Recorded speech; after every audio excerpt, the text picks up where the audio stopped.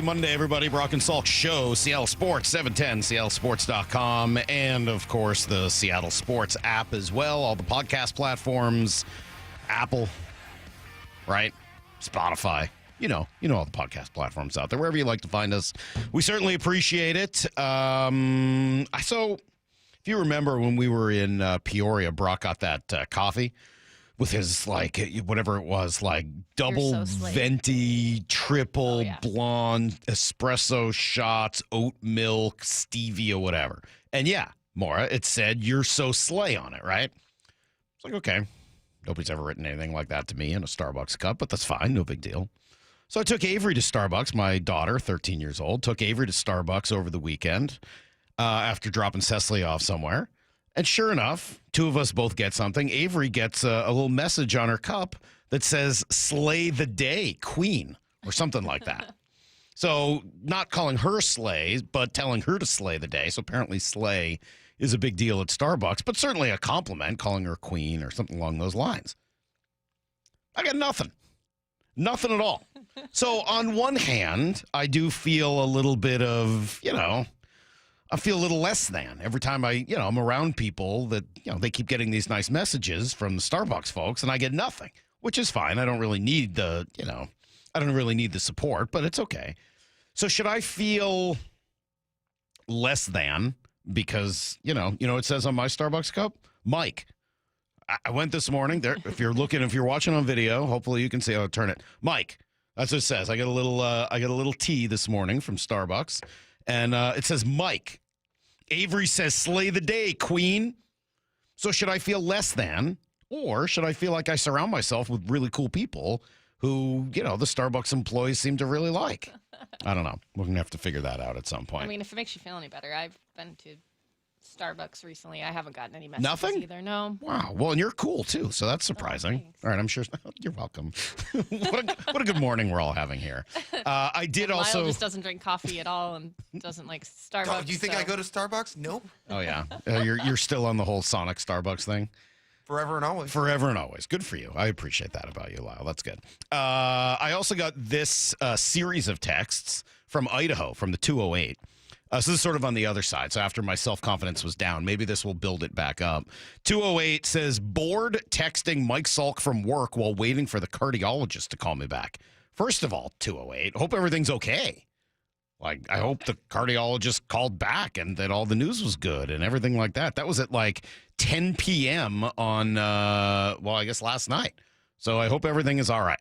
Anyway, a series of texts. One, how do you know everything? DK getting traded, Haniger released.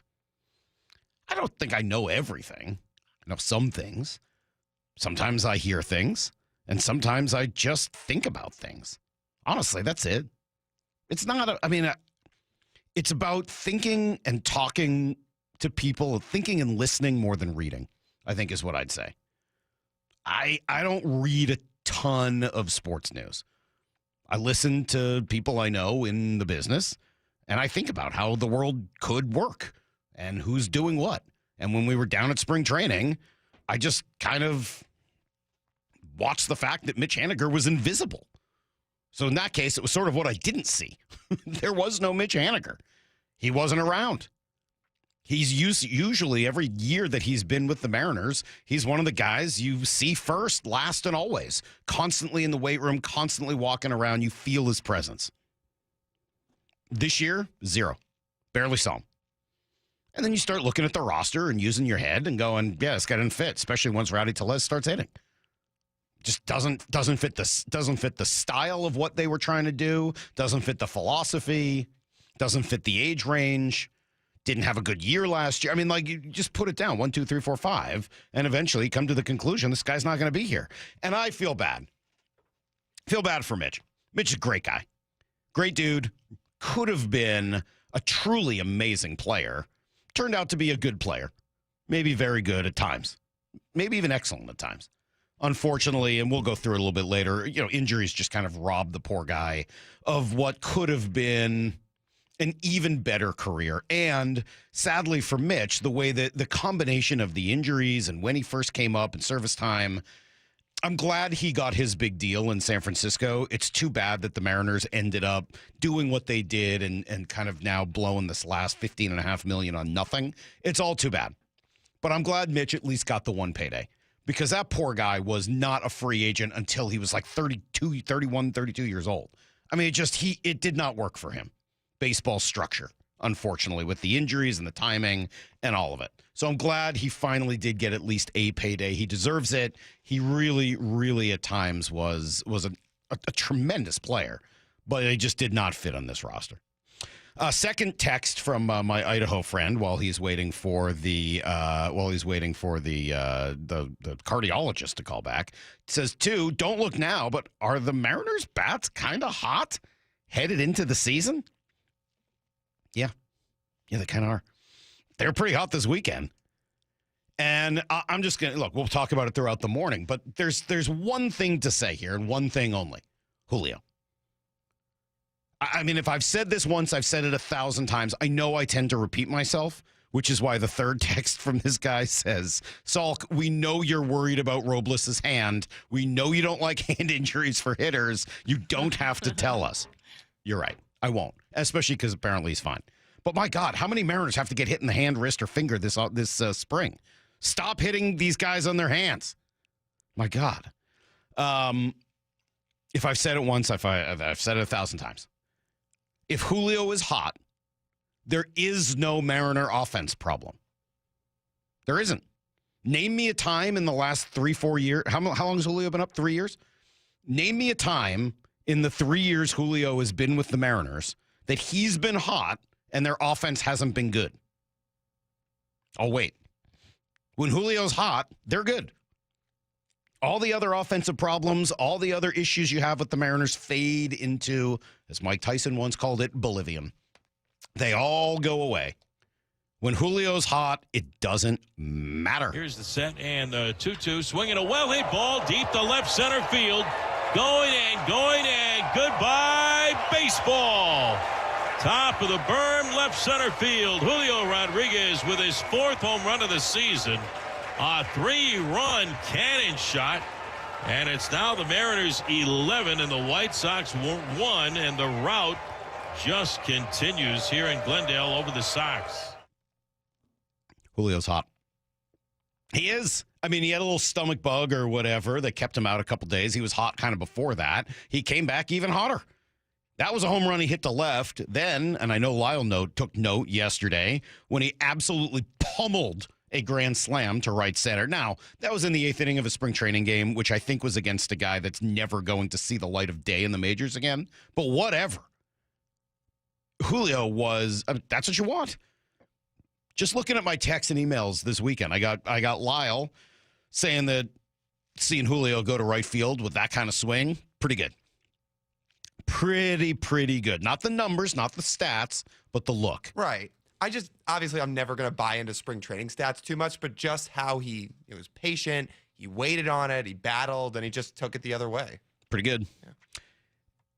Then I got text from Brock saying, does Julio look more balanced at the plate this year? Less falling over? Well, you know what it is? He's actually making contact more, which I think is helping with the falling over portion of the Julio issue.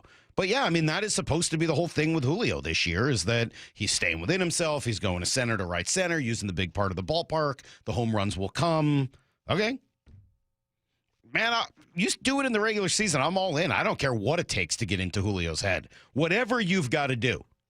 Because a hot Julio equals 0 Mariner offensive problem. When he's hot, there is no problem. And it doesn't hurt that Randy Arozarena's been tearing the cover off the ball. Cal has 5 home runs in his last week. I mean, these guys are getting hot at the right time. You know who's been incredibly good since he started playing is Polanco. I don't know if this is the Jorge Polanco that we end up getting in the regular season. If it is, yeah. Right? I mean, this is a Jorge Polanco that we were expecting last year. Now it's also the Jorge Polanco we got in spring training last year. So I don't know how much all of this means, but right now he's killing the ball. Yeah, you're right. He's not getting fooled. I think that's the thing for me is that, when he hits the ball, it's not a cheap hit. He's finding a barrel. He's pulling a lot of balls, into right field, left-handed. He's hitting the ball the other way. We saw him hit that line drive into the left center gap. It ended up getting caught, but I thought he stayed on that one really well. And That's it, right? I mean, again, when Julio hits, all those other things will fall into place. There's enough other talent between Cal and Randy and Robles and Raley and, when he's going well, obviously JP and Polanco, etc. There's enough other talent on this team and the pitching, of course, that when Julio hits, when Julio is Julio, nothing else matters. We might have to play a little Metallica, Nothing Else Matters. Maybe it's 7 o'clock because it's true. When Julio hits, nothing else matters. He hit a grand slam yesterday. We'll play it for you next. When you're on the pitch clock and don't have time for your favorite Seattle sports shows, listen to the podcasts on demand. How about that? Unbelievable. Who would have thought? Every hour, every interview, every look behind the scenes. Dan Wilson's the new skipper. This is a window. This is a time where we can get it done, and that's the hope. That's the vision for this club. Find us on SeattleSports.com, the Seattle Sports app, or wherever you get podcasts. Holy smokes! Never miss a minute of Seattle sports, the home of the Mariners. When might you be buzzed? When you suddenly love everything. You guys, I love this song. I love these nachos. I love our kickball league. Ugh! I love this guy. What's your name?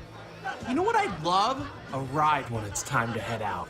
If you see a buzzed warning sign, call for a ride when it's time to go home. Buzz driving is drunk driving. A message from NHTSA and the Ad Council. I love your car. Is this real leather? Check engine light on? Take the guesswork out of your check engine light with O'Reilly Veriscan. It's free. Ask for O'Reilly Veriscan today. O'Reilly Auto Parts. Go from daydreamer to industry leader with Amazon Business. From office supplies to IT essentials, Amazon Business provides tools that help you save costs and make insight-based decisions. Learn how to bring your visions to life at AmazonBusiness.com. If you're 55 and up, T-Mobile has plans built just for you. 2 lines of unlimited for just $30 a line. That's a 45% savings compared to Verizon and AT&T. But don't just take our word for it. It's not just the savings that are great with our T-Mobile plan. There's all this value from all these other things that T-Mobile offers. T-Mobile has been such a savings for us. We love it. Switch today and get 2 free 5G phones like the Motorola Edge with Turbo Power charging that gives you power for the day in just 15 minutes. And customers 55 and up can get 2 lines of talk, text, and data for only $30 a line. Go to T-Mobile.com/choice55 to learn more. With AutoPay plus taxes and fees, plus $5 per line without AutoPay. Debit or bank account required. 45% off 2 lines versus AT&T Starter and Verizon Welcome. Plan benefits vary. Motorola Edge on us with 24 monthly bill credits and new line for well-qualified customers, plus tax and $35 per line connection charge. See details at T-Mobile.com. Motorola Edge requires 68-watt charger. Charger sold separately. Actual performance will vary based on usage and configuration. Did you know that your windows and doors are your main source of energy loss? At Lake Washington Windows and Doors, our windows with triple weather shipping and gasket seals are up to 25% more efficient than Energy Star standards. LakeWashingtonWindows.com, a name you can trust. Emerald Queen Casino, the entertainment capital of the Northwest. The best place to watch all your favorite sports. Featuring wall-to-wall viewing screens, 6 windows, and 30 kiosks. Be there at EmeraldQueen.com. Emerald Queen Casino, the entertainment capital of the Northwest. Texting enrolls you in a recurring automated marketing text messages. Consent not required to purchase. Message and data rates may apply. The team's looking good this season. I think so. Man, I miss playing football. Being young with unlimited energy to burn. Ever since I turned 40, I just can't find that fire I used to have. Think it could be lower testosterone? What do you mean? All guys lose their edge when they turn 40. The body has less testosterone. That's why I take Nugenix Total T. I've heard about Nugenix. That really works? Since I started taking Nugenix, I'm lifting like when we played for Coach Carter. I feel more energized at work. It's even spiced up things between me and the missus. Are they still giving out complimentary bottles for people to try? Yep, send a text. It's that easy. Text GRIT to 42424 right now for your complimentary bottle of Nugenix Total T. It's the #1 selling testosterone boosting brand at GNC and Walmart. Do it now and they'll also send you a bottle of Nugenix Thermo X, their newest, most powerful fat burner ever, absolutely free. Text GRIT to 42424. That's GRIT to 42424. These statements have not been evaluated by the FDA. This product is not intended to diagnose, treat, cure, or prevent any disease. Hey, Bill! Got a leak? Need heat? Call Southwest today. Southwest Plumbing, the one to call. Hi, Justin Shirley, CEO of State Roofing and Exteriors. With thousands of full replacements with expert craftsmanship and unbeatable warranties, we've been building roofs you can trust for over 5 decades. It's more than just a job, it's our promise to you.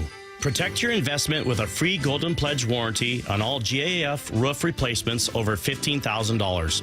Call 866-ROOF-ROOF or visit stateroofing.com today to schedule a free estimate. State Roofing and Exteriors, held to a higher standard since 1968. Safety comes first. When money is tight, don't neglect maintenance on your vehicle. Keep it safe. At Bucky's Complete Auto, we have you covered with available financing. For over 50 years, Bucky's Complete Auto has been servicing and repairing cars and trucks with modern-day technology and good old-fashioned customer service. There's a Bucky's just about everywhere for oil changes, wiper blades, brakes, tire rotation, tune-ups, and factory maintenance. No appointment necessary and financing's available. Check Bucky's.com for the location near you. Hey, partner, what's one word that comes to mind when Truck Month rolls around at West Hills Autoplex? Well, that's easy. Work, play, push, pull, haul, tow, trails, snow, Ford, Chevy, Ram, GMC, Toyota, trucks and trucks and trucks and... Celebrate Truck Month at the West Hills Autoplex, just off the Auto Center Way exit, Highway 3, Bremerton, part of the Hazelwood Auto Group. Hazelwood has it! Trucks and trucks and trucks. Paid political advertisement. Did you know insurance companies don't always pay what they should when your car is totaled? Too many Washington drivers are forced to accept lowball payouts or pay out of pocket for repairs their insurance should cover. But SB 5721 can change that. This bill holds insurers accountable, ensuring they provide fair vehicle valuations and cover the full cost of repairs. It also creates a simple, fast dispute resolution process so you don't have to fight alone. Stand up for fair coverage. Visit fairautoclaims.com to contact your lawmakers and tell them support Senate Bill 5721, sponsored by the Washington Independent Collision Repairers Association. Need to know. 15 minutes past every hour with Brock and Salk. Here's what you need to know. Up first. Well, this did seem likely about a month ago when we were in Peoria, but it happened over the weekend. Mitch Haniger officially released yesterday, paving the way for Rowdy Tellez to make the opening day roster. It was a rough return for Mitch. He started hot last year and then just fell off dramatically with the new organizational emphasis on athleticism and aggressiveness. He just really was never a fit on this roster. Now, all of that said, the team does lose an excellent leader, a battler, a grinder, and certainly a clutch performer. We all remember this moment from 2021. Biggest pitch of the year here for the Mariners. 3-2, bases loaded.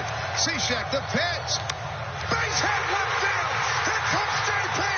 Bauer scores. JP scores. Mitch Haniger. What a night. What a night. I'm telling you, hey now, hey now, hey now. Mitch Haniger.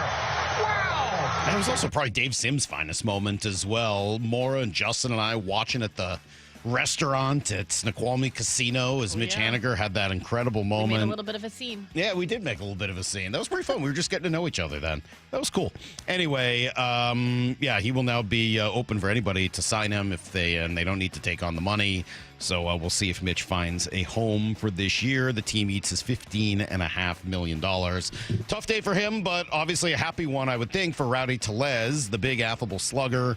Now going to make the team thanks to an excellent spring. And yes, he does think that his hot hitting played a role. Numbers don't mean a lot for certain people. They do mean a lot for certain people, though. But, you know, like, I've been fortunate again to play for a while and like impact clubhouses and been in good clubhouses and to be a good clubhouse guy, you know, you have to be there, the same guy day in and day out. And I think sometimes word of mouth helps, but I feel like I've put enough emphasis on who I am as a player, the confidence I bring to my game, just to show them like maybe those things too, like longevity of the season that I can produce and do what I need to do. But I think when I said some guys need numbers, some guys don't, I'm one of the guys that needs numbers. I don't have a job, so I have to prove to them I can still do what I'm capable of doing. I really liked his honesty. That dude was pretty blunt, and if you missed any of the interview, you'll hear it coming up here in about 10 minutes. Here's the second thing you need to know. Wants to park one out of the berm right now. Here's the stretch, and the 1-1 to Julio. Swing and a well-hit ball. Deep into the gap in right center field. This one is get out the rye bread and mustard, Grandma. It is grand salami time. Julio Rodriguez onto the berm the other way. His 5th home run of the season. And his 2nd in as many days. And look, again, nobody's going to sit here and make a big deal out of spring training numbers. They're not that big a deal. And yes, the ball carries a lot further in Arizona than it does here. But Julio doing all the right things, going the right way, not swinging and missing. Those are all really positive developments that hopefully, he can carry into the season. And when Julio's hot, the team is hot. He had 1 of 3 home runs on Saturday. Randy Rosarena had one. Donovan Solano had one. Hit the go-ahead grand slam in the 8th yesterday. Cal had a pair of long balls in that game as well. You know who had a really good start over the weekend was Luis Castillo. Tremendous final tune-up. 5 1/3, allowed just 1 run. So Brian Wu has had the best starter ERA this spring. Again, numbers, whatever. You know who's number 2? Luis Castillo, by like a large amount. Logan's not been particularly great. Bryce has been okay. He pitched yesterday. Hancock's been good, but Luis been very good all spring long, and probably the guy that needed it the most coming off of a, iffy year last year. And if he can put it back together, that would obviously be tremendous. Team did make some other roster moves. Leo Rivas sent down, likely paving the way for Miles Mastroboni to make the squad. Maybe a little more surprised. Reliever Casey Legamina sent to Tacoma, which I think means we're going to see Carlos Vargas and Edward Bizzardo. Both of those guys should have a pretty good shot. Here's the third thing you need to know. Obviously, busy weekend of college hoops. Gonzaga's streak of going to the Sweet 16 unfortunately ends at 9 straight years. They lose by 5 to Houston on Saturday. Here's Mark Few. Just extremely proud of the guys, man. They hung in there. We made enough plays. Our offense kind of kept us in it. We were just trying to find something that could get us some consecutive stops there and just to give us a chance. And we just got 1 possession short there at the end. But I'm telling you, man, Houston, experience them live and in person. I mean, they are something. Kelvin's got them not only playing just exceptional defense. It's harder than heck to really run anything and consistently get any good looks, but also offensively. Did you hear Kelvin Sampson getting mad at the reporters for mispronouncing Gonzaga? That might be my favorite moment so far. They were calling it Gonzaga, and he was getting mad. Like, they've been in the tournament forever. You can't get their name right? This is not like some little mid-major that nobody's ever heard of. Like, it's been 27 years that they've been in the tournament, essentially almost every year. Come on, we got to get that together. The highlight of the tournament was probably this. Gillespie from the out of bounds to the freshman Queen, who's driving, floats it. Oh! Maryland on the right side of a buzzer beater with life into the Sweet 16. And there you go, the one big buzzer beater of the weekend. Did he travel? Maybe. But whatever. He didn't travel so obviously that, like, you have to call it in that moment. He might have traveled. He probably traveled. But so what? You care? Tell Colorado State so what? I don't need to tell Colorado State anything. Like, it's basketball. Travels are iffy in 2025. They've been iffy for like most of my life. That's not like a new thing. They've been iffy since like the 80s. Like, whatever. Travels happen. Not that worried about it. It was cool that the best game was here, though, because that was here. For sure. Yeah, no, that was. And then close game last night, too, right? Arizona and Oregon, as Arizona wins. Seahawks signed River Craycraft, former Wazoo Cougar, and also former Ravens linebacker Josh Ross on Friday. And I don't know, Aaron Rodgers and Russell Wilson, the Steelers, are all going to have to figure it out. I don't know what's going on there. They're going to have to figure it out. That's all I got. That's everything you need to know. 1:15 every hour here on the Brock and Salk Show. I was actually down. It's funny. I was down in Seattle Center last night, not at the game, but I went to a concert at the Vera Project, which is a great spot if you've never been there. And I went with Avery because it's an all-ages place. We saw a band called WAND, W-A-N-D. They were awesome. And they did like sort of this 2-set thing, but we were ready to go after the first set. Again, like there's only so late you can keep a 13-year-old out on a Sunday night before school. And plus, obviously, we have to wake up early to do this show. So I ended up leaving like just as that game let out. So walking across Seattle Center, and all of a sudden, like just, thousands of people pour out. It was pretty cool. Cool environment, cool atmosphere down there. And, yeah, definitely a good time. All right. I promised a little Rowdy Tellez. He told us that the nickname does not fit him. The beginning of the interview was a little awkward, and then it improved from there. And I think you actually get some pretty cool, blunt, honest information from a guy that looks like he's going to be the newest Mariner. Stick around. You'll hear it next on Brock and Salk. The John Schneider Show. With Wyman and Bob. Brought to you by Pizza Hut. Uchenna, you redid his deal, and what do you guys expect of him? Yeah, he had the surgery right after the season, and the doctors are excited, but it's going to be pretty close to his recovery. Like, what is he going to be a PUP candidate, or is he going to be out there without it? And we just ride it for a couple weeks. It's way too early to tell. Hear the rest of this interview on demand at seattlesports.com and on the Seattle Sports YouTube page. Diabetes, high blood pressure, anxiety meds, everyone's on them. If you're a 50-year-old male, maybe a bit porky, and you may even have type 2 diabetes, $1 million of term insurance may only cost you about $200 a month. Call Term Provider. Speak with Big Lou at 800-444-2013. Big Lou will find a term life policy for you even if you have type 2 diabetes, are overweight, or have high blood pressure. Term Provider has helped thousands of people like you who think they can't afford term life insurance. To buy $1 million of affordable term life for you, all you need to do is call Big Lou at 800-444-2013. Lou will make sure the scales are tipped in your favor. Call 800-444-2013. Big Lou will answer your call and work to fit you into a term life policy that you can afford. Remember, Big Lou's like you. He's on meds, too. Call 800-444-2013. 800-444-2013. Welcome to Staples. I hear Staples prints it all for any business. You bet, and we'll beat any print quote. So if I had a pizza place... Staples can print signs, menus, pizza boxes. A landscaping business? Oh, we can print yard signs, T-shirts, brochures. How about a pizza/landscaping business? I'll call it Dough and Mo. I like it. Right now at Staples, get up to $250 off your print purchase. Ends 4/5 exclusions apply. Visit staples.com/print for offer details. Price match guarantee valid in store and staples.com/print. Visit staples.com/price match for details. Confidence is knowing you're ready to handle whatever comes your way. That's what it feels like to take on your workday with Cintas. They make sure your AEDs are up to date, your fire extinguishers are tested and inspected, your floor mats are cleaned and delivered, and your workwear looks good, feels good, and is freshly laundered with a Cintas Apparel Plus program. So are you ready to take on today? Visit Cintas.com. Oh, I'm ready! And get ready for the workday.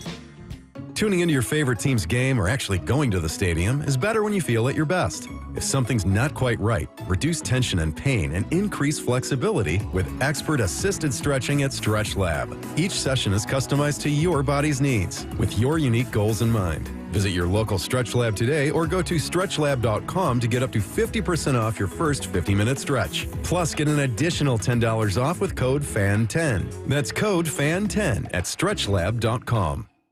Welcome to TGL presented by SoFi, golf's newest league. It's sharp and it's electric. How is it sharp? How is it electric? Good questions. Try this on for size. 2 hours of hammer dropping, overtime, forcing, playoffs on the line, golf. With 24 of the best players from the PGA Tour, split into 6 teams. Atlanta, Boston, Jupiter, LA, New York, and the Bay. This isn't your average Sunday pickup game. Tune in every week for TGL matches, only on ESPN. Keep up. It's golf.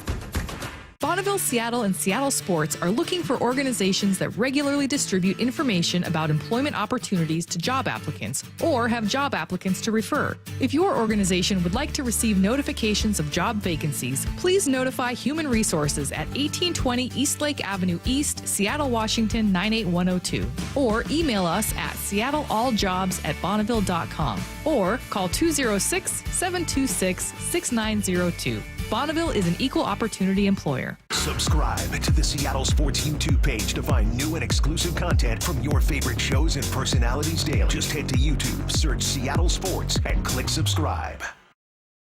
This is Matt Coker from West Coast Men's Health. Has Viagra stopped working for you? Do you hate the side effects? If you've taken Viagra for any length of time, you already know that pills are not the solution to ED. Here at West Coast Men's Health, we have a better approach to ED. Acoustic wave therapy creates blood flow circulation by safely removing the plaque in your arteries and restoring function naturally. No pills, no shots, no surgery. We can also treat Peyronie's disease. Our non-invasive treatment for ED is painless and highly effective. We have treated thousands of men just like you. Stop living with this problem and do something about it. Do yourself a favor, do your partner a favor, and call us today. Call 206-519-6541. That's 206-519-6541. 206-519-6541. Online at westcoastmenshealth.com. HSA cards welcome and financing available. The Lee Johnson culture to me is empowering all of your employees to do the right thing because it's the right thing to do. You know, there are certain things that it doesn't matter what level of employment you are in our organization. If it's not the right thing or it doesn't feel right, they have the ability to take care of the customer and make the decision without asking a manager, without asking an owner. The end result is they can speak to the customer with more confidence. They're definitely more confident in what they're trying to provide the customer, what the customer is trying to accomplish, and just giving them a better experience. His name is Justin Meek. He's the leader and caretaker of more than 300 full-time employees for the Lee Johnson Auto family. It's the united understanding among Lee Johnson employees that customers are the purpose of our day. The LJ Way is the Lee Johnson Auto. Brock and Salk's Rewind is presented by Toyota of Kirkland and Toyota of Renton. From the Quantum Fiber Studio, you're listening to Brock and Salk. Weekdays 6 to 10. On Seattle Sports and 97.3 FM HD2. I don't know, man. 808 saying DK probably texted Lockett beforehand, and Lockett just said, no, that Lockett day's for them, not for me, so do your thing, brother. I don't know. That doesn't seem quite right, but maybe. I guess anything is possible. It's Brock and Salk, Seattle Sports on 710. SeattleSports.com. Going to talk to Rowdy Tellez here in just a minute, and he has been a really cool story, I think, so far at spring training. Hit the cover off the ball. By all accounts, big personality, has had an interesting ride, and he's kind enough to take a few minutes with us right now. Rowdy, good morning. How are you? Good morning, guys. I'm doing good.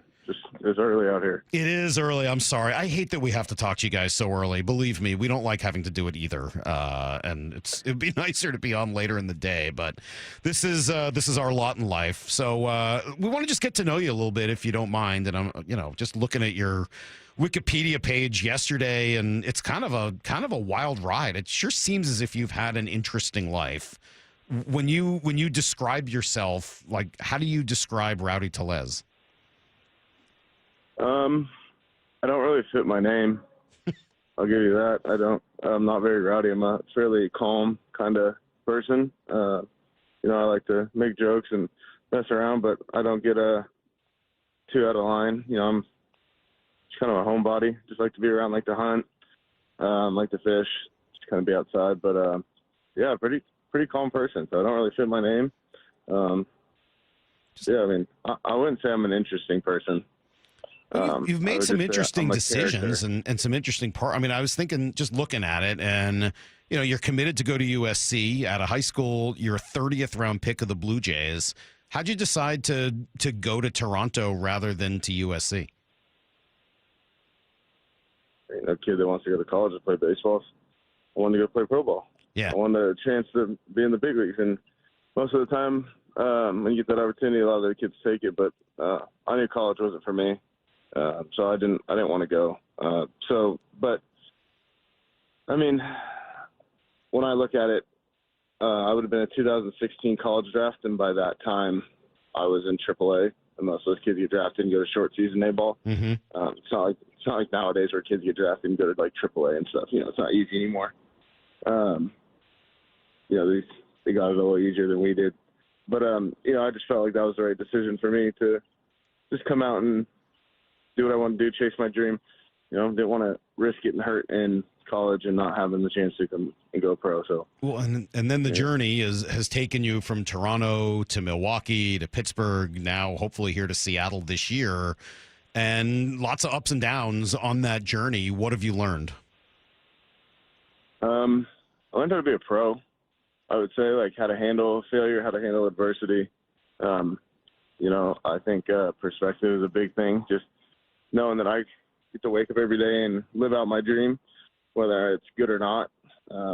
Get to see the next sunrise and, get to go out there and strap on my cleats and batting gloves and go play a game that I grew up playing and grew up loving, So very fortunate. It's an honor to do what I get to do. You can't really look at all the negatives. I mean, there's a lot of ups and downs, but if you haven't had a lot of ups and downs in life, then probably haven't lived a long life. Well, and especially in this game, right? That can humble you quickly, and then just as soon as it turns one way, it can go back the other. How do you learn as a young player coming up through the minors and then eventually to the big leagues? How do you learn to deal with some of the failures that exist in this game, probably more than any other? That's a good question. You got to be mentally tough. You got to be mentally strong. You got to be one of those first people that you can turn it off. You can turn it on and off. Like when the day ends, you got to be able to turn it off and get away from it, and kind of just when you get home, settle down, and you can evaluate it as long as you want. But there's nothing you can do to change what had already happened. So I think for me that was just it. Just being able to step away from the game once I left the clubhouse. What do you do to distract yourself? What do you do at home? I look at buying hunting land, shoot my bow. Yeah, dude, I don't do anything. I kind of hang out. What kind of bow are you? Are you a crossbow guy? What do you do with your bow? Don't disrespect me like that. I don't know. I know nothing about this. I'm the worst person to talk to about this. I shoot a compound bow, like Matthews compound bow. So I deer hunt with my bow. Kind of do everything with it. I travel with it. Yeah, I was gonna say, where's the most interesting place you've been to with the bow? Well, I shoot my bow on the field at stadiums. Okay. So I'll do that. I mean, interesting. I don't know. I mean, Opal Butte, Oregon has been one. I have a big ranch in Kansas, so I hunt with my bow there. Okay. I mean, I wouldn't say it's interesting. I haven't traveled a ton to hunt. I just go to my ranch and stay in Texas and do that kind of stuff. How would you fare on like a survivalist show? Are you somebody that could go on like a Naked and Afraid or one of those survivalist type shows and make it to the end? I wouldn't know what to eat to survive, but I would know what not to eat. Okay. So but in those survivalist shows, they don't give you anything. Like they don't give you anything to hunt with. So I wouldn't say I can build something to hunt with, or maybe build a snare. But I wouldn't say I'm better than every average person. I would take myself over a lot of these people in the clubhouse. I'll tell you that. Probably all of them. Who in the clubhouse would fare the worst in one of these shows? Oof.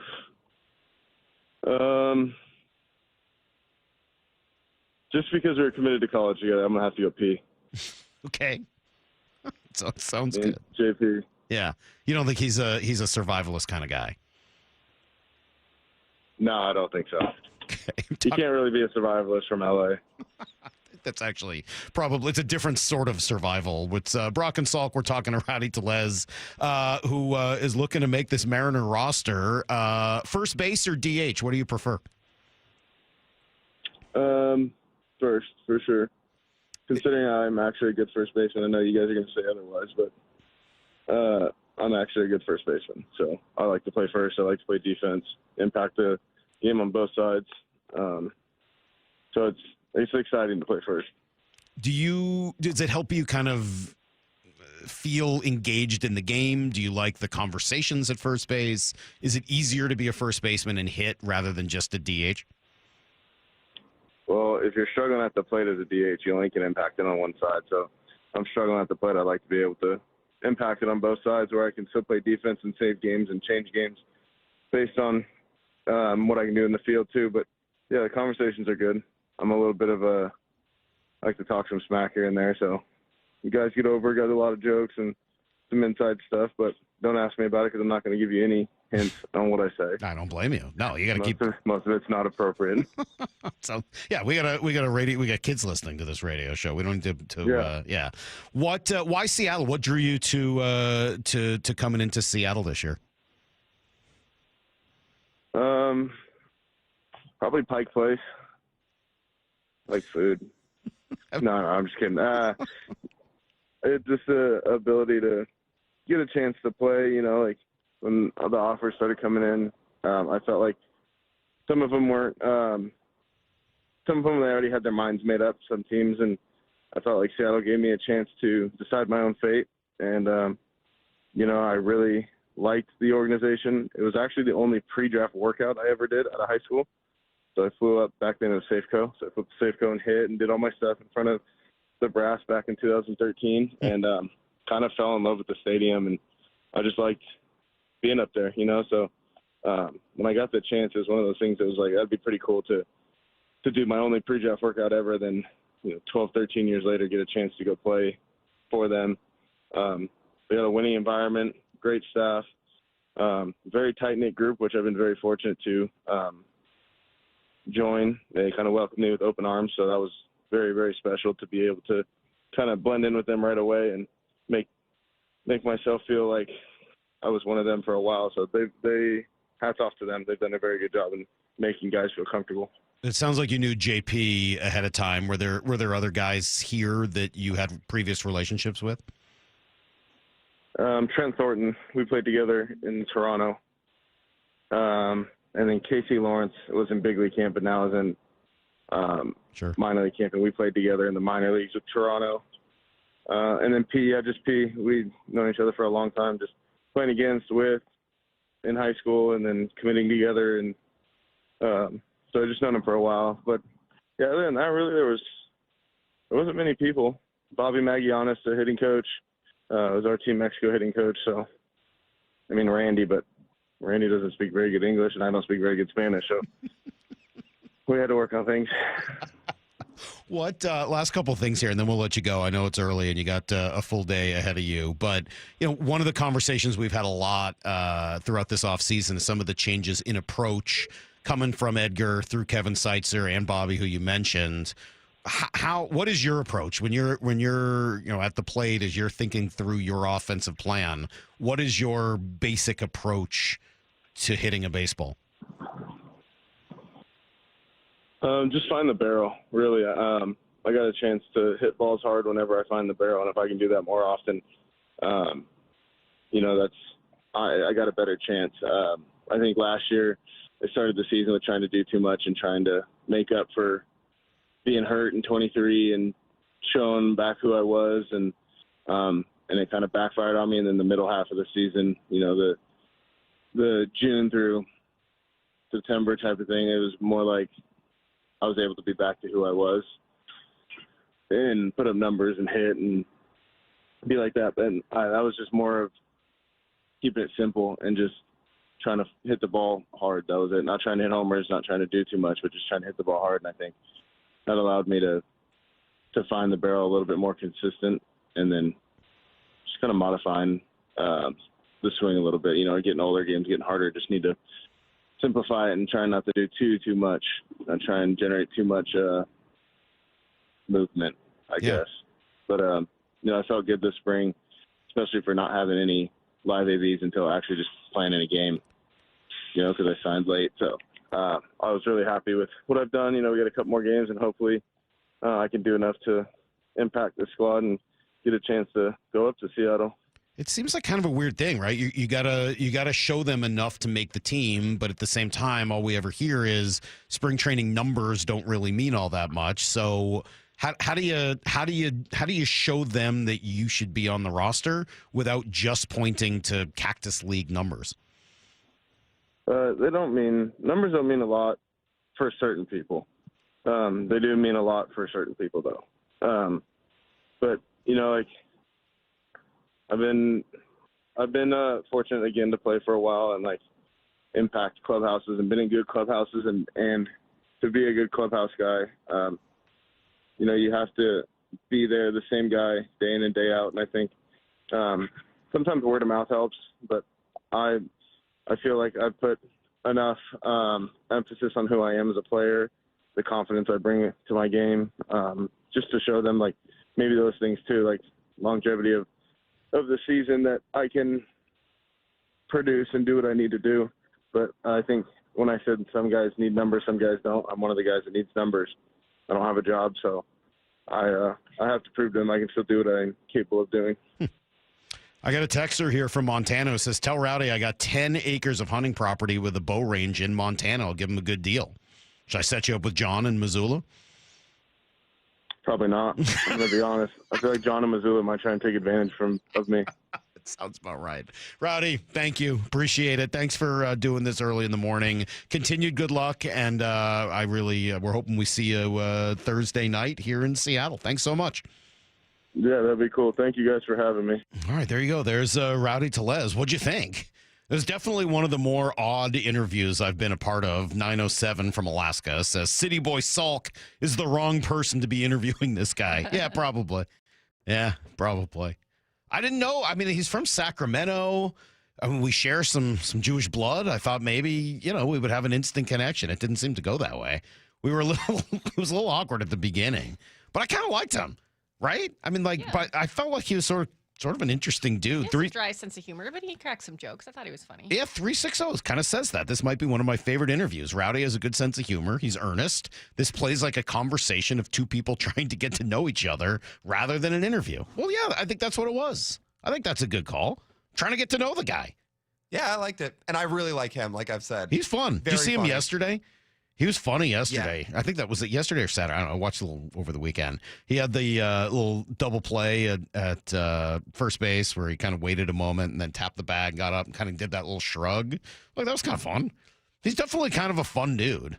He also, since he looked at the catcher after he tried to frame a pitch, like, dude, come on, just stop that. Like, yeah, he definitely plays the game with a little something. If he plays well and he sticks around for a bit this year, he's going to be one of these guys that fans attach themselves to. That sounds right. He also is likely going to hit an absolutely mammoth home run at some point.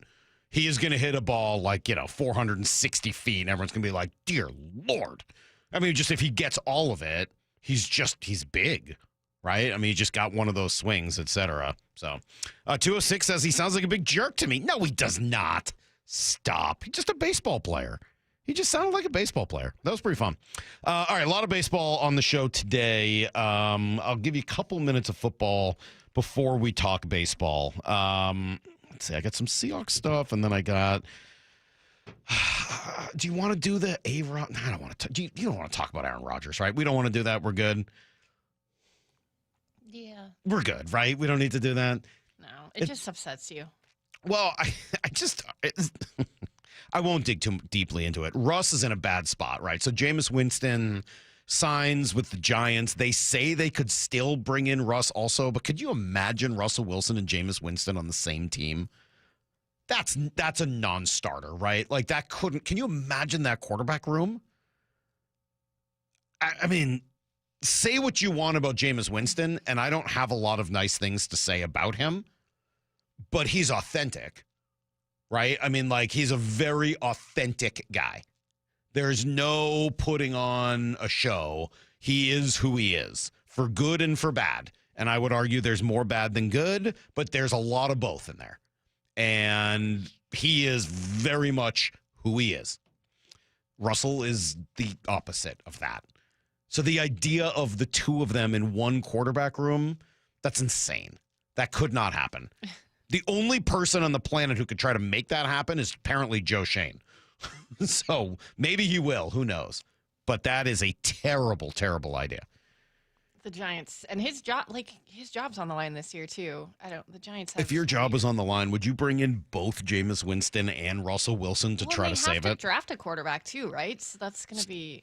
Yeah, that's not going to happen. I just don't believe it. They're done. They'll draft a quarterback and they'll just go with Jameis Winston, which leaves really either Russ or Aaron Rodgers in Pittsburgh. But they could also draft a quarterback and probably will. And if I'm them, devil I know is better than the devil I don't. Even if Russ is imperfect, I'm not paying Aaron Rodgers. I'm not giving him all that money. I would stick with Russ. I think that is probably a better move. Plus, you got the DK Metcalf connection.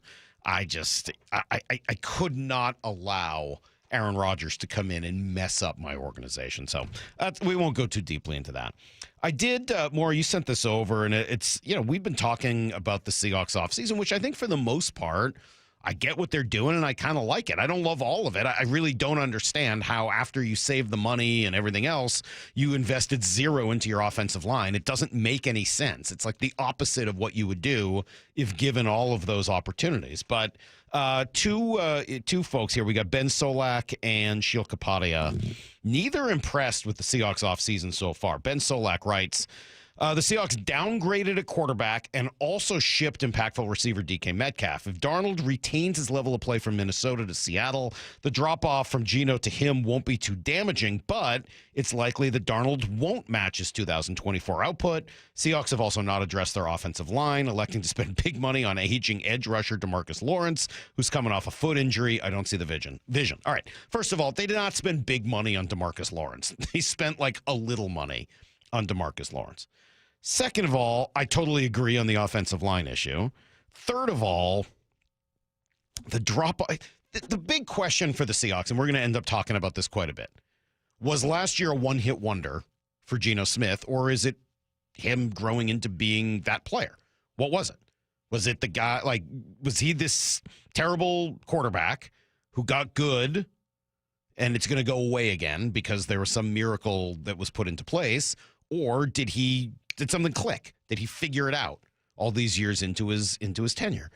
And my gut tells me, I don't know the answer to that question. That's obviously going to be one of the biggest storylines when we do storylines of the Seahawks heading into camp or the season or whatever. That's probably going to be number one.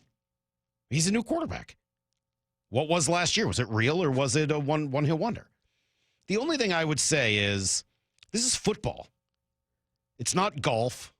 It's not baseball. It's not even basketball where you could get hot shooting for a little while. You don't just get hot in football as a quarterback.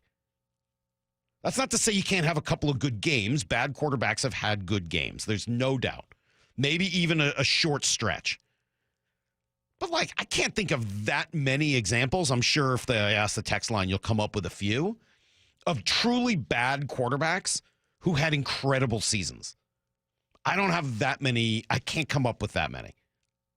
Can't come up with any, really. I'm sure maybe you guys have some. But that feels rare to me. Can a bad baseball player have a hot year? Yeah, of course. Get hot for a little while? Yes, that can happen. Golf, certainly. We see the ups and downs. Heck, just this weekend, you got to see a ton of it. You go through a hot streak in a lot of other sports. But football? I can't really think of examples where guys go through a hot streak. So I'm going to assume that Sam Darnold got better last year. Could it have been his best season? Yeah.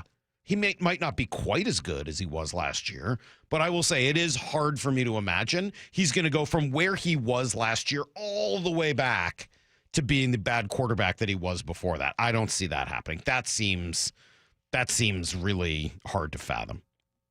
The 209, good point. Lawrence isn't really even an edge rusher at this point. He's a really good run defender and leader. Totally agree with that. I think that's what he's being brought in here to do. Set the edge on early downs. He's really good at that. Totally agree. Anyway, Sheil Kapadia gets into it too. I won't get too deeply into it because Brock's coming in, and I got to hear about his trip to Stores, Connecticut, and what it was like to be at a tournament game. I did realize last night, I was talking to my buddy, that's one of the few sporting events I've never been to. I've never been to the tournament. Nope, never. Not at any location at any time. I've been to college basketball games, a lot of them, but I've never been to a tournament game. I haven't either. I probably should have done that. I should have gone this year. I didn't watch any of the tournament, but if I did, I could have watched it live, and that would have been cool. Unfortunately, Oklahoma State fall in the first round. Yeah, that was a bummer for Brock's family. I know, but I got to hear about it from Brock. So we're going to bring him in here in just a moment. We'll get back to a lot of Mariner conversation this morning as well. It's Brock and Salk, Seattle Sports on 710 SeattleSports.com. We are the home of the Mariners. Big news, by God. We're excited to announce a multi-year partnership extension between the Seattle Mariners and Seattle Sports / Bonneville Seattle. So all Mariner games will continue to be heard on our platforms, including 7:10 a.m. The legend that is Rick Riz. We couldn't be happier on behalf of the Seattle Mariners. We love the fact that we're going to be back on 710 Seattle Sports. Thank you so much. We're thrilled. On Seattle Sports and the Seattle Sports app. Confidence is knowing you're ready to handle whatever comes your way. That's what it feels like to take on your workday with Cintas. They make sure your AEDs are up to date, your fire extinguishers are tested and inspected, your floor mats are cleaned and delivered, and your workwear looks good, feels good, and is freshly laundered with the Cintas Apparel Plus program. So are you ready to take on today? Visit Cintas.com. Oh, I'm ready! And get ready for the workday. Progressive knows when you own a boat or RV, it's like you're automatically on vacation, even if you're actually a marriage counselor in the middle of couples therapy. But in your mind, you're camping in Acadia, puttering around Frenchman Bay. Your boat and RV are both protected. You're lobster drenched in butter and... Uh-oh, did your clients just notice you weren't listening? Quick, do the thing where you just repeat back exactly what they said, but as a question. They bought it. Now back to Maine, earning an automatic discount bundling your boat or RV with your home or auto. Progressive Casualty Insurance Company affiliates and other insurers. Not available in all states or situations. Safety comes first. When money is tight, don't neglect maintenance on your vehicle. Keep it safe. At Bucky's Complete Auto, we have you covered with available financing. For over 50 years, Bucky's Complete Auto has been servicing and repairing cars and trucks with modern-day technology and good old-fashioned customer service. There's a Bucky's just about everywhere for oil changes, wiper blades, brakes, tire rotation, tune-ups, and factory maintenance. No appointment necessary and financing's available. Check Bucky's.com for the location near you. What's up, everyone? It's me, the Mariners Gatorade Cooler, and I wouldn't trade my view from the dugout for anything. Watching Logan Gilbert mid-shutout, taking a breather right beside me, he is calm, collected, and fully locked in. Keep it coming, Walter. Swing and a miss. Logan Gilbert, 6 straight strikeouts. And Victor Robles, running by me with the trident in hand. I'm getting chills just thinking about it. And that's not just because I'm filled with ice. How about Victor Robles? It landed all the way to the second deck. And when Cal walks it off, oh, you know what time it is. Grand slam for Cal Raleigh. It's celebration time, and they never see me coming. Mysteries Baseball, Trident Sun. Mariners opening day at T-Mobile Park is this Thursday, March 27th. Don't miss the festivities, including a ceremonial first pitch from Ichiro. Plus, check out everything on deck for the first homestand, like Randy Arozarena Crossed Arm Hoodie Night this Friday, March 28th. The best seats are going fast, so get yours today at mariners.com. Hey, partner, what's one word that comes to mind when Truck Month rolls around at West Hills Autoplex?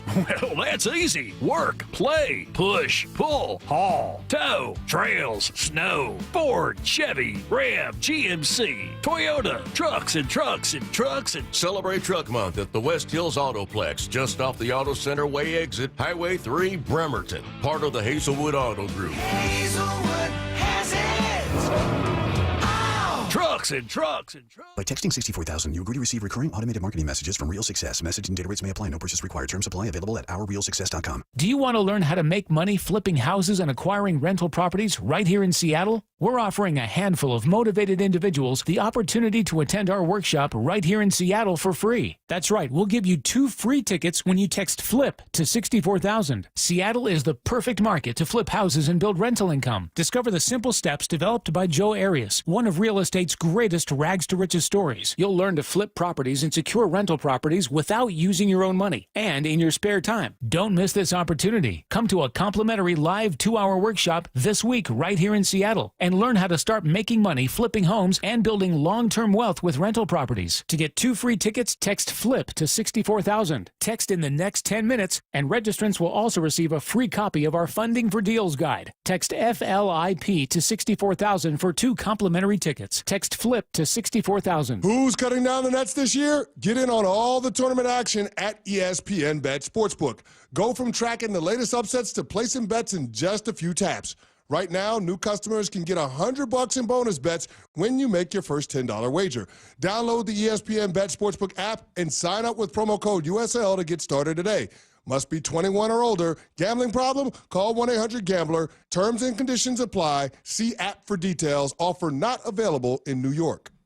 For a limited time at Verizon, you can get our best price ever. That's 4 lines on unlimited welcome for just $25 a line per month with autopay plus taxes and fees. You'll also get the new iPhone 16 Pro, 4 of them for the entire family when you trade in up to 4 phones from our top brands. That's a new phone for everyone, only on the network you can count on. Verizon. Visit a store today. 20 monthly promo credits applied over 36 months with a new line on unlimited welcome. In times of congestion, unlimited 5G and 4G LTE may be temporarily slower than other traffic. Domestic data roaming at 2G speeds. Additional terms apply for phone offer. See Verizon.com for details. Let's go! This is Seattle Sports. Streaming through the Seattle Sports app. KIRO AM Seattle. KIRO FM HD2 Tacoma. Home of the Seahawks, Mariners, and everything Seattle sports. This hour of the Brock and Salk Show is powered by Star Rentals, preferred supplier to the West's best contractors. Give me a freaking auto! From the Quantum Fiber Studio, this is Brock and Salk on Seattle Sports. Brock Heward and Mark is sorry about just Mike. Heward, not exactly Joe Cap there in the pocket. Now here are your hosts, Brock Heward and Mike Salk. Good morning, Brock. Good morning, Michael. Opening day week. How about that? Getting close to Thursday. Opening day. Julio's hot. Destroying the baseball. We'll talk a little bit more about him. In Need to Know, 2 home runs over the weekend, 3-run shot, grand slam, 1 to left center, 1 to right center. Certainly a lot of good signs there from Julio. And countdown is on for Thursday night. The festivities, the whole deal. Yes, the ceremonial bunting? first pitch. The bunting. The bunting on and off the field. The bunting on and off the field. I know you don't like bunting on the field. How do you feel about the opening day bunting? Good, because that doesn't involve dropping down a 3-foot roller down the third baseline and a waste of an at-bat. Doesn't it look good? Gotta love the look of the bunting. The bunting looks good. Actually, I think there's even some tickets available. So if you do want to go to opening day, I think you can still buy them at Mariners.com. So opening day coming up on Thursday. Brock, you just got back from what I know had to have been an incredibly disappointing weekend. Really as hard. Oklahoma really, State really lost. Hard. Yeah, really tough. I really was hoping I was not going to be here on this Monday. I love this show. I love working with you and Lyle, Amora, but I was in my heart of hearts really hoping I'm not gonna be. We're out the Blue 88, but I'm gonna be in Stores, Connecticut, with a packed 10,000 Husky fans in one of the most dynamic buildings in all of women's college basketball, and was really hoping for that opportunity, and that unfortunately didn't come because the team that we played outplayed us. South Dakota State played better than Oklahoma State. My dear Macy, for the first time all year, did not get in the game, which I have no understanding why, but that didn't happen. That was super frustrating, and did not find a way to win. Did not find a way to survive in advance to what would have been a special day. Up at halftime, close at the end of the third quarter, and then team always beats individual, and it really doesn't matter what the sport, it just does.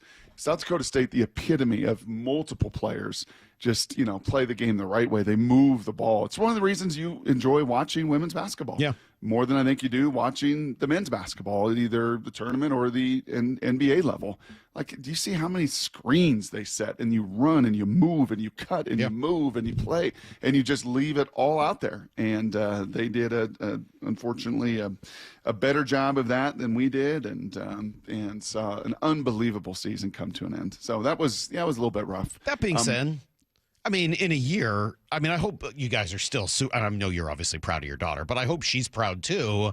I mean, she went from a year at Montana, where she was mostly coming off the bench for a, smaller mid-major team in a smaller conference, to, one of 8 people in regular rotation for a Power 4 conference squad that made the tournament.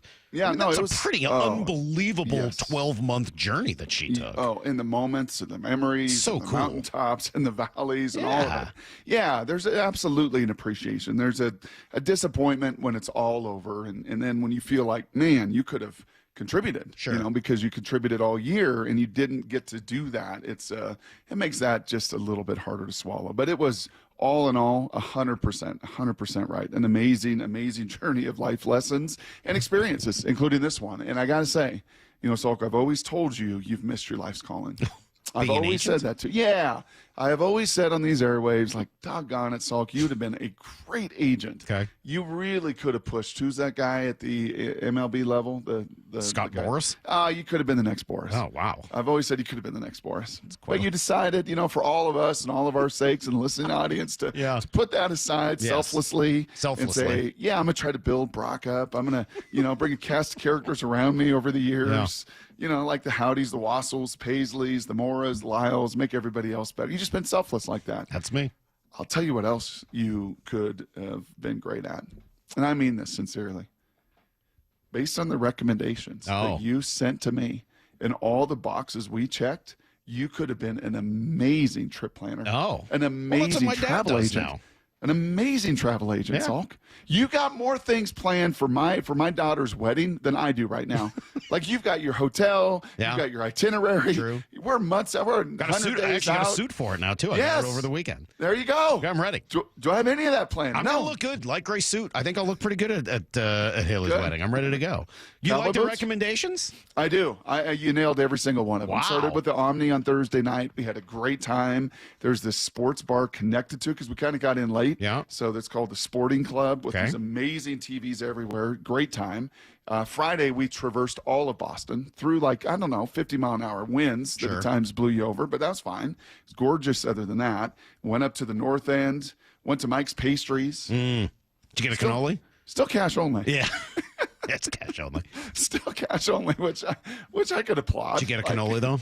Did a cannoli? Did you say a cannoli? Or did you get multiple Did we get box 12 of cannolis? Yeah. The cannolis are pretty absurd. We did. That was pretty insane. Yep. And the only problem with eating one of those, then you got to drive like we did for 2 hours, and that thing is just sitting in me, sitting in my gut. Pretty good, man, that was pretty good. So that was an awesome time down in Connecticut, and then Ty and I went back up to Boston College Saturday morning to watch a spring practice. Cool. With all these other recruits, and I got to see where you're from. After all these years. You went to BC before. I had been to BC for a game in and out, none of that stuff. I'm driving through Chestnut Hill. Oh, yeah. I'm driving through Silver Spoon Newton. I'm like, there's Hasselback's house. Yeah. I almost asked for your old address. You were just a couple miles from I know. there. I didn't want to see it. I didn't want to see it that much more. If you were driving from there to stores, you probably drove right by it if you went out Beacon Street. I did. I had no idea that it was all right there. The Newton was right there next to Chestnut Hill, next to beautiful BC's campus, toured all that stuff. And then on the way out, before we headed to the game, what was it called? Pino's Pizza? Oh, my gosh. I think that was cash only, too. What is up with all these cash only places up in New England? Is the mob still washing cash? What are they doing? Yeah, mostly, yes. Yes, but you nailed that. Thank you. Oh, my God. Pino's my favorite. Yeah. Do you like the Sicilian style or the regular? I like their regular style. A little crispy. And usually throw a little garlic powder on One there. bite, everybody knows the rules. It was absolutely incredible, slopping all over me. Yeah. Then we get back up to the game. And let me just say one thing about the beautiful Oklahoma State fans and Staley Hurd's family in particular. She is a dynamo player. Yep. Her family is ape nuts crazy. Oh, yeah. We've seen them on TV. Truly the most, I've been around, for those listening that may have been around Haley Van List's dad for games, he's nuts. I mean, he's absolutely nuts. He storms up and down the stairs. He screams. He fights with everybody, refs, fans, all of it. He's so intense. The Herd Gang, that's what they call themselves, the Herd Gang. They have imprinted that on their shirts, their sweatshirts, all of it. I walk in, and Ty and I are about a half hour before the game. Molly Jackson Haley watched the whole UConn game, said it was unbelievable. Best girls game they've ever seen and experienced in their life. Wow. I walk in, I'm like, what's the Herd Gang doing? Herd Gang is all in camo with eye black, headbands like John R. Rambo. And I'm like, what is going on? I know they're we're in for a battle here. What are they doing? And then they got jackrabbit, bunny rabbits. Oh, my God. They're hunting for rabbits. Oh, my God. They Kill got the carrots. rabbit? They got wabbits. Do they not know how that story ends? Not good. Right. And they're the same way. Kill the wabbit, kill the wabbit. Everyone knows how that story ends. Kill the wabbit. And then what happens? Bugs beats Elmer Fudd every time. What happened to us in the Herd Gang? What happened? Yeah, ain't no fun when the rabbit got the gun, man. No. That's how that story always ends. Always ends. So, it was. So you're blaming the Herd Gang? No, I'm not blaming it sounds like maybe you are. No, you absolutely. Right. No. Yeah. When you win, say little. When you lose, say even less. Yeah. South Dakota State outplayed us. Did you think it's too bad that they don't include the rest of the families in that? You guys could have all been wearing the camo. Yeah, no, actually, No. that was not actually no, that was not going to happen. But it was quite like if you were sitting there, Salk or Lyle or more, you'd been like, this is a spectacle. Yeah, like this is almost as good as the game. Like they're in their own little place. It was quite a wild ride. Oh man, well I'm sorry, man. I'm sorry it ended that way. Yeah. Great season though. We're incredibly proud of Macy. It's just awesome what she's done. It was cool watching her. On Saturday I got to watch that. Sunday I got to watch Avery's first flag football game. It's very similar level of skill. Sure, yes. A lot of the same intensity, things. Very much so. 206. What's the name of the Boston pizza spot? Pino's. Pino. Yeah, Pino's Pizza in Cleveland Circle. Pretty good. Okay, we gotta go. We're gonna take a quick break. We'll come back. We'll give you guys everything you need to know. Brock. It's opening week, so Brock. Oh, you were right again. You were not only right on No, Gino not and about DK and Pinos and Mike's Pastries. You were right on something else again. I guess I was. It's Goodness next on Brock and gracious. Salk. This man is right. Seattle Sports, your home for Bump and Stacy. Weekdays 10 to 2. Veteran wide receiver Marquez Valdez-Scantling is signing with the Seahawks on a one-year deal worth up to $5.5 million. What do you make of this one? No, I like it. I'm not mad at this. People are going to be underwhelmed, but this is the type of receiver that you need. 6'4", 206 pounds. You have a big outside receiver that can hold safeties responsible, and I guarantee you they're going to grab a receiver in the draft. On Seattle Sports and 97.3 FM HD2.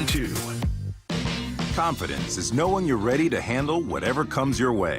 That's what it feels like to take on your workday with Cintas.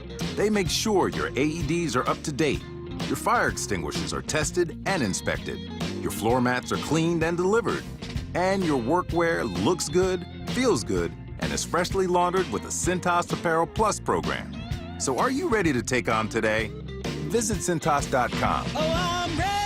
And get ready for the workday. Welcome to Staples. I hear Staples prints it all for any business. You bet, and we'll beat any print quote. So if I had a pizza place. Staples can print signs, menus, pizza boxes. A landscaping business. Oh, we can print yard signs, t-shirts, brochures. How about a pizza/landscaping business? I'll call it Dough and Mow. I like it. Right now at Staples, get up to $250 off your print purchase. Ends 4/5, exclusions apply. Visit staples.com/print for offer details. Price match guarantee valid in store and staples.com/print. Visit staples.com/price match for details. Confidence is knowing you're ready to handle whatever comes your way. That's what it feels like to take on your workday with Cintas. They make sure your AEDs are up to date, your fire extinguishers are tested and inspected, your floor mats are cleaned and delivered, and your workwear looks good, feels good, and is freshly laundered with the Cintas Apparel Plus program. So are you ready to take on today? Visit Cintas.com. Oh, I'm ready! And get ready for the workday. Welcome to Staples. I hear Staples prints it all for any business. You bet, and we'll beat any print quote. So if I had a pizza place. Staples can print signs, menus, pizza boxes. A landscaping business. Oh, we can print yard signs, t-shirts, brochures. How about a pizza/landscaping business? I'll call it Dough and Mow. I like it. Right now at Staples, get up to $250 off your print purchase. Ends 4/5, exclusions apply. Visit staples.com/print for offer details. Price match guarantee valid in store and staples.com/print. Visit staples.com/price match for details. Well, I think this Monday morning might be the morning. Might be the morning where you say, golly, why don't I take this first mark challenge? I've heard Brock talk about this for, years now. And why don't I do this? Because I'm frustrated. I don't know what I've got covered in my insurance. My costs are just going through the roof. Do what Molly and I did. Take the first mark challenge. It has saved us not only a ton of money over the years, we got a relationship with our insurer and we know exactly what we've had covered. Here's how they go to work for you. Like they did Molly and I and my mom and many of my friends. They fully analyze your current coverage, making sure you're not overpaying for the wrong coverage. Then, unlike you and me, they go to the market. Dozens of major carriers they have worked with, that connective tissue, and they find you the best fit. That's it. No stress, no confusion for you. They're your teammate. And they spent the last 3 decades helping thousands of families successfully manage this complicated world of insurance. So don't wait a morning longer. Take the First Mark Challenge totally free. And you might be the next First Mark Challenge victory. Just go to firstmarkinsurance.com. Firstmarkinsurance.com. Your teammate that goes to work for you.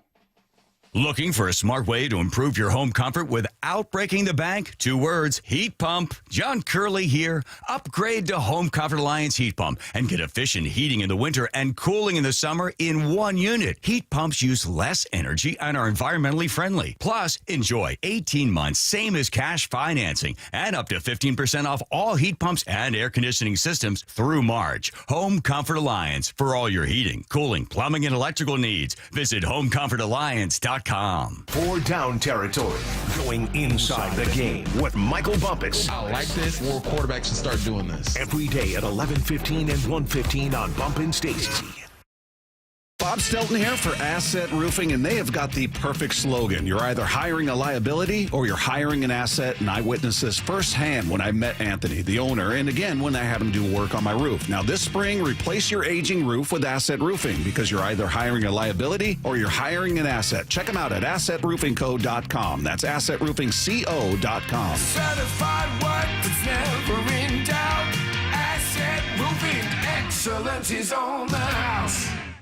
Washington State ranks number 5 in the country for auto theft. The most high-risk vehicles are Kia, Hyundai, Ford F-150, F-250, and F-350. Help keep your car safe with these simple and important tips. Don't leave your car running unattended. Park in well-lit areas. Lock up every time. Keep valuables out of sight. Use an anti-theft device like a steering wheel lock. Share this information with friends and family. Prevent the theft and keep you and your vehicle safe. These tips brought to you by the Washington Auto Theft Prevention Authority. You've heard the saying, you never get a second chance to make a first impression. Since 1926, my family's been helping local businesses make great first, second, and long-term impressions. We know how to make your company look good with quality uniforms, logoed apparel, floor mats, linens, and more. If you're paying for linen service or doing it yourself, let's have the conversation. The information and quote are free, but the savings and service can really add up. Visit suplinen.com. Superior Linen Service. It's what we do. March is here, and Toyota of Renton and Toyota of Kirkland have teamed up to take away your car buying madness. At Toyota of Kirkland and Toyota of Renton, they have the widest selection of new and certified used inventory and the largest savings in the region. Now that's a slam dunk. The all-star staff at Toyota of Renton and Kirkland will assist you with a test drive, and you can score that car the very same day. Come see for yourself or visit online at toyotaofrenton.com or toyotaofkirkland.com. O'Brien. Need to know. 15 minutes past every hour with Brock and Salk. Here's what you need to know. Up first.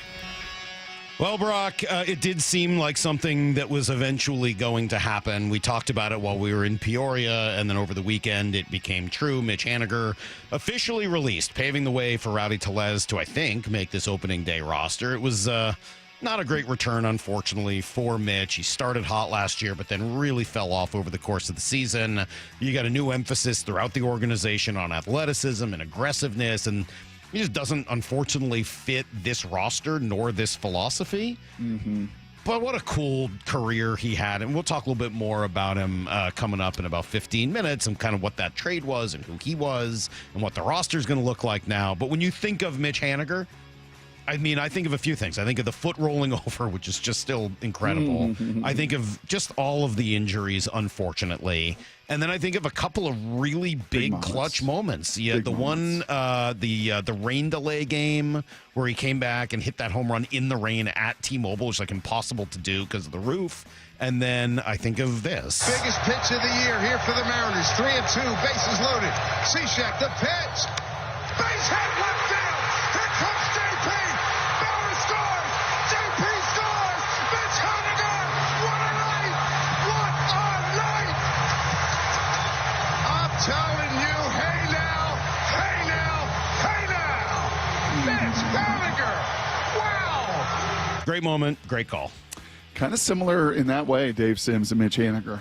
When the moment got really big, they often delivered. And Mitch, as much as anybody in the history of the organization, with game-winning hits and game-ending hits and game walk-off hits and big home runs and big moments, and yeah, really rose to the occasion during those times. But unfortunately, that body just breaking down. Father Time put out a tweet last night about Russell Wilson. So like, I don't know if he's got a job. Yeah, all indications that Aaron's going to go to Pittsburgh. And I don't know when, but all indications are all signs pointing to that.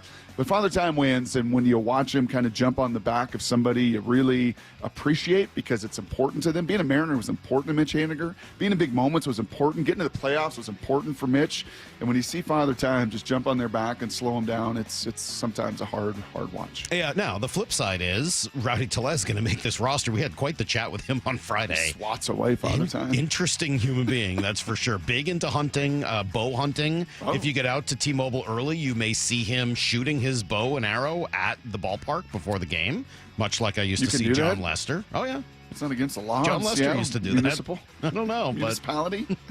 I asked him about his spring training numbers. Better be careful. Do those numbers matter? Numbers don't mean a lot for certain people. They do mean a lot for certain people, though. But, I've been fortunate again to play for a while and impact clubhouses and been in good clubhouses and to be a good clubhouse guy, you have to be there, the same guy day in and day out. And I think sometimes word of mouth helps, but I feel like I've put enough emphasis on who I am as a player, the confidence I bring to my game, just to show them maybe those things too, like longevity of the season that I can produce and do what I need to do. But I think when I said some guys need numbers, some guys don't, I'm one of the guys that needs numbers. I don't have a job, so I have to prove to them I can still do what I'm capable of doing. Pretty good attitude, right? That's pretty fun. You know what I like to see? I like to see Vogelbach, Mike Ford, and Rowdy Tellez in a combine. That's what I would like to see. We get Russell Brandon in there as well, just for kicks. Here's the second thing you need to know. When Julio hits, the Mariners do not have a problem with offense. When Julio hits, there is no offensive problem for the Mariners. We've said this once. We've said it a million times. And right now, Julio's hitting. He wants to park one out of the berm right now. Here's the stretch. And the 1-1 to Julio. Swing and a well-hit ball. Deep into the gap in right center field. This one is get out the rye bread and mustard, Grandma. It is grand salami time. Yeah, Julio with a grand slam yesterday to go with a 3-run shot the other day or the day before. I think really what jumps out, though, is just going to right center, right? I mean, just staying within himself and the ball just flies. I don't want to be projecting anything, and I probably am. But I don't want to be projecting that last year it just felt like he was so jumpy. He was falling into the other box. He was swinging out of his shoes. You've talked about the swing rate, not necessarily even how hard he was swinging. I just looked at the athleticism and the balance and the body control that all great athletes, no matter what the skill, whether you're shooting, you're throwing, you're hitting, there's a certain balance to that. And this spring, and you watch that swing, oh my gosh, easy power, on balance, finishes the swing Yeah, he's been on, and that was coming off of a little stomach bug as well. Nice to see. Yeah, it certainly was. Other home runs this weekend. Randy Arozarena had a good weekend. Solano had a home run. Cal had 2 yesterday. And Polanco's been tearing the cover off the ball. JP hit a home run. I mean, just like an onslaught of Mariner offense over the weekend. Luis Castillo, though, tremendous final tune-up. He went 5 1/3, allowed just to run quietly. He's had a really good spring. Maybe his best spring as a Mariner. I would say so. I mean, it's really been he and Brian Wu who have had good to great springs as starting pitchers. Everyone else been a little iffy. We'll go through some of these roster moves and what they mean in about 10 minutes. Leo Rivas sent down, so I would think that means Miles Mastroboni is going to make the squad. And then Casey Legamina sent down as well, which was surprising. Probably a sign that Carlos Vargas and Edward Pizarro will be there for opening day. Here's the third thing you need to know. Tournament weekend, Brock. Not a lot of drama. This was really the only big, close finish. Gillespie from the out of bounds to the freshman Queen, who's driving, floats it. Oh! Maryland on the right side of a buzzer beater with life into the Sweet 16. Yeah, that travel was right there at Climate Pledge Arena for all to see. That was about 3.5 steps, Scott Van Pelt. I'm sorry. I don't know if that was the one great thing you saw or not, because poor Colorado State would have been the only, it's all blue bloods. I mean, all power conferences. The SEC has 7. The ACC with Maryland's got 2, them and Duke. Big Ten's got 3. Big 12's got 4. There's nobody on the outside. There's Crazy. no other member outside of those 4 power conferences that have found a way to the Sweet 16. Seahawks, though, signed River Craycraft, former Coug. You excited? Former Coug. I'll get to that in Blue 88. Oh, all right, good. We'll talk more about that in a little bit. That's everything you need to know, quarter past every hour, here on the Brock and Salk Show. Yeah, not a lot of Cinderellas. None there from Loyola Chicago. No, Virginia Commonwealth making an Elite Eight. Nobody there. Colorado State a chance, and golly, I don't know. I mean, I get it. You want to kind of swallow your whistle at the end of the game, but did you watch the replay of that? Yeah. Dude took 3 full steps. Whatever. Yeah. You're okay with that? I mean, they don't call travels. They haven't called travels since before we were born, and we're both in our late 40s. That's the NBA. Oh, come on, dude. They haven't called travels in basketball since forever. Travels. I'm not going to get upset about whether or not the kid traveled. All right, don't take away his joy. Fine. Don't be a killjoy, Brock. I don't want to. Don't be a killjoy. I'm just thinking about the Rams from Fort Collins, upset. Colorado. You're just upset because of your weekend. No, I'm not upset. As you said, for good reason. I got a perspective. All right, it was a great journey. I appreciate great that. journey. All right, as we get ready for opening day, Brock, they had the Fan Fest over the weekend, and then Mariners A's, of course, starts on Thursday night. Friday, going to be Randy Arozarena crossed arm hoodie night. What? I know. Yeah, the crossed arm hoodie night, and like, do your arms cross in the hoodie? I would assume. Like, is it sewed in such a way that like a straight jacket? Yeah, like a straight jacket. You think it's a Randy Arozarena straight jacket? Like nobody can clap because you're just going to be strapped into that thing, closed arm. I don't think so. Oh, okay. That seems like it would be It's dangerous. just the logo. It's just the logo. I think it's probably more of a logo thing than an actual straight jacket. It would hurt concessions. I mean, it would hurt to try to get that wallet out. On the other hand, maybe that you when have you to cross chug a the beer. arms over, one says Randy and one says Arozarena. Oh, that's actually kind of cool. Very cool. Oh, I kind of like that. That's a good idea. You're All right. going Friday night. Good. Oh, no, you're not, Thursday night. I can't go Friday night because I'm going up to Canada for Cecily's tournament. But I am. I'll be there Thursday night. Apparently, as I said, a couple of tickets still available. So if you want to go to opening day, if you've never been, it's always super fun, and you should go. It's great. Go to Mariners.com. All right. This roster is really close to being set. Let's talk through why Mitch Haniger didn't make it, and a couple of other guys that did. It's next on Brock and Salk.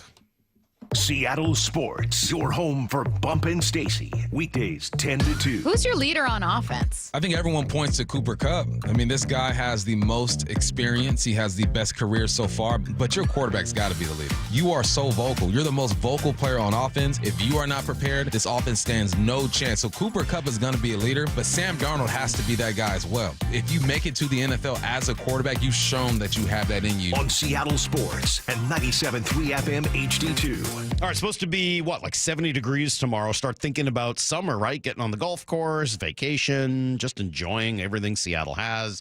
Make the summer one to remember. Look and feel your best. And if you start now, you can do it by Memorial Day weekend. That's right. Mike Salk here, 45 days. You can lose almost a pound every day.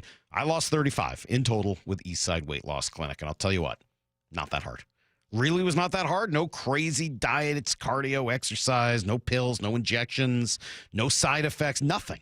You just eat healthy, delicious, good, real food that you buy at the grocery store, and the pounds fall off. It really does work. You can do this. A 15-minute call is all it takes to learn all about it. No obligation. Schedule it right now at eastsideweightlossclinic.com. You really have nothing to lose other than all the weight.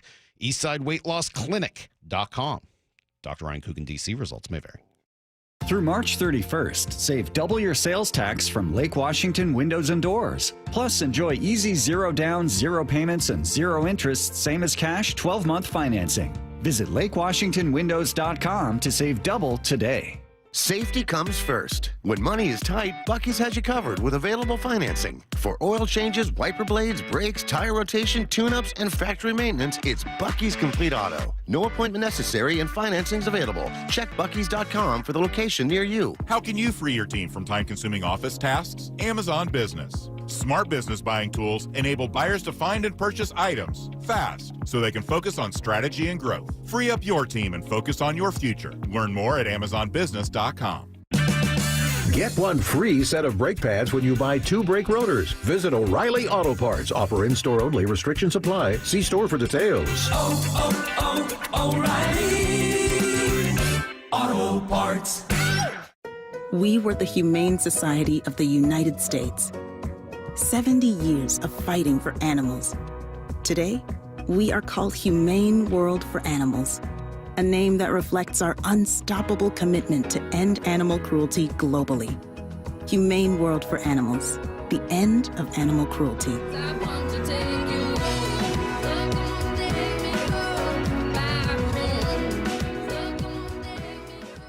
We've all been there. Sleepless nights, mind racing, wondering if your business's security service is really protecting what matters.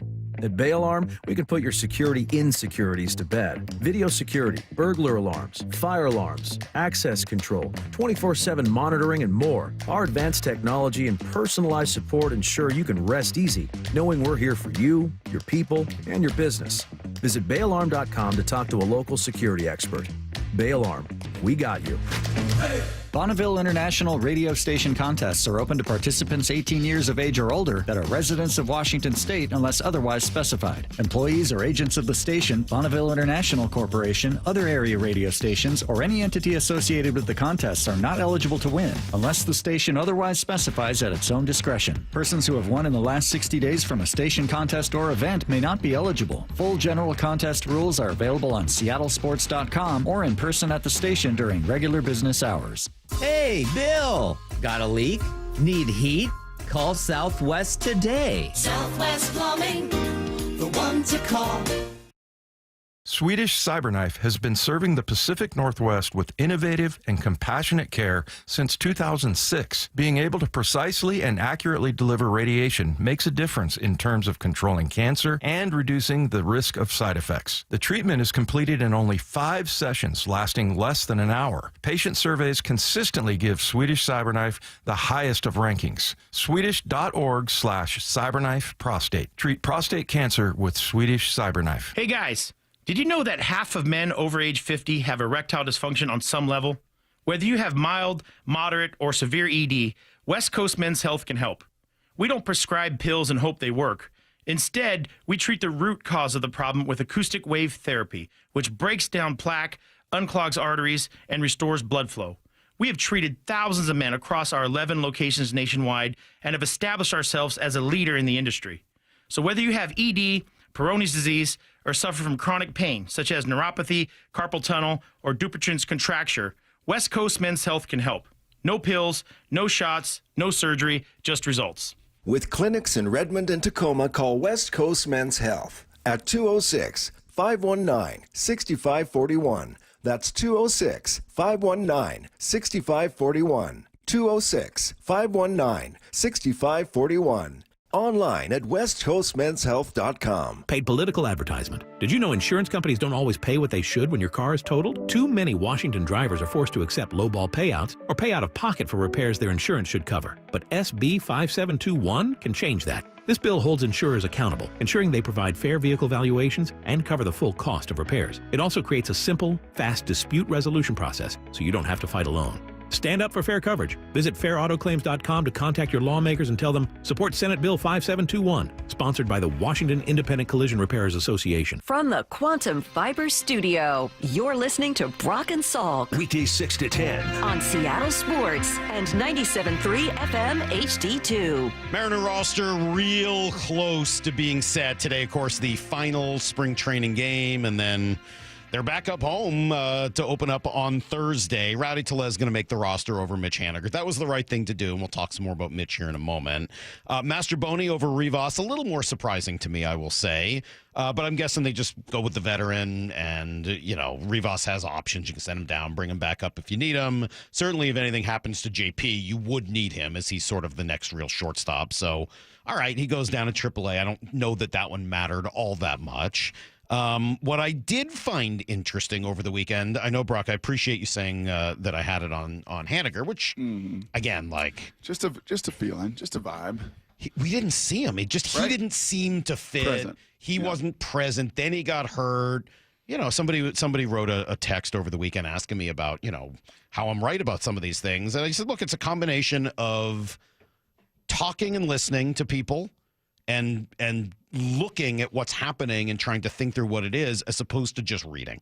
Yeah. And I think when you do those, if you were down at spring training, honestly, I don't want to take a bow or anything for this. I think anyone would have come away with the same thought. Like, He just didn't seem present. He did not seem like he was part of what they were doing.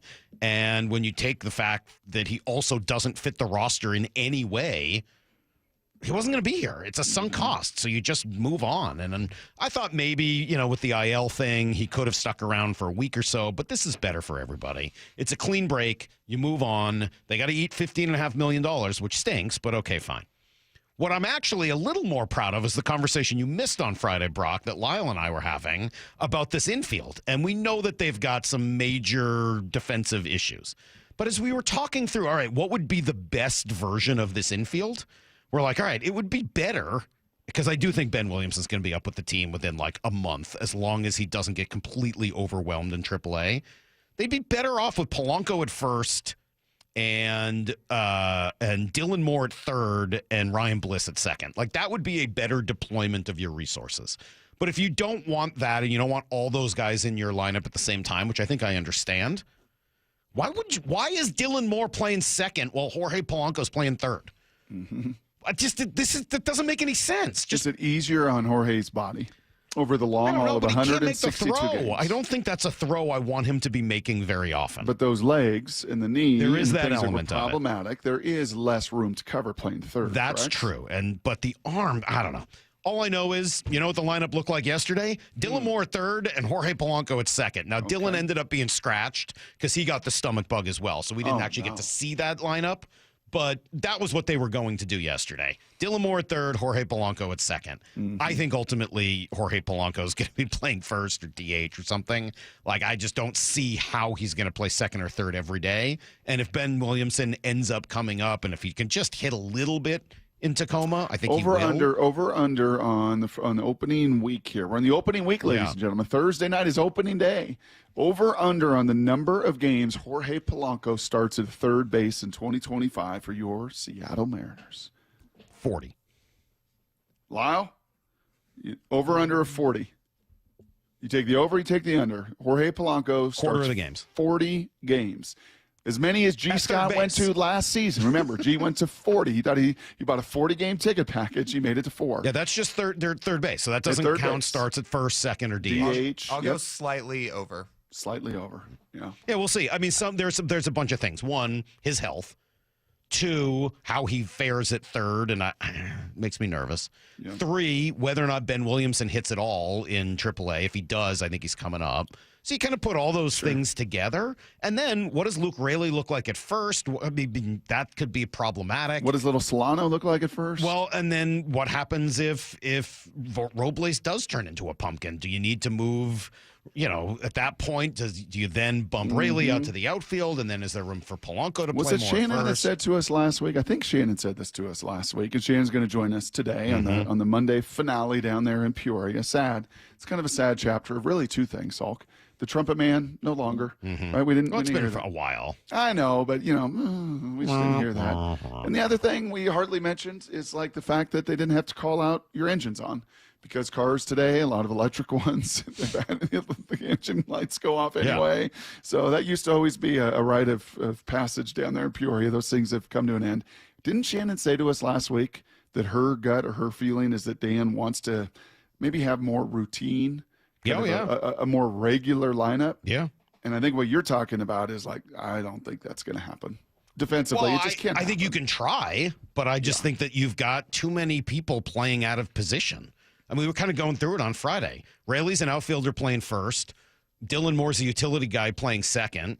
And Jorge Polanco's a second baseman, first baseman playing third. And Randy probably shouldn't be in left. Randy probably shouldn't be in left. I mean, like, you start looking through all of those things, like, everyone's playing out of position. Like, that's really hard to try to do every what you day. realize, and we have all realized over watching baseball over 162 games, it might not show up in 5, it might not show up in 10, it might not show up in the month of April, but give it time. And those little outs, those little plays, those opportunities missed tend to come up and bite you. I do have to ask you one thing, though, Salk, about the Polanco thing at first. Isn't he going to have to practice some first base if he's going to play first base? Nope. Well, he's never played a single game at first base. Doesn't matter.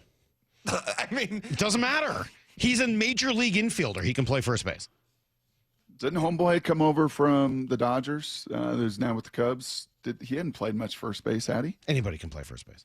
If you're a Major League Baseball player who can play the infield, you can play first base. And Lyle, I used to feel the same way as you until, honestly, I had a conversation. This is with Kevin Youkilis years ago, whatever year it was that he moved from third base to first. I don't remember what year that was, but he moved from third to first, 2008 maybe. And I was like, dude, any issue? What'd you do to get ready? He's like, are you kidding me? He's like, a monkey could play first base. Anybody could do this. It is. He outright scolded me for even asking him about moving across the diamond. It is funny that, in 2019, Jorge Polanco started in the All-Star game at shortstop. I know. And now he might play But first. he's had a lot of injuries. No, I know. that's how it goes. Right. He can play first base. He'll be just fine. All right. And if you don't believe me, go talk to Uke. He will yell at you as well, just That's like a he did. Well, you got his infielder contact going to- info for me to reach out to him, or what? I don't think I have a number. He's a real sweetheart, too. From Youkilis? all things perceived. He's a grinder. He's a real tender-hearted guy. He's a real, grinder. Yeah, real compassionate, real patient. He's a grinder. It's a bit of a grinder. Yeah. But yeah, he was not impressed with the difficulty of a transition to first base at all. Not impressed. Do you by applaud that. the Mariners, by the way? Do you applaud the Mariners for making this move with Mitch? I think there are a lot of people that say they'll never do it.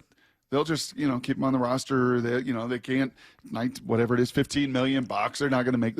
Is there a bit of an applause for, hey man, doing the right thing, and you got to eat that cost? I'll turn that over to Lyle because I'm not the person who gets super mad about the payroll thing. So I'm not the right person to ask. Okay, and I here we always go. thought they were going to do this. Lyle, do you tip your cap to the Mariners doing the right thing in this case for the roster, for the team, just eating a whole lot of millions of dollars this year? Yeah, I do. Because this is the best roster you can roll out there. So, yes.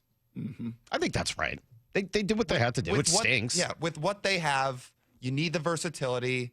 You need the ability to have guys come off the bench and play defense and run the bases. And unfortunately, love Mitch Haniger. We'll appreciate every single thing he did in a Mariner uniform. But when you're a DH who can't hit, can't run, can't field, it's just tough. Kind of that time. You can't fool the locker room, Brock, as I know you say over and over again. If you were rolling out Mitch Haniger on this roster, you would be trying to fool that clubhouse, and I don't think that was going to work. You know what this strikes me of, this 10 minutes here of just all the iterations with this roster and all these different possible moves over the course of the season? This feels a very Jerry DiPoto front office kind of way, and we've seen this with Jerry to always kind of try to give yourself some outlets, right? To try to not have all these sunk costs and just rolling out the same lineup, whether it's, guys going up and down I-5 to Tacoma, Seattle, making sure you're young and you're trying to develop these guys and not get away from that. It strikes me that in this roster has so much. If Rowdy doesn't work for a month, well, you know what? Locklear is down there, Rayleigh is here. And, you just kind of give yourself a lot of volume to minimize the risk. And on the other side of that, I feel like Dan wants to be Lou Piniella. And I don't know if that's fair or right at all. This is just a perception that I think Dan and Edgar and Seitzer would much rather have like a stable, you guys all do this thing together and build this thing together and strive to, write the same lineup day in and day out and really develop kind of those roles and that confidence and everything else. And it'll be kind of, I think, a healthy, I don't know, friction or just a healthy tension, I think, to watch those two kind of sides. Is that fair? Does that feel a little bit? I know that's a little overblown, but I don't know. Well, we'll find out. I'm we're going to have a lot to kind of watch. I'm going to give that a we'll find out. I don't know. I don't know whether I'm on board with that yet. Maybe. We'll see. I'm going to give that a we'll see. Hey, we got a couple minutes, and I do want to just quickly talk about Mitch Haniger, the person, the legacy, etc. I always enjoyed Mitch. I got to say, I like Mitch Haniger a lot. Personally, professionally, because you like the grinder. I like the grinder. We've had him in studio. We've gotten to know him over the years. We've had good interviews with Mitch. We've had some tough interviews with Mitch. There was that one at spring training a few years ago. This was even before the poop take thing where he was staring me down for the whole, we didn't even know why. Yeah. He wasn't even mad at me. He was just in a weird zone. And okay, but I kind of appreciate that, right? And he is who he is, and he doesn't eat dessert, and all these sort of crazy things about Mitch. He had a lot of great clutch moments. He really did get screwed with injuries. He really did have some unfortunate things happen to his career where he should have made double the money he made, but through injuries and just service time and all of it, the way it worked for him, he just unfortunately, I'm glad he got his one big payday. I'm sorry that the Mariners ended up on the hook for the last year of it, but I am happy for him that it kind of finally worked out that way. And yeah, when I said something really stupid about Kyle Seager a few years ago, Mitch was the one to kind of stand up and call it a poo-poo take. And you know what? I went and talked to him a couple weeks later, and we talked it through, and it was fine. He's just a good dude like that. And I told him I was standing up for my teammate, and he said, so am I. And I said, I totally get it. He said, so do I. And we shook hands. We talked for 10 minutes, and everything was fine after that. It was really, honestly, like, he's a pretty good dude. Like, I've always had a lot of respect for the way he handles his business. So I take no joy in him being gone, even though I think it was the right time and the right thing for the Mariners to do. I'm sorry, go ahead. No, it is why it is so hard to project kind of future results because you just don't know. I kind of put him in that same, now he, many more big moments and more productivity than Michael Saunders, but very similar guys. You know, just really good dudes. Michael from Canada. Pretty different types of good dudes. Yeah, different backgrounds. But as far as just like play the game hard, play the game the right way, devote all you can, put all your energy, empty the tank, man. Empty the tank with your talent. And unfortunately, both of them just got stung over and over and over. Again, with injuries that really limited, I think, their overall upside. I do have some stuff. I went back and was just looking at the original Haniger trade. And looking at again, there's so many ways you can analyze these things, but just looking at Baseball Reference WAR as just a quick, handy tool for analyzing the trade. On its surface, it was a disaster for the Mariners. Once you look into it more deeply, I don't know. I think it becomes actually just a pretty good trade. If you look at it and say, B-WAR with the teams that with the two teams involved, Arizona and Seattle, Haniger had 15.2 in his time with Seattle. Pretty good. That's pretty good wins player. Above replacement. Yes. Gene Segura had 7.1 in his 2 or 3 seasons here. Taijuan Walker, 2.9 in Arizona. And then really the difference makers. Ketel Marte had 28.8 wins and counting with Arizona. So obviously that just blows it away. But if you want to make this trade fair, they just released Taijuan Walker the next year. They didn't re-sign him. He moved on. So he only had a couple of seasons there. The Mariners only had 2 seasons of Gene Segura, but the centerpiece of the deal that came next was Segura for J.P. Crawford. It wasn't 1-for-1, but that was basically what the deal was. And if you add the 17-plus wins that J.P. has had with the Mariners, it actually works out pretty well. Right, and then you're looking at the 17 for JP and the 7 for Segura and the 15 for Mitch compared to really 30 on the other side.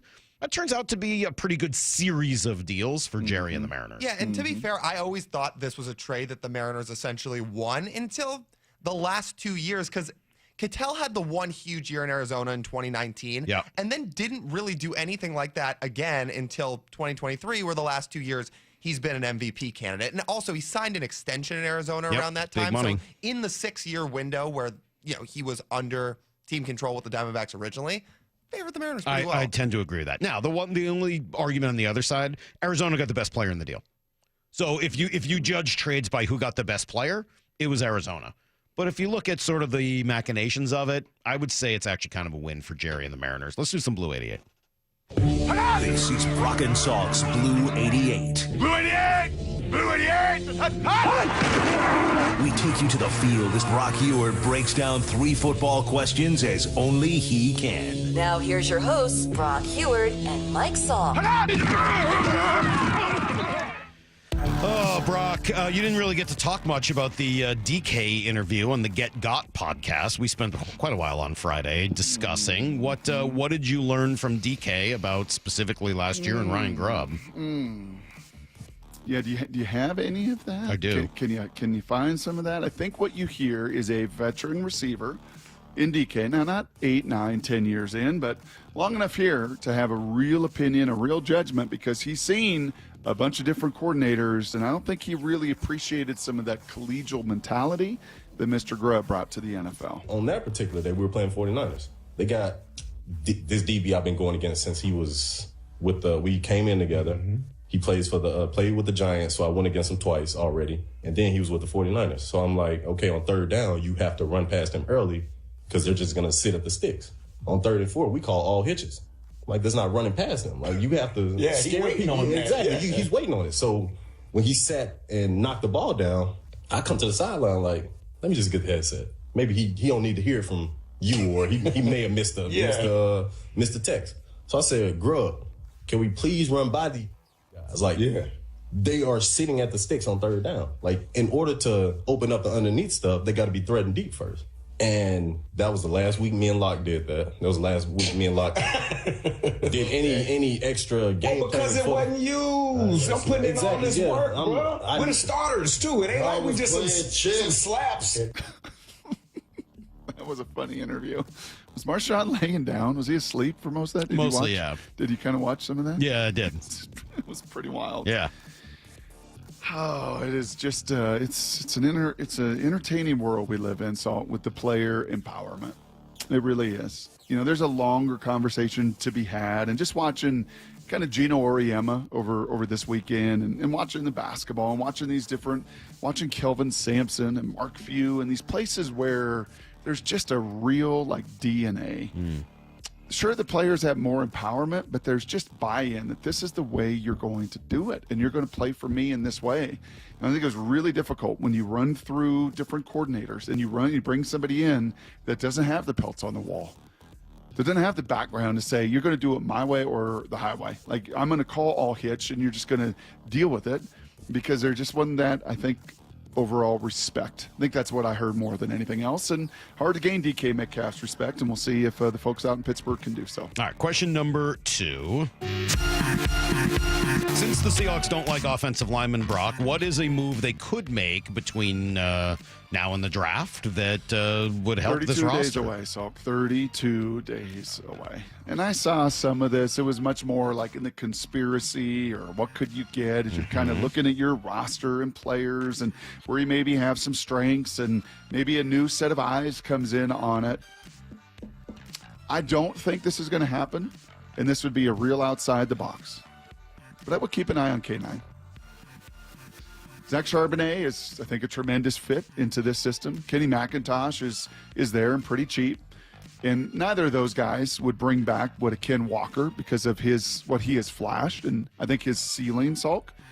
Is there a team out there now? It is a really deep draft, right? And so I am sure there's 20 organizations out there like, we're good. I don't need to trade. I don't need to give up a 5th or a 6th or anything. Like, we'll find that equivalent and cheaper value in the 4th, 5th, or 6th round. But that would be one, because this draft is so full of some unique suckers at running back. Have you guys seen Ken Walker? I've seen Ken Walker. Yeah, he's pretty amazing. Maybe you wouldn't be seeing him anymore. That would be an outside the box. The thing you sent said like they could get like a 6th round pick for him. I wouldn't do that. That was proposed by someone at Bleacher Report. I wouldn't do that either. That's right. A 6th rounder? No. Have you guys seen Ken Walker? No. No, not for a 6th round pick. I haven't. Question number 3. But you know what John Schneider likes, so as much as Pete Carroll? Draft picks? Yeah. Running backs. He likes running backs too. Not as much as Pete does. No. Does Pete want Ken Walker down there in Vegas? I would assume he does. A 5th? Don't you think? Would he trade Ken for a 5th? Probably, but I wouldn't do that. You wouldn't do that No. for 5th? Nope. All right. I would not. Question number 3. What do we make of River Craycraft returning? You want a grinder, Saul? He's a grinder. Dude. Let me just read. I put my readers on here for just a second. Let me just read a few paragraphs here on the old Wikipedia to give you a little case for River in the NFL. You ready for this? Yeah. On December 24, 2019, Craycraft signed a Phillies practice squad, signed a reserve contract on January 6th. He was later waived on April 30th. Craycraft then signed with the 49ers on August 27th, waived on September 5th, elevated to the roster October 31st and November 5th for Week 8-9 games. Let's see. He was then signed to a 1-year extension. He was waived then on August 24, 2021, but re-signed 4 days later. He was waived on August 31st and re-signed to the practice squad the very next day. He was promoted to the active roster on December 1st. He was waived on January 29th, signed to the Dolphins on February 17th, cut on August 30th, signed on the active roster, then waived. Salk, it is unbelievable path that you want to talk about the river. Right. That Garth Brooks wrote. I don't. I mean, Yes, go I read. don't want to talk about that at all. It's an ever-winding road. I still don't want to talk about it. It was my senior thesis on the river. Life's a journey. You never know where it You goes. wrote your senior thesis on a Garth Brooks Well, in high song? school, Salk. In high school, not necessarily a thesis. gosh. But just, yeah. Oh, dear Lord. It is a winding road, and River has been on one heck of a road. Will be 31 this upcoming season. You want to talk about a grinder and an overachiever and doing all it takes and to kind of, fit on special teams and maybe fight like mad for that 5th or 6th spot on this roster. Yeah. That will be River Craig Craft. All right, there you go. That is today's Blue 88. Because the dream is like a river. It Never is? changing as it flows. I knew the whole song at one point. What happened? I don't know. You getting old. Yeah, maybe we'll have to play it and I could sing the whole thing for you. Your birthday's coming up soon, huh? It is, a couple of weeks. What are we going to be, 49? Not quite 50. Do you realize in a year, Brock, we're going to be talking about you turning 50? Mm-hmm. What is that going to be like? Sad. Super sad. Mm-hmm. Are you crying? No, not Okay, yet. good. Not yet? This wedding's going to hit me in 98 days. Oh, it really I'll is. tell you that. It's going to hit you hard. Not only is it a wedding and then a 50th birthday, Yeah. oh gosh, yeah, it's going to hit me hard. Really? I think so. How many people are coming to? So Heather and I are coming. We're excited. How many people are coming to this wedding? Well, that's for me to know. Oh, okay. Not to know. For me to find out when I get there? You threw a number at me at one point. Yeah. It's a lot. It's a lot of people. It's going to be a big wedding, though, right? It's going to be a big wedding. How many people do you think I'll know at the wedding? That's a good question. That is a really, really good I'd question. like this to be about me. How many people will I know? I mean, you know a lot of the family, right? Right. This isn't one where you'll be an outsider, but anyways, you know Damon and course. Julie, you know Peg and Mike, you know Yeah. Gigi and Papa, you know Heidi. You know. I actually don't know Titus. Heidi. I've never You met Heidi. Never met Heidi? I don't think so. I'd like to meet Heidi and Steve. All I'm right. Seems excited like an for that. off-the-air conversation. Oh, Okay, all right. okay. Well, then Here let's we take a go. quick Yeah, we break. gotta Thank go you, break. Maury. You know what? You're right about that. We are on, Brock. There are only 4 left in our most intriguing Mariner countdown, and there's been some behind-the-scenes maneuvering and juggling. So wait till you hear who's number 4. It's next on Brock and Salk. Baseball is back. Julio Rodriguez and the 2025 Mariners are ready to play ball. God, Julio, home run! Opening day is just 3 days away. It's a mentality. It's time to battle. It's time to fight. Seattle Sports will be live from Soto all day, including Wyman and Bob at Victory Hall from 2 to 6 p.m. Seattle Sports, the home of the Mariners, and your exclusive home for opening day. Making fresh produce and food affordable and accessible to all is a mission Safeway is deeply committed to. G. Scott here. Your local Safeway has all the great benefits that SNAP-eligible families love, plus exclusive savings. Right now, save 50% on Fresh Pass memberships, plus get a monthly $5 credit, free unlimited delivery, $10 of free produce, and double rewards. Check out your Safeway For You app for all details and savings, or visit Safeway.com/SNAP for details. Old windows cost you money and security. Lake Washington Windows and Doors installs energy-efficient, high-security windows that lower your bills and increase protection. With leak armor installation and lifetime warranties, you're protected for life. Choose LakeWashingtonWindows.com today. Through March 31st, save double your sales tax from Lake Washington Windows and Doors. Plus, enjoy easy 0 down, 0 payments, and 0 interest, same as cash 12-month financing. Visit LakeWashingtonWindows.com to save double today. When you switch to Progressive, you could save bundling your home and auto. Then you could put that money towards some of the surprisingly more expensive things in life. Attention passengers, we've reached 10,000 feet and internet is now available for purchase. I just paid hundreds for this flight, and you can't even throw in internet?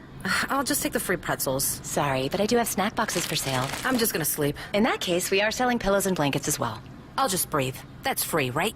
Life costs a lot, so bundle and you could save with Progressive. Progressive Casualty Insurance Company, affiliates, and other insurers. Not available in all states. T-Mobile home internet is all about speed, value. What you doing, Zach? I'm rehearsing. There are so many benefits. You got to talk fast. T-Mobile home internet ranks #1 in customer satisfaction for home wireless internet by J.D. Power. Wow, you are good. Try singing it.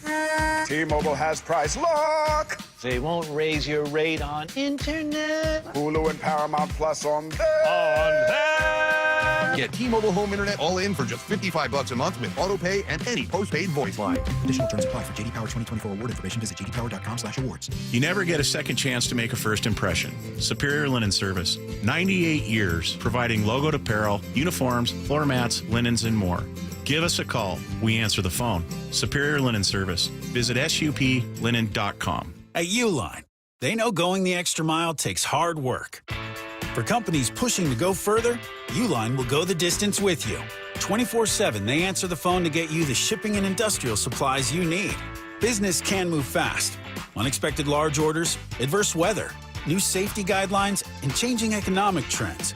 Uline works hard keeping 41,000 items ready to ship, minimizing detours on your way to the extra mile. Visit uline.com.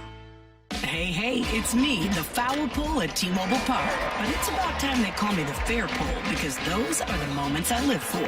When Cal's up to the plate, I'm always on high alert. And then there's Randy Arozarena, launching missiles into the stands, flipping his bat so high it practically reaches my eye level. Blasted back, Randy Arozarena strikes again. And J-Rod, heck, when he connects, he makes the whole building shake. So come on down and take a seat beside me. You might even go home with a souvenir. Mariners baseball. Try it ends up. The Mariners are kicking off the season with a stacked slate of promotions, including a Julio Bat Flip Bobble March 31st to April 2nd, and a Cal Platinum Glove Bobble April 7th to April 9th. All 6 dates are Mariners value games, which means you can score seats starting at just $10. Get your tickets at mariners.com/promos. By texting 64,000, you agree to receive recurring automated marketing messages from Real Success. Message and data rates may apply. No purchase required. Terms apply. Available at ourrealsuccess.com. Do you want to learn how to make money flipping houses and acquiring rental properties right here in Seattle? We're offering a handful of motivated individuals the opportunity to attend our workshop right here in Seattle for free. That's right, we'll give you 2 free tickets when you text FLIP to 64,000. Seattle is the perfect market to flip houses and build rental income. Discover the simple steps developed by Joe Arias, one of real estate's greatest rags to riches stories. You'll learn to flip properties and secure rental properties without using your own money and in your spare time. Don't miss this opportunity. Come to a complimentary live 2-hour workshop this week right here in Seattle and learn how to start making money flipping homes and building long-term wealth with rental properties. To get 2 free tickets, text FLIP to 64,000. Text in the next 10 minutes, and registrants will also receive a free copy of our Funding for Deals guide. Text FLIP to 64,000 for 2 complimentary tickets. Text FLIP to 64,000. Safety comes first. When money is tight, Buc-ee's has you covered with available financing. For oil changes, wiper blades, brakes, tire rotation, tune-ups, and factory maintenance, it's Buc-ee's Complete Auto. No appointment necessary and financing's available. Check Buc-ee's.com for the location near you. Let's go! This is Seattle Sports. Streaming through the Seattle Sports app. KIRO AM Seattle. KIRO FM HD2 Tacoma. Home of the Seahawks, Mariners, and everything Seattle sports. Give me a freaking auto! From the Quantum Fiber Studio, this is Brock and Salk on Seattle Sports. Brock Ewert is my hero. Jay Buhner just punched me in the kidney. We're going to excuse you on the interview. Doesn't really work that way, Sherm. This is a show that has my name on it. It kind of does, though. Now here are your hosts, Brock Ewert and Mike Salk. Hello! All right, let's see, Brock. Thursday, of course, opening night. We're getting real close here to opening night, and our countdown is on for opening day. Of course, Thursday, the big festivities, the big first pitch from Ichiro, platinum gold glove presentations for Cal and Dylan Moore. Hopefully his stomach is feeling better by then. Anyway, you can still get a few remaining opening day tickets if you want to go. Mariners.com. We've been counting down our most intriguing Mariners, starting from 10, and on Thursday we will reveal number 1 on this list, and I know it's a huge honor, and I'm sure this person will, probably be pretty excited about being the most intriguing Mariner of the season. But today, Brock, with 4 shows left, we're on to number. Maura. This is serious business. Stage fright, Maura. My God. Stage fright. What happened? I've never heard more like this. What happens? Are you okay? No, I panicked. Is it number 4? Yes. Number 4. I was going to do 5. That was bad. No, I think that was actually your best one. Yes. Yeah, you let that one go with gusto. I think you were so frustrated by so embarrassed for having forgot what number we were on that you really let loose. Anyway, number 4 is Bryce Miller, Brock. When we started talking this offseason about the possibility of trading a pitcher, for me, Bryce Miller was the only one that was the hardest no. He was the last on my list of pitchers I would trade it. It's not that he's my favorite of the group. It's not that he, I think, is the number one pitcher, anything like that. But the combination of upside, controllability, and health made him, to me, the most valuable guy. Plus, when you start looking at what you could get back for each of them, I would not trade Bryce Miller. And I think when you talk to him, you do get that sense that he is very much on a mission for this upcoming season. Feels as confident as anybody, feels like, he's in a position to take another huge step forward. I trust all my stuff and have, 7 pitches now that I can trust. And it's just, at the end of the day, it comes down to execution and not letting a single pitch, slide by. Yeah, a guy that seems to be, I think the word I would use is focused.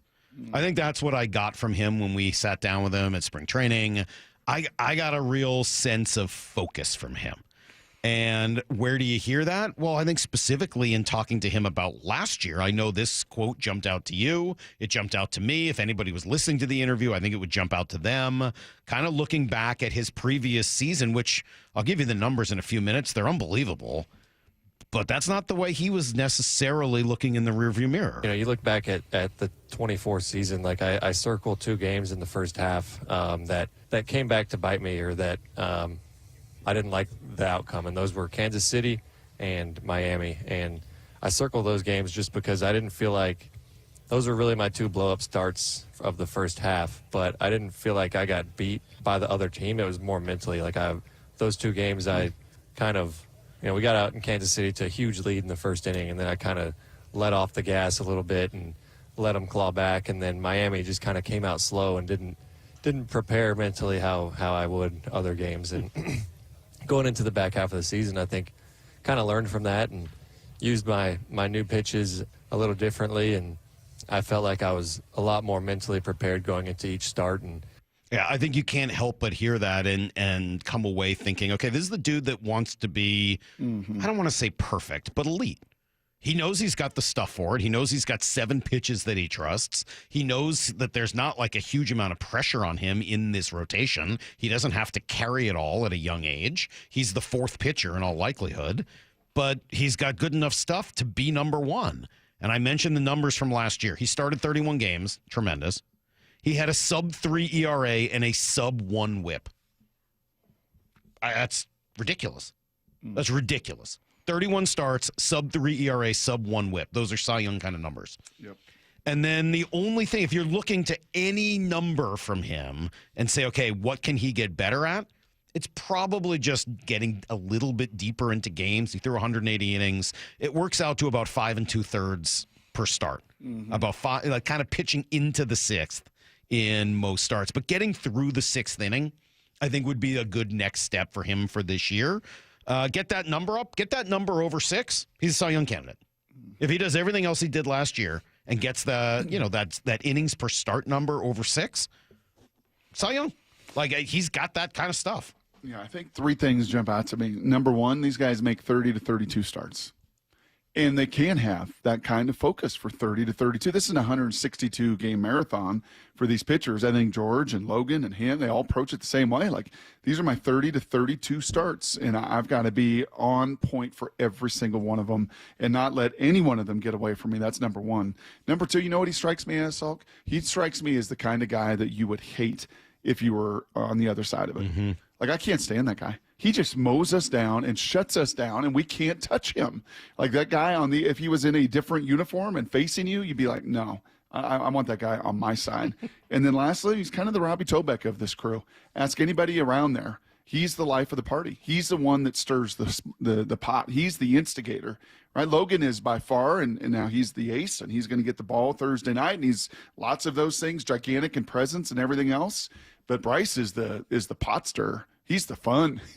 He's the personality that you kind of got to have over a 162-game season and has, I think, that impact and that effect on everybody around him. Yeah, I'm like you, man. I love him. Luis, you could have traded and maybe got more, like obviously a lot of flexibility contract. Yep. Kirby's an interesting one. Yeah, he's the one I would have probably tried to trade. Yep, Wu, obviously the injury history, probably don't get as much back. But, yeah, Logan, don't really want to move either because he's such a unicorn. But Bryce is right there with Logan. I want him in a Mariner uniform for the rest of his livelihood. I think the two things that jumped out to me the biggest about Bryce Miller last year were, number one, how he totally flipped the script on neutralizing lefties from his rookie year. Sure. Yep. Because lefties just tore him apart his rookie year. Last year, not at all. Totally flipped the script. Yep. And then also his ability in the second half to pitch well on the road also flipped. Tough first half on the road, had a tough rookie year on the road. Last year in the second half on the road, ERA was 2.06. Yeah, he does seem like somebody who, when there's a problem, figures out a solution for it. And in his case, he does seem to have just an incredible ability to throw different pitches and pick them up fairly quickly. And Brock, when he wasn't awkwardly touching his hands, was getting a pretty good lesson on all of those different pitches and grips and all of it. Hey, you got a problem against lefties? All right, well, maybe I'll try throwing this. Oh, it worked. Cool. I don't have a problem against lefties anymore. So I think his ability to adjust. Pitch manipulation. Yeah. Off the charts. Yeah. And great hands. How were his hands? Were they soft when you were holding them? They were. Were you stroking it, or were you just sort of holding the hands? Whoa, easy. I wasn't sure. I will say him and Logan really worked their nails too.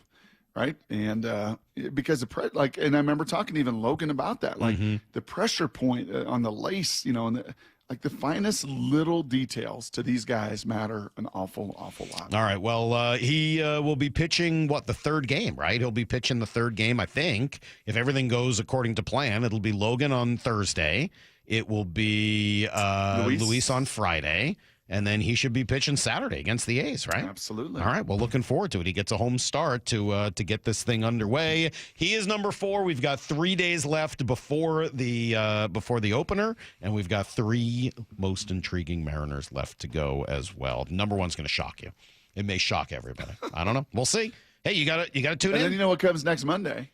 A week from today. We start draft. Draft profile. Draft profiles? Draft profile. Oh my God. Also at 8 o'clock? And Maura's going to get to go draft profile number 50. As long as she doesn't start laughing in the middle of it, we should be fine. Come right back, give you guys everything you need to know. And then, Brock Field Yates. Yes, sir. Noted ISL graduate Field Yates will join us at 8:30. It's Brock and Salk, Seattle Sports on 710.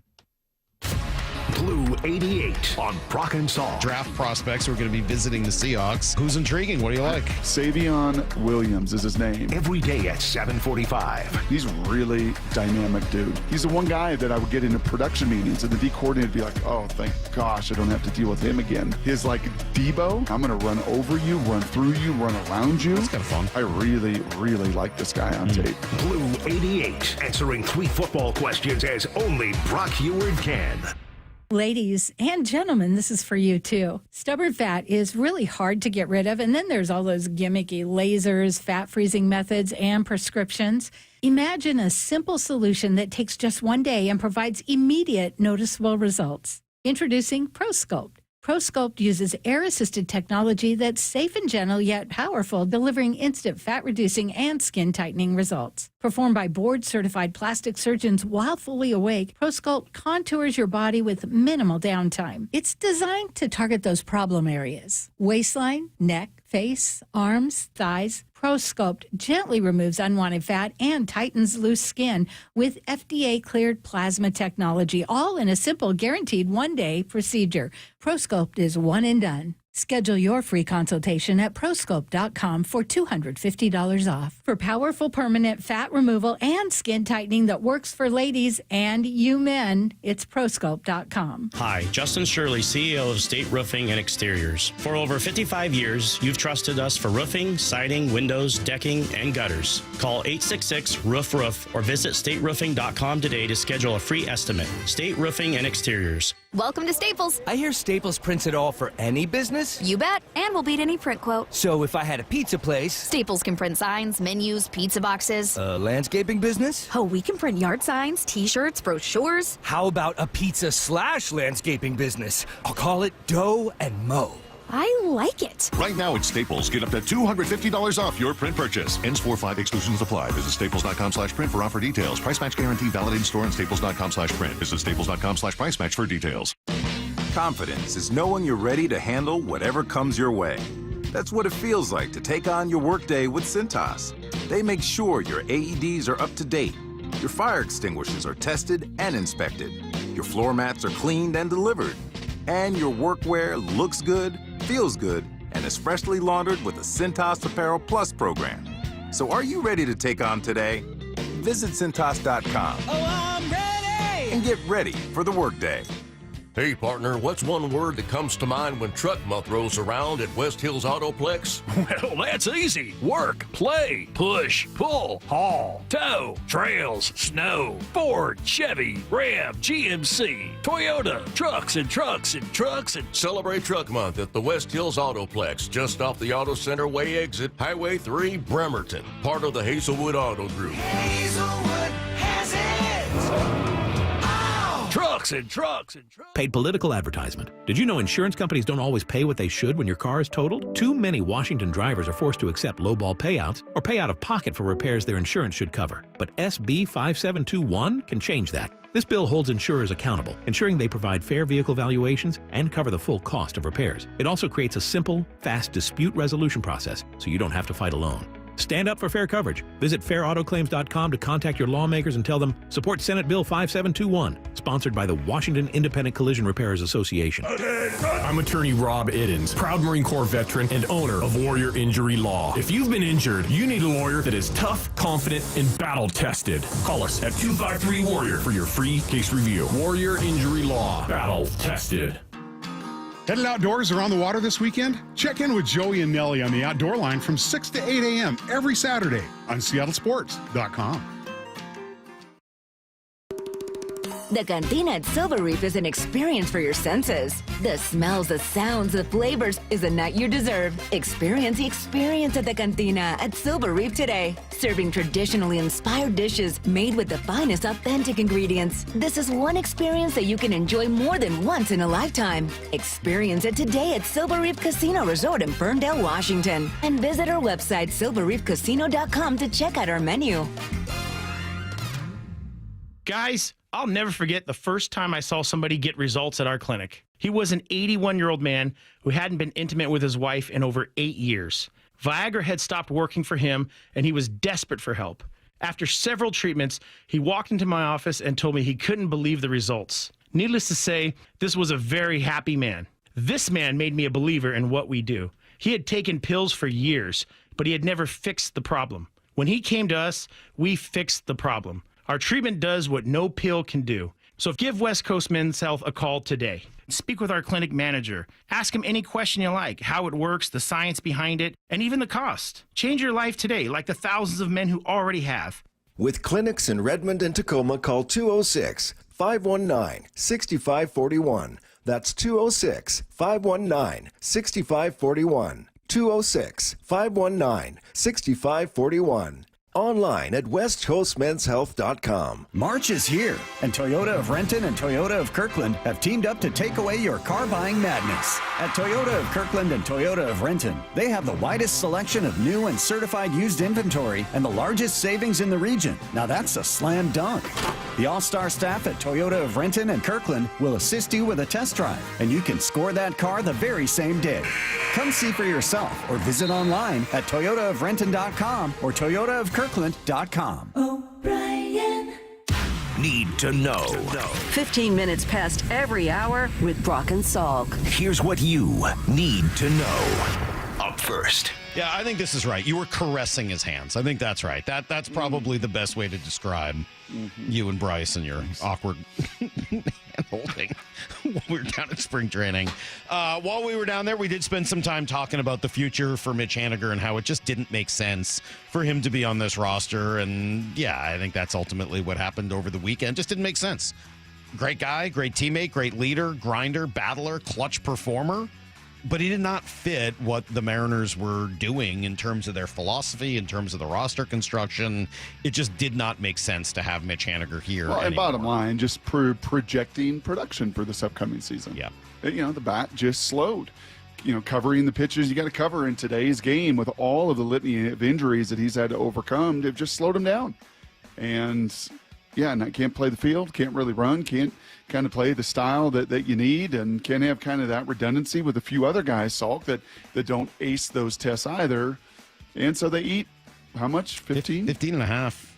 Oh, a lot of money. That's a lot of money, I know. They end up eating it for this season, but you could be with Robbie Ray's contract for another year after this, which, obviously they didn't want to be in that situation either. So give me that call again. It feels good on You want to hear the call one more time?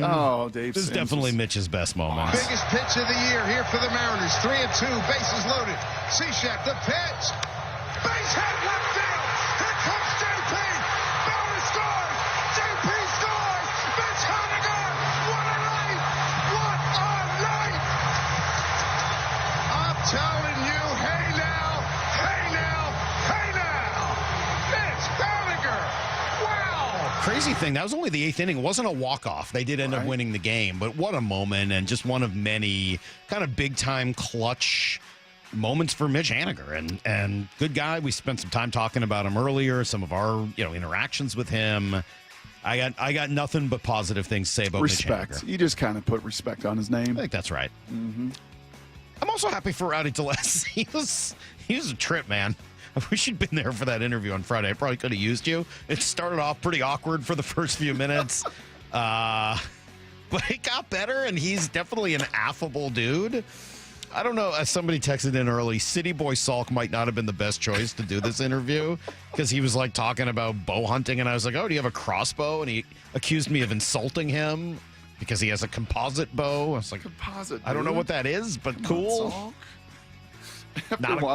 After driving around Chestnut Hill, Newton, where you grew up, I've got such a different vibe for you now. So, that was so good. Not a lot of composite bows around either of those two communities. I'll say that. But Rowdy Tellez will be there. It looks like Thursday night for the opening night.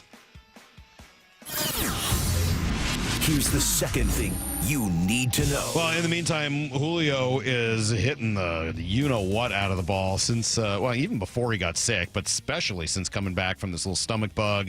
3-run shot Saturday, yesterday the grand slam. Let's park one out of the berm right now. Here's the stretch, and the 1-1 to Julio. Swing and a well-hit ball. Deep into the gap in right center field. This one is get out the rye bread and mustard, Grandma. It is grand salami time. Julio Rodriguez onto the berm the other way. His 5th home run of the season. 4 more runs are in. The Mariners have 6 runs here in the 8th. They went on from there because Cal Raleigh had a home run, and JP had a home run, another one for Cal. They were just doing it all. Good final tune-up for Luis Castillo. Went 5 1/3 on Saturday. Only allowed a run. That was great. Brian Wu has been their best starter this spring. I thought Bryce has been really good too. By the way, his 3 errors have not helped him. They've not. So, no, but he was good again yesterday. Yes. Mm-hmm. Leo Rivas sent down. Miles Masterboni probably makes the team. Casey Legamina sent down. Carlos Vargas probably makes the team. Same with Edward Bizardo. And yes, I'm getting text messages, Brock. It is not a composite bow. It's a compound bow.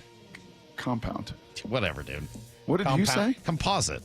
No, what did he you asked him ask? if he had a crossbow. And he said, Oh don't my disrespect God. me. Oh, my gosh. Oh, my God. Well, I didn't hear you correcting me or anything when I It's a said compound. composite instead Not of a compound. composite. I didn't even hear you say that. I can't tell you how many text messages. Oh, my God. You know when you see something moving so quickly because you got that many coming in that you can't read it all at Remember once? where my people are. They're down in Pierce County. All right? Down there in Black Diamond. I should go through the... They're down there in Yelm. There's a lot of There's a lot of 509. Heck yeah, there are. are. A lot of 253. Those are Spokanites over there, too. Scott in Tennessee. A lot of people texting in to remind me. Composite. Yeah, jackal. It's a compound bow. Sorry about that. Do you shoot that crossbow Here's like the Rainbow? third thing you need to know. What's the difference? What's a compound bow? You can't even say compound. Say it again. Compound bow? There you go. That's a little better. Not a compound bow? I feel like now I've said it so many We got a times. lot of text during the interview. Like, Salk really needs Brock right now. I feel like maybe I feel like I've said the word so many times, it's starting to lose meaning in my head. Compound bow? Compound bow. What's that pastry that you like, Bo? Yeah, anyhow. What? Isn't there that Chinese pastry that you like? Like the that's a bao. Bao. Okay, not a bow. That's Yeah, a bao. those are Gotcha. good, like the soup dumplings. There you go. That's Yes. a bao. You can get a compound bao, composite bao. You can even get a cross bao if you really want one. I don't know, man. That's everything you need to know. There were a bunch of games. If you didn't watch the tournament, then you don't care about what happened. And if you did watch the tournament, you don't need to hear me talk about it, certainly. Seahawks signed River Craycraft. That was kind of cool as well, especially for all the Cougs out there. And that's truly everything you need to know. It is pretty remarkable. 7 SEC teams, 4 Big 12 teams, 3 Big 10, 2 ACC. No Cinderella. Yeah. You know, with all of the talk of this transfer portal, and all the people moving around and all these different guys, I think, unfortunately, the money for all these transfers, you know, I was Jackson, Macy's boyfriend, came on the trip, and we had a great time with him, and he is just all in. I mean, knows his basketball. He's like, oh, yeah, that guy, remember that guy? He was at FAU. Oh, and that guy, he was like a star at FAU, and now he's on a Power 4 team. Oh, that guy. Oh, he's on a Power 4 team. Oh, he's now on a Power 4 team. Like, the Power 4 have just got and continue to get richer and richer. These compound, I'm looking up the compound bows. Yeah. These are the cheating bows. I see. They're the ones that they use at the competitions that have like levers and pulleys and sticks and aiming devices. Stop. Yeah. Stop offending. Well, no, when I was a If kid. you would have known this on bowl? Friday, you would have told him, Rowdy Tellez, that he's cheater? using the cheat. Yeah, the cheating bow. form. When I was a kid, we did archery. You had to pull back the string and fire it. Like it was a real bow. It was like Robin Hood. This is, I mean, you know. Are I your couldn't do kids it. cheating when they use computers to write papers now? I mean, we had to use encyclopedias as kids. But at some point, if you're using a bow, like if you're going to cheat to that degree, why not use, you know, a rifle or Did something? Field Yates do those same summer camps you did up in I Maine? don't know. I doubt it. Based on the name Field and the name Yates, I'm going to guess that we were at different types of camps. I don't know. Wow. Just going to guess. I can't tell you that for sure. But I would be willing to bet we were not at the same camp this summer. Field Yates is up next. Lyle knows what I mean. It's Brock and Salk, Seattle Sports on 710. We are the home of the Mariners. Big news, by God. We're excited to announce a multi-year partnership extension between the Seattle Mariners and Seattle Sports / Bonneville Seattle. So all Mariner games will continue to be heard on our platforms, including 710 a.m. The legend that is Rick Riz. We couldn't be happier on behalf of the Seattle Mariners. We love the fact that we're going to be back on 710 Seattle Sports. Thank you so much. We're thrilled. On Seattle Sports. And the Seattle Sports app. The LJ way is the Lee Johnson Auto family.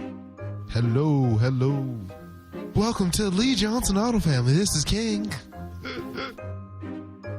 This organization's a special one. They call it the Lee Johnson Auto Family, and it's not just a name, it's not just some cliche.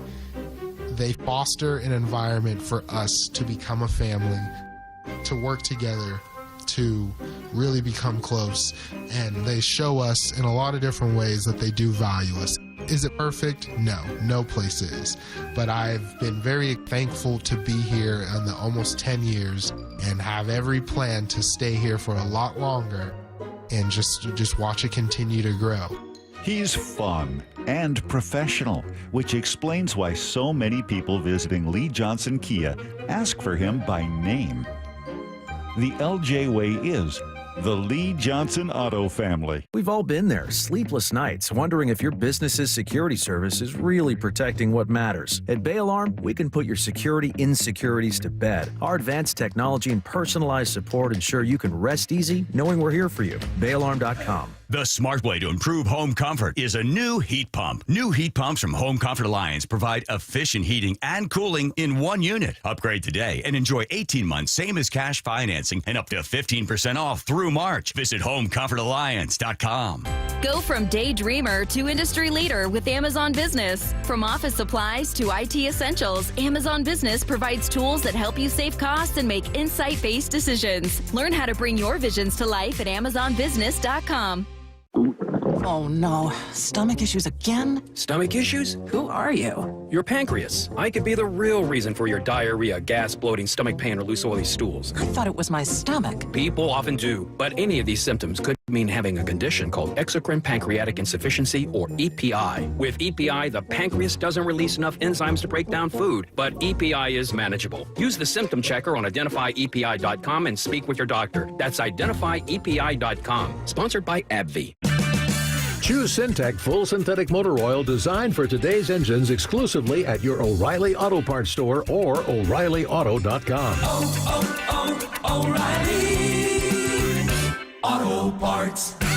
For over 113 years, Pacific Lamp and Supply Company has been your #1 lighting specialist in Washington, from the Space Needle in Seattle all the way to the Riverwalk in Spokane. With the largest lighting inventory in Washington, Pacific Lamp's knowledgeable and experienced staff can assist with any lighting issue, including intricate lighting and control designs. Plus, they work with all utilities in Washington to get you the best available lighting rebates. Pacific Lamp and Supply Company, Washington's lighting experts since 1912. Visit pacificlamp.com.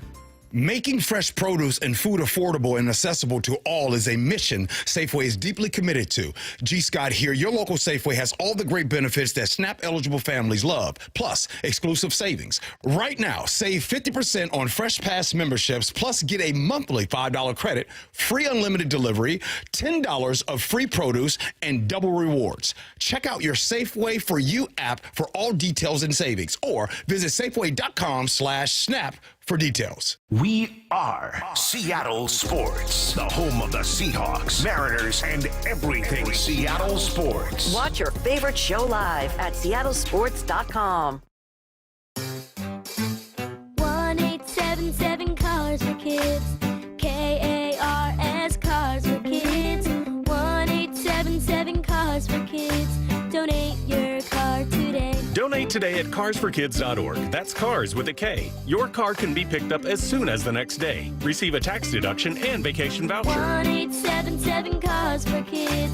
Donate your car today. Now accepting donations of land, homes, buildings, or any kind of real estate. Bob Stelton here for Asset Roofing, and they have got the perfect slogan. You're either hiring a liability or you're hiring an asset, and I witnessed this firsthand when I met Anthony, the owner, and again when I had him do work on my roof. Now this spring, replace your aging roof with Asset Roofing, because you're either hiring a liability or you're hiring an asset. Check them out at AssetRoofingCo.com. That's AssetRoofingCo.com. Certified work that's never in doubt. Asset Roofing, excellence is on the house. Swedish Cyberknife has been serving the Pacific Northwest with innovative and compassionate care since 2006. The Cyberknife system, with advanced tracking technology and robotic design, keeps the radiation on target even with tumor or patient movement. Being able to precisely and accurately deliver radiation makes a difference in terms of controlling cancer and reducing the risk of side effects. And the treatment is completed in only 5 sessions, lasting less than an hour. But the technology is only half the story. The skilled and dedicated team of providers and caregivers match the technology by providing unparalleled, personalized treatment plans and compassionate care. They are committed to patient-focused care, partnering with the patient and their families. The results speak for themselves. Patient surveys consistently give Swedish Cyberknife the highest of rankings. When diagnosed with prostate cancer, consider treatment with Swedish Cyberknife. Swedish.org/Cyberknife Prostate. Treat prostate cancer with Swedish Cyberknife. From the Quantum Fiber Studio, you're listening to Brock and Salk. Weekdays 6 to 10 on Seattle Sports and 97.3 FM HD2. All right, now people are just being mean. When Salk was a kid, they were still firing muskets at the English. All right, that's not nice. How dare you? By the way, can you give me a shout out today for crying out loud? Did you read the newsletter today? I did not. What? Yeah. You didn't read the newsletter yet? I did not yet. Lyle, Moore, do you guys read the company newsletter? I'd like a shout out for my Sweet 16. Oh, today. 16. This incredible 16 Sweet years. 16, yes. Nice job. 16 years. Very impressive. Thing. Very Shout out, impressive. Brock. Shout out to you, Brock. If only it could have been 16 in the NFL. That's incredible. Yeah. 253 says, Salk, you couldn't even pull back a compound bow. They're super hard. I don't know. True. Talk to Field Yates here from ESPN. Field, you an archer at all? You ever do any archery? Falconry? Yeah, no archery, but shout out Brock. That's huge. 16 years. Congratulations. Thank you, Field. Yeah, my co-host and I hadn't seen it co-workers. Yeah, I get none of that, but Field, I appreciate that. They didn't offer archery at Belmont Hill? No archery at Belmont Hill. At least maybe it was an elective course, and I just never actually saw it on the curriculum. But no archery. I'm not going to test it anytime soon. I don't feel like I have steady enough of a hand to fire with any level of accuracy. I figured they would need it for, all the dumb athletes there to, find a way to graduate or something like that. Easy. Sorry. Starting early today. Jake Bobo is a Belmont Hill guy. So no one speaks ill of Belmont Hill and allows it to get, to go by me. So no, enough of this. Say it to you. I'll say it to Jake. Enough. I'll say it to anybody, man. BB Nights, baby. Let's go. Let's talk some actual NFL football rather than ISL football. Can you change an entire offensive line in this upcoming draft? I don't know about changing an entire offensive line, but I think you can do so. You can hit 40 to 60%. I mean, 2 or 3 starters, which I think Seattle needs probably at least 2 or 3 starters all on the offensive line. I think we feel good about, we've got a tackle that we feel good about. And that's the most important thing, is having a left tackle that I think you're going into the draft with the mindset that, this is our guy still.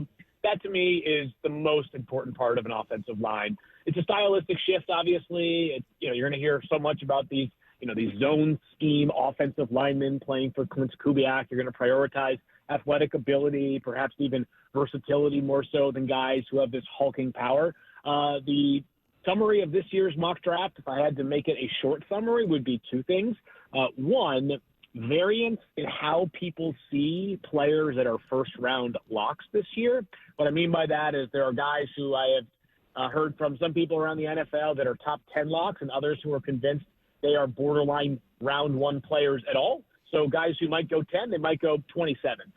The other part of the summary, I think, is it's a better year to have picks, let's call it 70 to 120, than it is 1 through 12 relative to where it would be on average.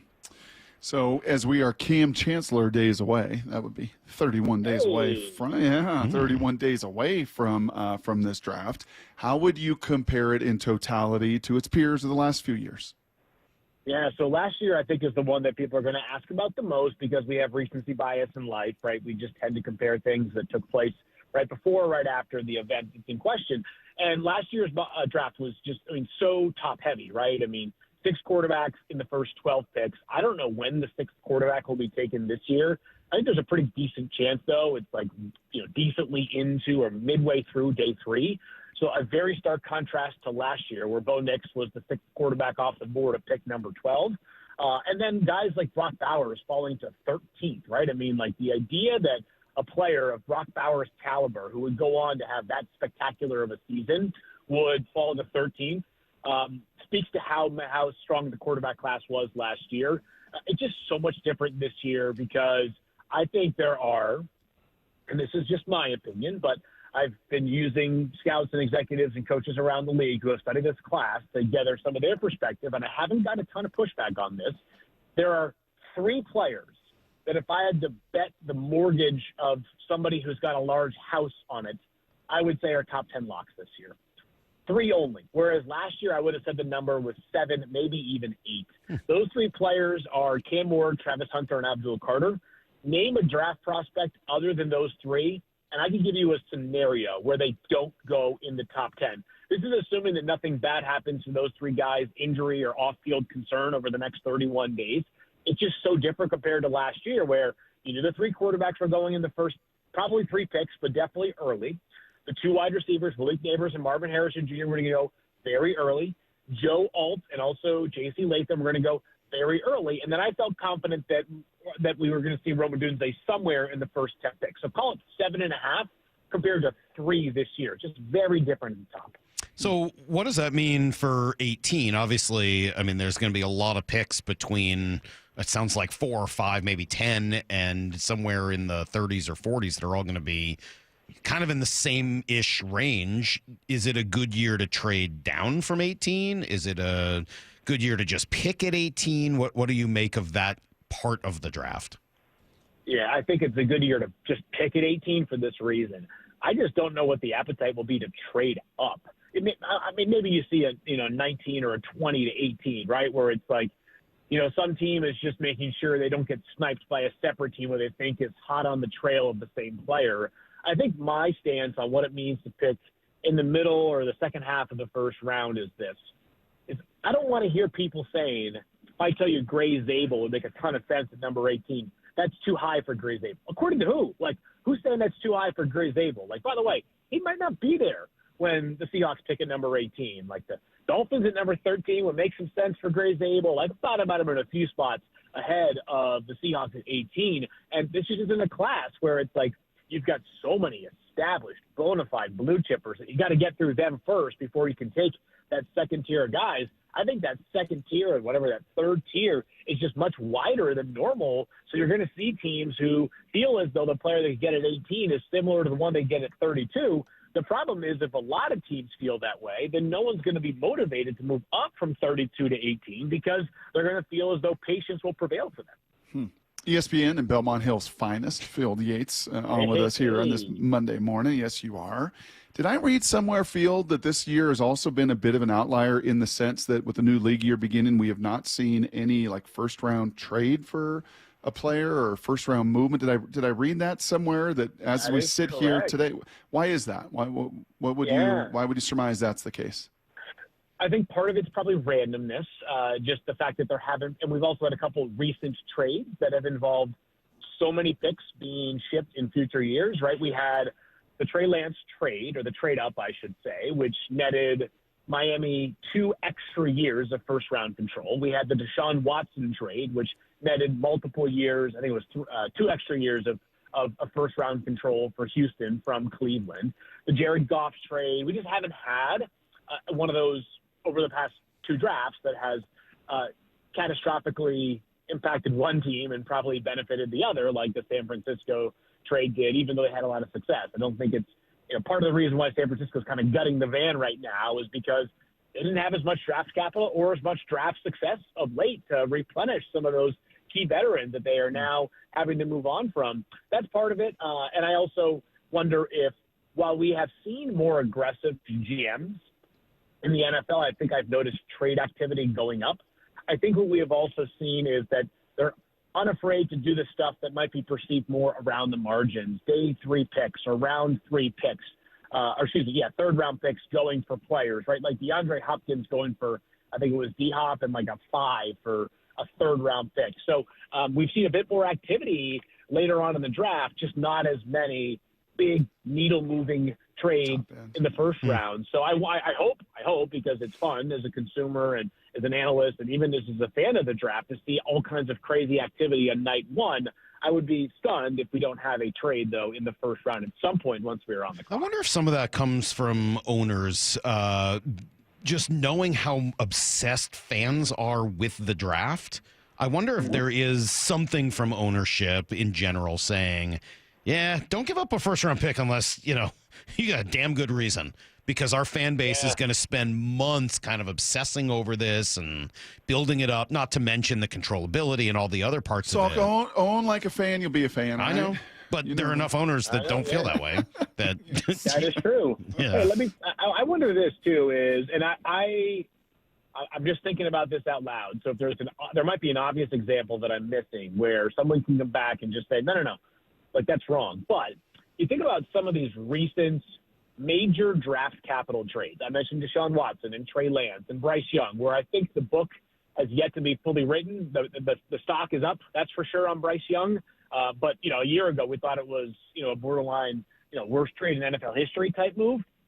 There's not a lot of evidence that those moves often pay off, right? Like if you go back and look at what Buffalo traded to get up to take Josh Allen, like you're like, dang, that's it, right? Like I think it was 12-7, and they got the guy who just won the NFL MVP and is now the richest quarterback, I think, on an average annual basis or guaranteed money, whatever it is for Josh, whichever metric we're using these days. So, and the Patrick Mahomes deal, that was an extra one, which definitely has some risk, but it's not nearly as risky as these multiple one deals are. That could be part of it too. Is just that while if it works out, no one is going to ever bat an eyelash at paying the premium required to acquire a quarterback. If it doesn't work out, it sets your franchise back so many years and probably puts the person who made the trade in serious peril of losing the job. I mean, where would you put the Russell Wilson? I mean, that worked out for Denver, right? Mm. It made multiple. About as well as the firsts. Jamal Adams one worked out for the Seahawks. Yeah. I mean, I guess Seattle has been on the right side of a couple of those, huh? Well, right side of one, wrong side of the other, unfortunately. Not so good on the Jamal one. Hey, just since you're bringing up trades, there've been kind of a few big ones here in Seattle recently. Geno Smith, DK Metcalf, both out. Sam Darnold in. What is your general takeaway? How have the Seahawks done here in the last couple of weeks? Yeah, these are kind of like dare trades or bet trades, right? Because it's not that Seattle, at least like on the quarterback one, I think is a bit more straightforward. The calculation, in their opinion, is that Sam Darnold for 3 years and whatever the number is, I think it's $35 million a year, let's call it. 3 years and $35 million a season at 28 years old in this system, plus an extra third-round pick, is more valuable than Geno Smith on – I imagine they'll get an extension done, he and the Raiders, and I imagine it'll be more than Sam Darnold. I think it'll be more – I think it'll start with a 4. So you get the age, you get the savings on the salary, and you get the draft pick, and potentially you believe the system fit. Do I think it's a slam dunk?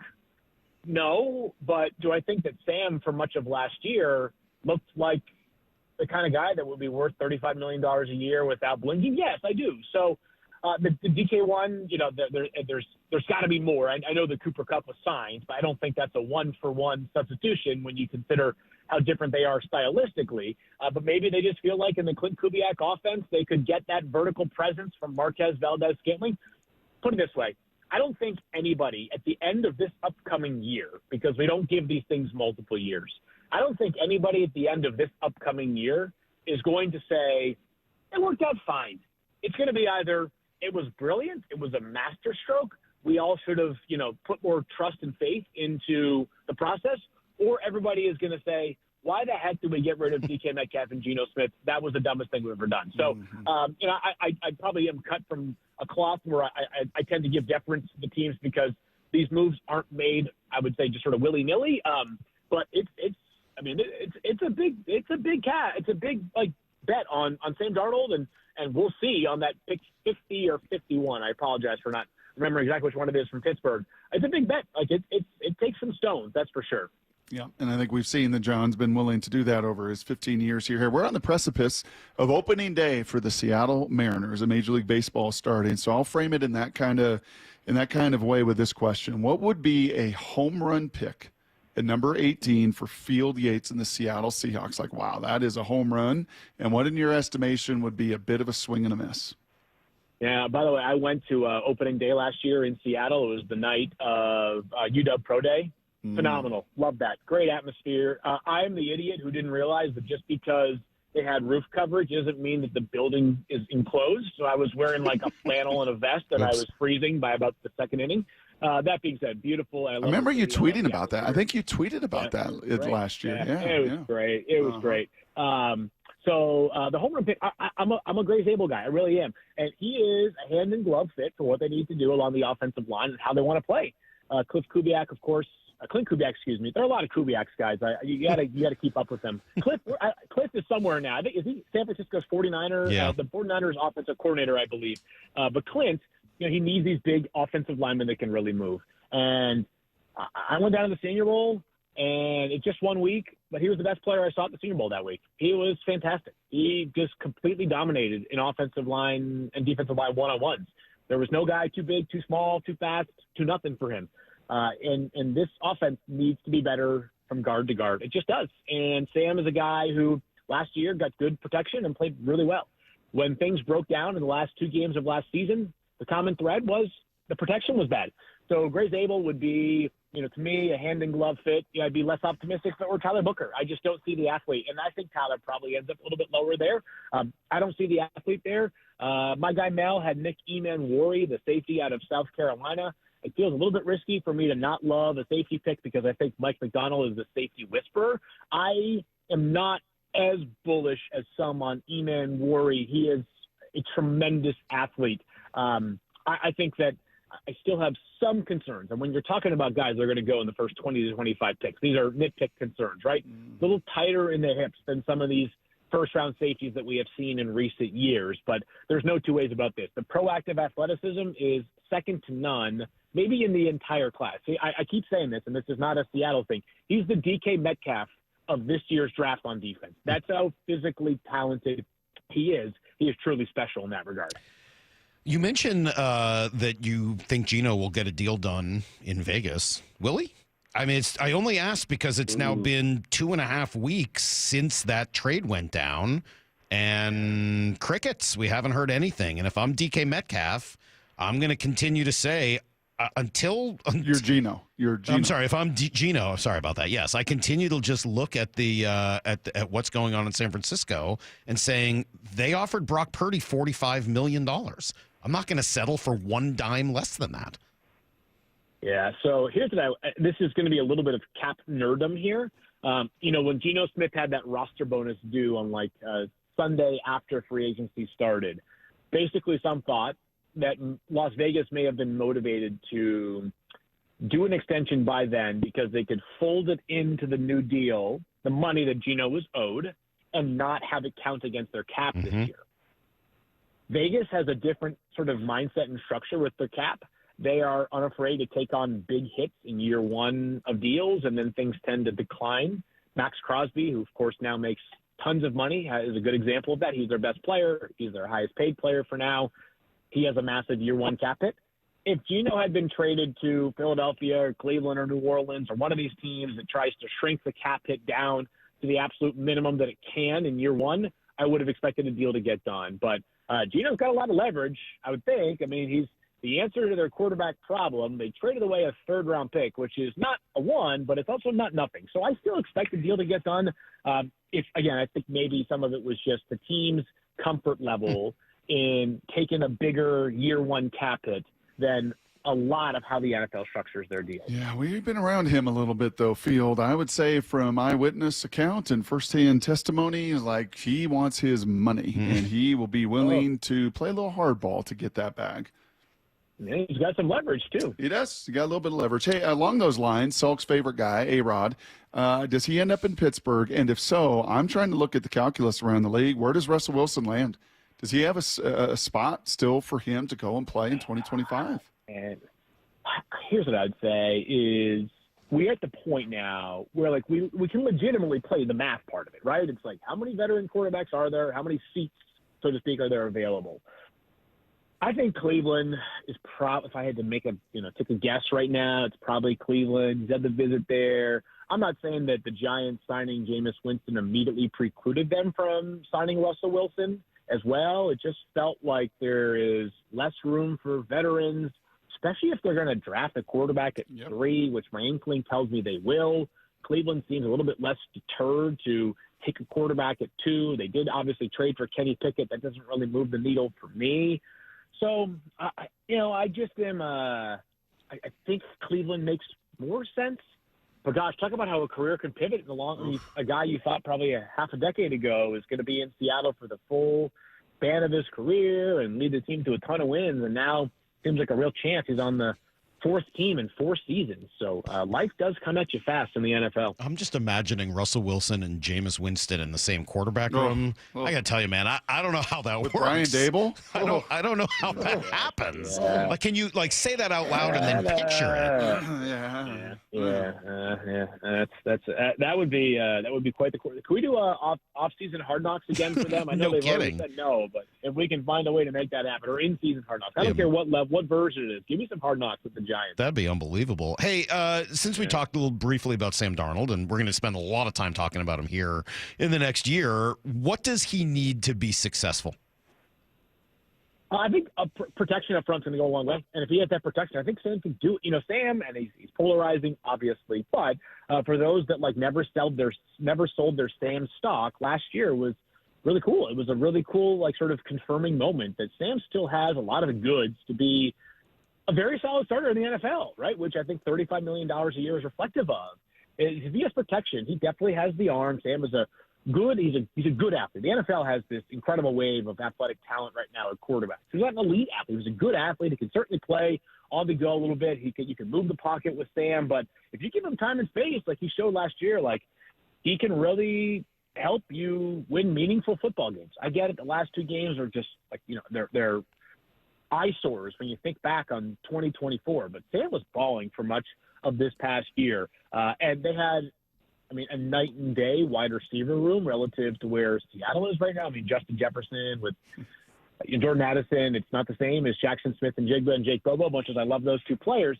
So the weapons are going to be a downgrade for sure with Sam.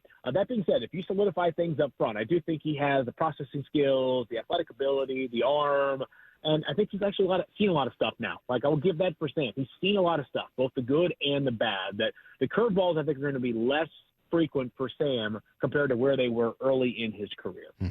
Great stuff, man. We appreciate it. Thanks for taking so much time with us this morning. Make sure you follow Field all the way up to the draft and beyond. It's going to be a fun one, man. Only 3 guaranteed picks in the top 10. That's pretty crazy. Yep. So thank you. We appreciate it, and we'll certainly talk soon. Sounds good, guys. Talk to you soon. All right, there you go. There's Field Yates. Smart dude, man. I had a bunch of things to react to there. Smart, clearly very smart. Although I got to tell you, I actually disagree with a lot of the things he said over the course of the interview. Really? One in particular, I definitely disagree with. Well, I'll deal with it a little bit later. I don't want to get too into it right now. Okay. He said this is going to be sort of all or nothing on the Geno and DK things. I don't think that's true. Oh, interesting. I am landing more and more. And again, my top draft projection, we're going to do 15 of them this year, starting on Monday, counting it down. That Gray Zabel guy's just grown on me more and more. Good. 6'6", 310, jumped 37. He's like a Frank Ragnar. One of these guys that is just going to play like 10 or 12 years and just be a difference maker. Quickly, because we're going to talk to Shannon here in a minute, and then we're going to do some baseball stuff for a while. But I was talking earlier, I think it was your guy Ben Solak, who was kind of saying Sam Darnold, and was it just a one-hit wonder? Do quarterbacks have one-season wonders? Maybe there are some examples of that. But which seems more likely? That a quarterback went through a hot streak like a golfer or a baseball hitter, or that a quarterback figured it out? I would say the second seems a lot more likely. Not that it's impossible to have a good stretch and then, kind of turn into a pumpkin. But I can't think of that many examples where unlike that's a golfer, happened with a wrestler, a swimmer, a sprinter, unlike those individual sports, your supporting cast matters a lot. It does. So it's not to say he's going to have the same kind of success he had last year. Yep. But the idea that, I don't know, he's going to revert back to, it could happen, certainly. I don't know what's going to go down. But it doesn't feel nearly as likely to me as that he figured something out last year. That feels more likely just based on the sport and position he plays. If it was a golfer, if it's a baseball player, you're like, 1 year, I don't know. Yeah, Geno, Jim Plunkett, Rich Gannon, you go back through the annals, guys that found it a little bit later in their career, and he's not even as late as those guys in their 30s. Plus, he was a number 3 overall pick, so he's got the talent. Feels like once guys figure it out, they've kind of got it figured out. Is Rowdy Tellez one of those guys? We'll ask Shannon about that and a whole bunch of other roster conversations leading into the final spring training game today. It's Brock and Salk, Seattle Sports on 710. Seattle Sports, your home for Wyman and Bob. Weekdays 2 to 7. The Sam Darnold contract details, it's essentially a one-year deal if they want to get out of this. It looks like a good deal to me. I don't think there's anybody that could be sideways about this contract. I think this is a great deal. I think John nailed it. There is some question as to which Sam Darnold it is. There was those pesky 6 years where it wasn't good for Sam Darnold. On Seattle Sports and 97.3 FM HD2. Through March 31st, save double your sales tax from Lake Washington Windows and Doors. Plus, enjoy easy 0 down, 0 payments, and 0 interest, same as cash, 12-month financing. Visit LakeWashingtonWindows.com to save double today. Protein, protein, protein. Everyone is trying to get protein in their diet, but we need fats too. Healthy fat, that is, like the rich, natural peanut and almond butters found at G2G protein bars. Most bars don't have it because, well, most bars aren't real food or refrigerated. Fortunately for you, we aren't most bars. At G2G, you'll find a balanced helping of protein and healthy fat. The fact that they're delicious is just the bonus. They're fast, easy, and perfect for on-the-go families. G2G protein bars. Find them in the refrigerated section at Costco. You never get a second chance to make a first impression. Superior Linen Service will help your company with logoed apparel, uniforms, floor mats, linen, and more.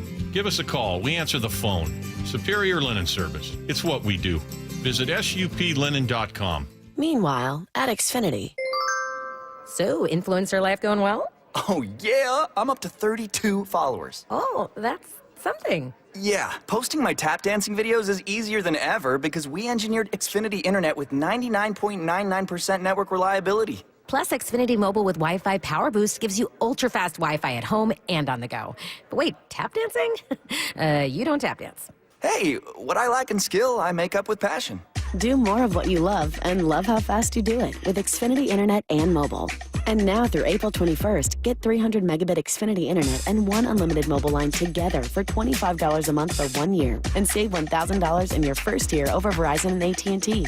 Learn more at Xfinity.com. Requires paperless billing and autopay with stored bank account. Restrictions apply. Equipment, taxes, and fees extra. After promo, regular rates apply. Savings compared to Verizon 5G Internet plus one unlimited welcome line and AT&T Internet 300 plus one unlimited starter SL line. Xfinity Internet required. Actual speeds vary. Reduced speeds after 30 gigabits of usage per line. Data thresholds and actual savings vary. When might you be buzzed? When you suddenly love everything. You guys, I love this song. I love these nachos. I love our kickball league. Ugh! I love this guy. What's your name? You know what I'd love? A ride when it's time to head out. If you see a buzzed warning sign, call for a ride when it's time to go home. Buzz driving is drunk driving. A message from NHTSA and the Ad Council. I love your car. Is this real leather? Millions of Americans take medicine like Ozempic and Zepbound. Many of them are overpaying by thousands of dollars a year. These GLP-1 medications for diabetes, weight loss, and more may not always be covered by your insurance, but GoodRx can help. GoodRx helps you save every month on prescriptions at over 70,000 pharmacies nationwide. Best of all, it's free to use. Check GoodRx to save on GLP-1s. Just go to GoodRx.com/GLP. That's GoodRx.com/GLP. GoodRx is not insurance, but can be used instead of insurance, including Medicare and other federal and state-funded programs. Confidence is knowing you're ready to handle whatever comes your way. That's what it feels like to take on your workday with Cintas. They make sure your AEDs are up to date, your fire extinguishers are tested and inspected, your floor mats are cleaned and delivered, and your workwear looks good, feels good, and is freshly laundered with the Cintas Apparel Plus program. So are you ready to take on today? Visit Cintas.com. Oh, I'm ready! And get ready for the workday. Wesley Financial Group is not a law firm. Do you find yourself stuck in a timeshare? Get the real facts about the timeshare industry and your options for cancellation. Chuck McDowell, founder of Wesley Financial Group, has put together a free information guide that reveals the secrets the timeshare industry doesn't want you to know, including the 5 ways to get rid of your timeshare. Call now and get this timeshare cancellation guide absolutely free. Call 800-859-6688. 800-859-6688. 800-859-6688. For a limited time at Verizon, you can get our best price ever. That's 4 lines on unlimited welcome for just $25 a line per month with autopay plus taxes and fees. You'll also get the new iPhone 16 Pro, 4 of them for the entire family when you trade in up to 4 phones from our top brands. That's a new phone for everyone, only on the network you can count on. Verizon. Visit a store today. 20 monthly promo credits applied over 36 months with a new line on unlimited welcome. In times of congestion, unlimited 5G and 4G LTE may be temporarily slower than other traffic. Domestic data roaming at 2G speeds. Additional terms apply for phone offer. See Verizon.com for details. Something amazing is happening in workplaces everywhere. Devices are learning how people work and adapting to help them get more done. That's because CDW is modernizing experiences with Dell's intelligent portfolio of devices. Thanks to built-in security and AI capabilities, your teams can work smarter wherever they may be. Dell and CDW. Make amazing happen. Learn more at cdw.com/Dell Client. This is Seattle Sports. Streaming through the Seattle Sports app. KIRO AM Seattle. KIRO FM HD2 Tacoma. Home of the Seahawks, Mariners, and everything Seattle sports. Give me a freaking auto! From the Quantum Fiber Studio, this is Brock and Salk on Seattle Sports. I don't read the internet, guys. Take the bull by the hands. And Brooke, you are. And Brooke, you are. Now here are your hosts, Brock Heward and Mike Salk.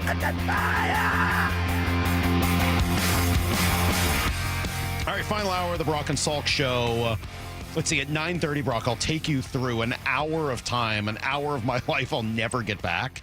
And I just can't, I might need help. I can't seem to make this work. So we can do that at 9:30 and a couple other little conversations I want to make sure we have. Before we do it, though, we are getting ever closer to Thursday night's opening day for the Mariners, and our baseball insider, Shannon Drayer, joins us right now from Peoria. Shannon, final game today. I know you're ready to come home because we talked about it last week. So let's dig straight in. What did you make of the roster decisions over the weekend? Specifically, let's start with Mitch Haniger. You know, it was something that I think we all knew had to happen one way or another at some point. You simply could not go into the season without that roster spot.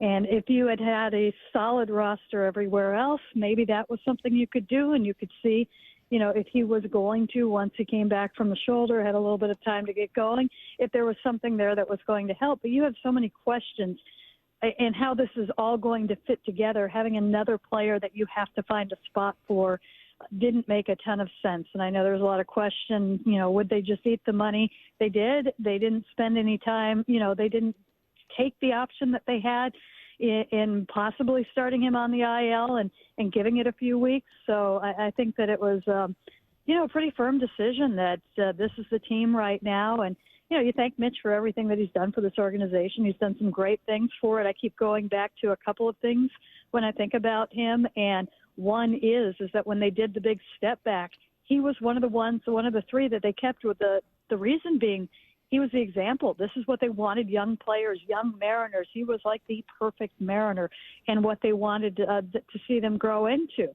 And then the other is just kind of the passion that he had for the game, the passion that he had for winning, the passion that he had for his team, which was on full display when he wrote the letter. I can't remember if it was the Athletic or the Players Tribune, but, you know, this is a guy that has so much drive. And, you know, it's tough to see a competitor like him go. He's been a big part of this Mariners team and organization, and unfortunately they had to sever ties.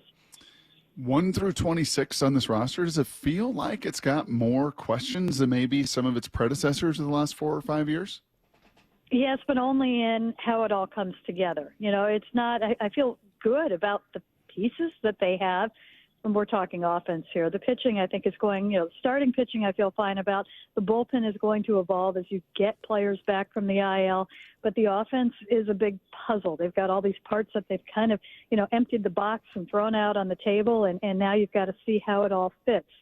And I think that it does kind of help that you're not worrying about, you know, a Mitch and where you're going to put him. But, you know, we don't know what's going to happen with the infield. We've seen things that we like. Are they going to translate into the season?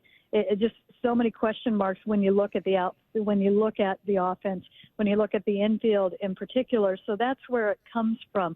A little less. I mean, you don't look at it and feel, you know, this position I feel great about offense, that position I feel great about offense. There aren't that many of those, but I think that if you were looking at, you know, the potential and comparing that to other years, which kind of strangely enough, I feel better about some positions if, you know, they live up to what they are supposed to be, if they look at the back of their baseball cards. What's a person that puts together, is it a puzzler? Someone that puts together puzzles? Is it called a puzzler? I think so. Does Dan Wilson strike you as a puzzler? He's very thoughtful. So I think that, you know, I think that he is well equipped, and he also has, you know, a good coaching staff. I think that they can put it together. Well, I was interested yesterday. I know Dylan Moore ended up getting scratched as he became the latest to go down with this bug, but I was a little interested to see Dylan Moore at third and Jorge Polanco at second, partially because it seems like both of those guys are better at those positions than the ones they've been playing all spring. Well, you weren't going to see that because you were going to see Polanco. Polanco was at second because Dylan was out. No, so originally that's not what it said. That's not what the lineup said originally? The lineup originally said Polanco at second, Dylan Moore at third. And then they scratched Dylan Moore. We got a different story then. Okay. Oh, interesting. Oh, the plot thickens. Now this is getting even more interesting. Well, but the story was we need to be able, you know, we want him to at least have one game there to see if, you know, to give him the because he hasn't played over the. Okay, then. Look, we were just kind of going through it on Friday. I think after we talked to you, and Lyle and I were just kind of looking through it. Like, you got a first baseman who's better off in the outfield. You got a left fielder who's better off as a DH. You got a third baseman who'd be better off at first or second. You got a second baseman who's better off as a utility guy or a third. Something's got to give here, and one way that it can give is by getting Polanco back to the right side of the infield. You just gave me a headache. You could. Well, So it's honestly, our last Shannon, day in you know what, Peoria. Shannon? It came really from our conversation with you and just talking to you about some of where the guys Shannon. work. What did you do to me, Shannon? You got my mind twisted. You gave him a headache. Now he's giving you a headache. The bags are packed. The car's revving. Jeez. It's too early for this. I've barely had my coffee. Oh, my God. Sorry, Shannon. This is Okay. my fault. I'm very sorry. Okay.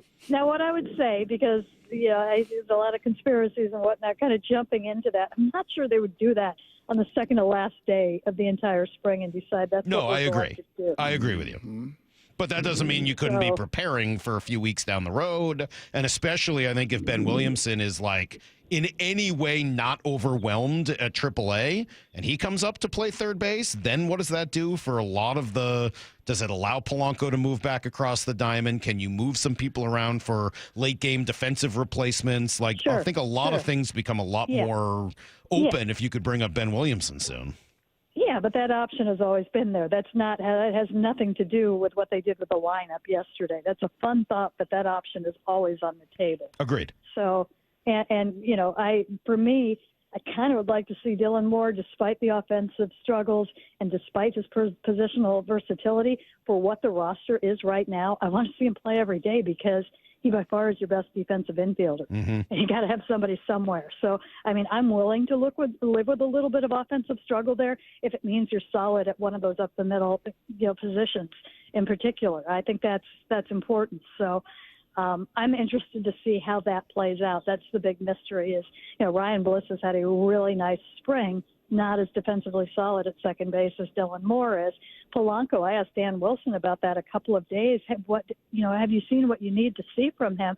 And he said basically Polanco hasn't seen everything that he needs to see because of spring training. He hasn't had every ball hit to him at that angle yet at third base, and said that it is something that is going to evolve. We'll see how much runway they're able to give to that, how much patience there is. And that's going to be Dan's challenge is, how do you get all these guys going when they don't play every day? And are your bench players, really going to be bench players who are going to have to get used to not playing very much? And then B, how long can you go with something that you do want there quite often if it isn't working?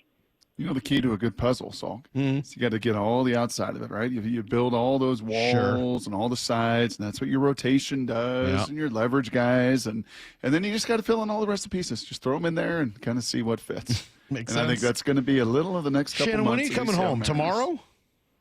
Tonight. I come home with the team after the game. How great is that? It's fantastic. I'm ready to be home. It's going to be beautiful tomorrow, too. Just wait. It's going to be like 70 degrees here tomorrow. It'll go away, but it's going to be a nice day tomorrow. It'll be 70 degrees. And seriously, we miss you. We're looking forward to having you back. Thanks for all of the great conversations, chats, information, everything from spring training. As usual, you just kill it. And all of our conversations with Shannon brought to you by Pacific Lamp and Supply. Thanks, Shannon. We will see you this week. Can I throw something out to look for on Wednesday from me? A big project was getting to know this rotation, and I've got a really fun piece on the rotation coming up on Wednesday. Awesome. And, pulling the individuals together as one, how they see each other and whatnot. And it's kind of a neat piece that's coming out on Wednesday. Pretty darn cool. All right, that's coming out, seattlesports.com or the Seattle Sports app. Shannon, we will see you this week, and we'll come right back here with everything you need to know next. Brock and Salk, Seattle Sports on 710. The John Schneider Show. Every Thursday until draft day on Wyman and Bob. We are now speaking with the architect of your Seattle Seahawks. How we doing, football fans? With Seahawks President of Football Operations and General Manager John Schneider. My job is to do what's best for the Seattle Seahawks organization. I have to keep wrapping my mind around that and trying to communicate effectively. Listen live Thursdays at 4 p.m. or watch the interviews on the Seattle Sports YouTube page. What's the standard the Seahawks defense needs to be held to under Mike McDonald? The John Schneider Show. Brought to you by Pizza Hut. Hey friends, Stacey Rost here. Who has some of the best deals on new Fords and Isuzus in the Pacific Northwest? Wayscar Ford in Auburn. Who has a large selection of the highest quality used vehicles in the Pacific Northwest? That would also be Wayscar Ford in Auburn. And what dealership promises no games, no gimmicks, and never any pressure to purchase? Yes, that is correct. It's Wayscar Ford in Auburn still. Who's the only Ford dealer in all of Washington to offer a 5-day or 500-mile, no questions asked, 100% money-back return policy? Wayscar Ford in Auburn. They offer free lifetime powertrain warranty on virtually all of their new Fords. Who's the only dealer that will purchase your used car, pay you right up front, and then once they resell your old car, return 50% of the profit to you? Only Wayscar Ford in Auburn. They've given over $750,000 back to customers who have sold them their cars. And finally, what dealership has been family-owned and operated in Auburn for over 103 years? You guessed it. Wayscar Ford in Auburn. Visit them at wayscarford.com. Safety comes first. When money is tight, Buc-ee's has you covered with available financing. For oil changes, wiper blades, brakes, tire rotation, tune-ups, and factory maintenance, it's Buc-ee's Complete Auto. No appointment necessary and financing's available. Check Buc-ee's.com for the location near you. From whiplash to herniated discs, there are a few car accident injuries we've all heard of. J.P. Pendergast with Pendergast Law explains that even the most common injuries differ from one another. Pre-existing conditions, health history, beginning of treatment. There are hundreds of factors that make every person and every injury unique. While these variables aid medical treatment, the strongest case recoveries must also take them into account. Could you explain a little bit more? Our team at Pendergast Law is obsessed with turning over every stone to differentiate each case. This requires thorough investigation, diligent listening, and relentless research. We never pursue cases with a one-size-fits-all approach. We built our success by treating every injury and every case with the individualized attention our clients need and deserve. Pendergast Law's individualized approach to even the most common injuries makes the difference in case outcomes. It's another reason why I can't recommend them enough. If you or a loved one has been injured in a car accident, call Pendergast Law. We can help. Did you know that your windows and doors are your main source of energy loss? At Lake Washington Windows and Doors, our windows with triple weather shipping and gasket seals are up to 25% more efficient than Energy Star standards. LakeWashingtonWindows.com, a name you can trust. Welcome to Staples. I hear Staples prints it all for any business? You bet, and we'll beat any print quote. So if I had a pizza place... Staples can print signs, menus, pizza boxes. A landscaping business? Oh, we can print yard signs, t-shirts, brochures. How about a pizza/landscaping business? I'll call it Dough and Mo. I like it. Right now at Staples, get up to $250 off your print purchase. Ends 4/5, exclusions apply. Visit staples.com/print for offer details. Price match guarantee valid in store and staples.com/print. Visit staples.com/price match for details. Confidence is knowing you're ready to handle whatever comes your way. That's what it feels like to take on your workday with Cintas. They make sure your AEDs are up to date, your fire extinguishers are tested and inspected, your floor mats are cleaned and delivered, and your workwear looks good, feels good, and is freshly laundered with the Cintas Apparel Plus program. So are you ready to take on today? Visit Cintas.com. Oh, I'm ready! And get ready for the workday. Hey, Bill! Got a leak? Need heat? Call Southwest today. Southwest Plumbing, the one to call. At Uline, they know firsthand the road to success is an uphill climb. Uline started in the family basement, and through hard work is now North America's most trusted shipping and industrial supplier. They get what it means to have the support of reliable, hard-working partners. So they keep 41,000 items ready to ship. Whether your company is still in a basement office or expanding cross-country, Uline will be there on your road to success. Visit uline.com. Looking for a smart way to improve your home comfort without breaking the bank? 2 words, heat pump. John Curley here. Upgrade to Home Comfort Alliance Heat Pump and get efficient heating in the winter and cooling in the summer in one unit. Heat pumps use less energy and are environmentally friendly. Plus, enjoy 18 months, same as cash financing, and up to 15% off all heat pumps and air conditioning systems through March. Home Comfort Alliance for all your heating, cooling, plumbing, and electrical needs. Visit homecomfortalliance.com. Getting a new battery should be easy. At Pacific Power Batteries, you won't go in with a battery problem and come out with a new transmission. Instead, we can test your battery to see if it's actually the problem. Maybe it's the alternator. We don't sell alternators, so we have no motivation to sell you one or even a new transmission. We have load testers and conductance testers, hydrometers and voltmeters whenever needed. I'm Steve Almond, and I invite you to our family-owned Pacific Power Batteries. You can trust us with any battery problem, and we'll top off the blinker fluid for free. Bob Stelton here for Asset Roofing, and they have got the perfect slogan. You're either hiring a liability or you're hiring an asset, and I witnessed this firsthand when I met Anthony, the owner, and again when I had him do work on my roof. Now this spring, replace your aging roof with Asset Roofing because you're either hiring a liability or you're hiring an asset. Check them out at AssetRoofingCo.com. That's AssetRoofingCo.com. Certified work that's Never in doubt. Asset Roofing, excellence is on the house. Need to know. 15 minutes past every hour with Brock and Salk. Here's what you need to know.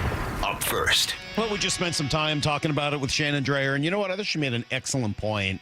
For all of the things that we've celebrated regarding Mitch Haniger as he moves on over the weekend after being released, she's right. He was one of the few guys they opted to keep during the rebuild who was tradable and would have been a valuable asset for them if they had wanted to go down that road. And instead, they used him as a leader, somebody to kind of bridge the gap, a culture setter, something to look up to. And that's a pretty good point. And yet another thing I think that you could put in the top three most intense Mariner we ever covered. Top three? Top three most intense Mariner we ever covered. I don't know why you got to get to three. Who's more intense? Randy. You know, Randy was intense. No, we never covered Randy Johnson, I guess. No, didn't do that. I didn't cover him. Milton Bradley, but Milton that's was crazy. That's different. Milton was very intense. Milton was insane. Different. Yeah, I would say he's right there in the top one, probably in terms of intensity. They're going to eat the $15.5 million. And Rowdy Tellez looks like he has made the roster, which is cool. He spoke to me on Friday. He had about $1.5 million yesterday. Yeah. That kind of became... You can buy some nice arrows now. Yeah, that's for sure. For that crossbow, Salk. For that crossbow. You guys poo-pooed the composite bow thing. But a composite bow is a thing. You know what a composite bow is? Is it the material it's made? No. The bow's made from? A composite bow is just like a traditional bow. Oh. Like a traditional archer's bow made from horn, wood, and sinew, laminated together, a form of laminated bow. Huh. So it's just a normal. We poo-pooed it because when you asked him if he had a normal bow, he said, "Don't disrespect me." No, I asked him if he had a crossbow. Yeah. Yeah. Which is like essentially a gun. You pull a trigger and the arrow goes out. Yes. I didn't say composite bow until today. You asked him crossbow, Salk? Yeah. Oh. I was sort of joking. Oh, God. I was sort of joking about the crossbow. I'm so embarrassed. I'm being very serious about the. You know what? Let's go to the next one. Here's the second thing you need to know. Let's see. Julio Rodriguez had a grand slam and a 3-run shot over the weekend. More on that here in a few minutes because, again, when Julio is hot, there is no offensive problem for these Mariners, and he certainly looks like he's rounding into form. Not the only one, though. Ever since that minor league game that Shannon told us about where Cal Raleigh just decided to go play in some extra minor league games, he has been red hot. The windup and the 2-0. Swinging a well-hit ball. This one is heading to the light standard at the back of the berm in right field. Going and goodbye. Baseball. Cal Raleigh with his 4th home run of the spring. A parabolic shot onto the berm in right, and he got it all. A parabolic shot, 1 of 2 on the day for Cal yesterday. So Randy Arozarena had a home run this weekend. So did J.P. Crawford. Familiar with parabolas? I am. Okay, good. You? Yeah, I think so, decently. That thing was a screaming Mimi. That was a 2-0 that I think just from a timing and balance standpoint, right? I mean, you never read, again, not predictive. You just kind of overall feel and just kind of balance and headspace. You sure love to be going into your final game today, coming off, tasting some of the success, seeing that ball fly, and been really nice for Randy, for Julio, for Cal, for the guys who are going to be counting as they don't come up here, realize that same ball gets caught like 20 feet in front of the track, and then just start throwing that their ball bats in doesn't. frustration. That parabola, that one was gone. That one was gone no matter what. Looks like Miles Mastrobuoni's also made the roster after Leo Rivas was sent down this weekend. Did you say he's a veteran guy? Mastrobuoni? Yeah. He's been around. He has been around a little bit? Yeah, he was with the Cubs. He's been around. Okay. He's got, I think, more service time than Leo Rivas. I guess you could check my math on that. Casey Legumina sent to Tacoma also, which means Carlos Vargas, Edward Pizarro, both likely going to make the roster. Remember, Lyle, a parabola is a U-shaped curve in the graph of a quadratic equation characterized by being equidistant from a fixed point, the focus, and a fixed line, the directrix. Yeah. There you go. Sure. Next. Here's the third thing you need to know. Let's see. We got tournament action over the weekend, including right here in Seattle. Actually, two of the closest games of the weekend were both played here. We had the maybe travel buzzer beater. Gillespie. Maybe.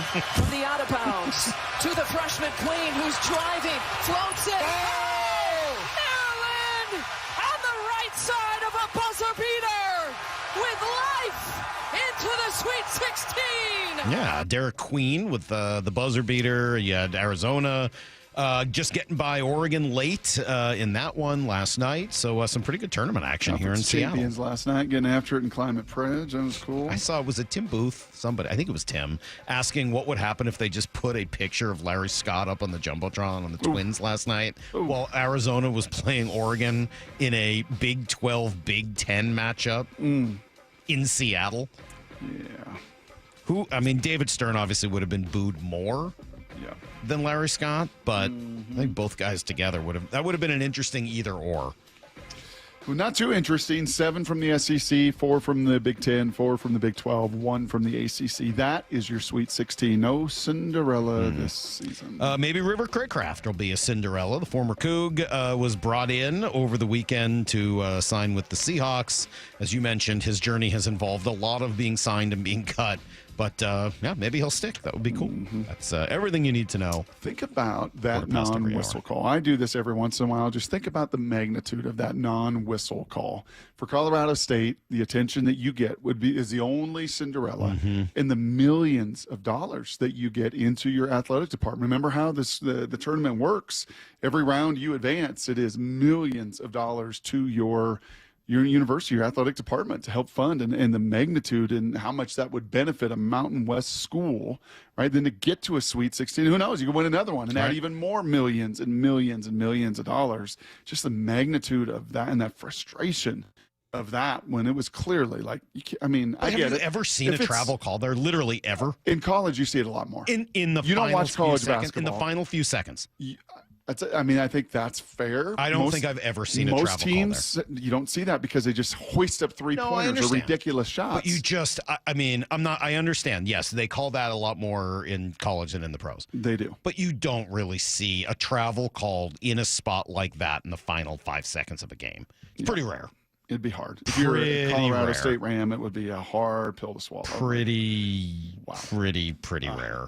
That's pretty rare. Okay. Did Lyle do his homework on parabolas and dazed and confused and everything else? Yeah, we might have finally found a movie Lyle didn't like that much. I'm curious. This may be, we'll see. We're going to get a little bit more details in about 20 minutes as Lyle learned some culture and did his homework over the weekend. I got a couple things I got to ask you about, Brock. We'll do it next. It's Brock and Salk, Seattle Sports on 710, seattlesports.com.